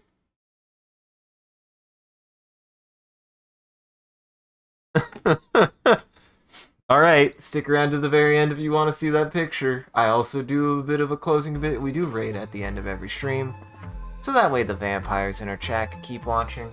So everybody else out there, make sure to go lock your doors and windows. It's almost lunchtime for vampires. And thanks for joining, everybody. I hope you had a good time. I hope you enjoyed the show. If you're able to join the live show, thank you for stopping by and chatting and watching. If you're watching this in the future, thank you for taking the time to go back and rewatching the VOD. We appreciate it. If you're out there and you enjoyed this and you want to see more of what we're up to, I recommend scrolling down below and following, or clicking any of the links. There's links to all the socials and the Discord. We post when we go live on one of those platforms, as well as anything else that we're up to. And just generally, you can come hang out with the rest of the community there. Good time on the Discord. Speaking of which, a shout out to our community there and everyone who follows. You guys are a wonderful audience. We appreciate you. If we do anything particularly entertaining or noteworthy, feel free to clip it and share it on the internet. Just make sure to also hashtag with MCCanary or link it back to the stream so people can find more of the good stuff we do here. And on that note, if you can tell people about the stream, if you want to see the stream grow, you gotta let people know. I appreciate that people have been talking about the stream, and I do encourage you guys to do it more. It does help us out, and it's just a super cool thing that you can do. I don't do any other kind of advertising other than posting when we go live, and I don't really do anything else. I don't certainly pay for any advertising because I just don't wanna. So the only other way that people are really learning about the stream is when you tell them about this. So if you enjoyed this and you can think of somebody who might enjoy it too, if they have a similar sense of humor or just want to hear me say Dodd on accident in a very important scene, go tell Your dad. my Dodd. My Dodd. Go tell them about the stream. Go tell your friends about the stream. I won't. And as always, a huge thank you to all of our supporters on Patreon, Coffee, and Twitch. Your generosity allows us to continue to expand the stream as well as take on more projects, and the stream would not be made possible without viewers like you, so we thank you. If you want to see your name added to this list, as well as some other benefits you can get, you can always subscribe directly on Twitch or check out the Patreon or Coffee here. It'll show you everything that you can get, and any amount is always appreciated. Once again, thank you. And thank you to our monster wonderful job holding that robot army and becoming famous. Thank you, Sean, for traumatizing me again. You like to do It's this. all I really want to do. I appreciate it. I've been having a good time with with this movie, with this game. It's good. With this movie we make with our brains. Uh-huh. Well, do you have any housekeeping? No. Well, you can check everybody else out in Goblin Entertainment here. That link tree has links to everyone's channels and everything that they've been up to. And you can find more of my stuff here, which has everything that I post to. I highly recommend actually checking out the VOD channel because it's doing something. It's doing something. So if you joined late for this and want to know why we were crying at the end, we're stress crying by the end of this. If you came in late, I'll have the VOD hopefully posted tomorrow morning. Hopefully, it's kind of been a little whack recently. I don't know what's going on with it, but hopefully it'll be posted tomorrow, if not the day after. We also have more VODs on there. For example, Wednesday I'll be back, probably doing dinosaurs or something else. I don't know. Probably dinosaurs. We'll see. Thursday I usually do something with James and Aqua. We've been doing some Star Citizen recently, which has been fun. Friday we'll probably do something. It'll probably be us. It'll depend, but it'll probably be us. I think we're gonna do a slight change. Might not have Mothership on Fridays anymore, but it'll probably be me, Sean, and Jackson. You want to see what we're up to next, and then maybe something different Saturday. We'll see. So, yeah, I actually have to discuss that too. Gotta figure out who's doing what on Saturday. So yeah, go check everybody out in Goblin Entertainment. Otherwise, stick around. We'll go say hi to Dot, playing Elden Ring. Looks like she just started. Even though, yeah, she just started. Everybody go say hi to her. She's in Liurnia right now, wandering around. So stick around for that. Otherwise, everybody, have a good evening. Take it easy. Sean, is there anything you'd like to tell the audience? Don't forget, you gotta feed yourself and your mom. If you don't feed your mom, she has to feed herself, and she might not be good at that. Yep. Hey, Sean, I think I captured it. I think I really captured how I would feel after the end of this. Yeah, that feels about right. This is definitely a curl up in a ball and wait for it all to be over kind of year. We have those sometimes, okay? It's been a while for me, but you get those sometimes. They happen. They happen to the best of us. I really got the look in my eye. I didn't even really mean the eyes to be that good. Yeah, I got the mushroom back there, and I got the ship, and I got the sparkles. I think I totally got this one. It is art. Oh, that's a mushroom. I don't want to know what you thought it was.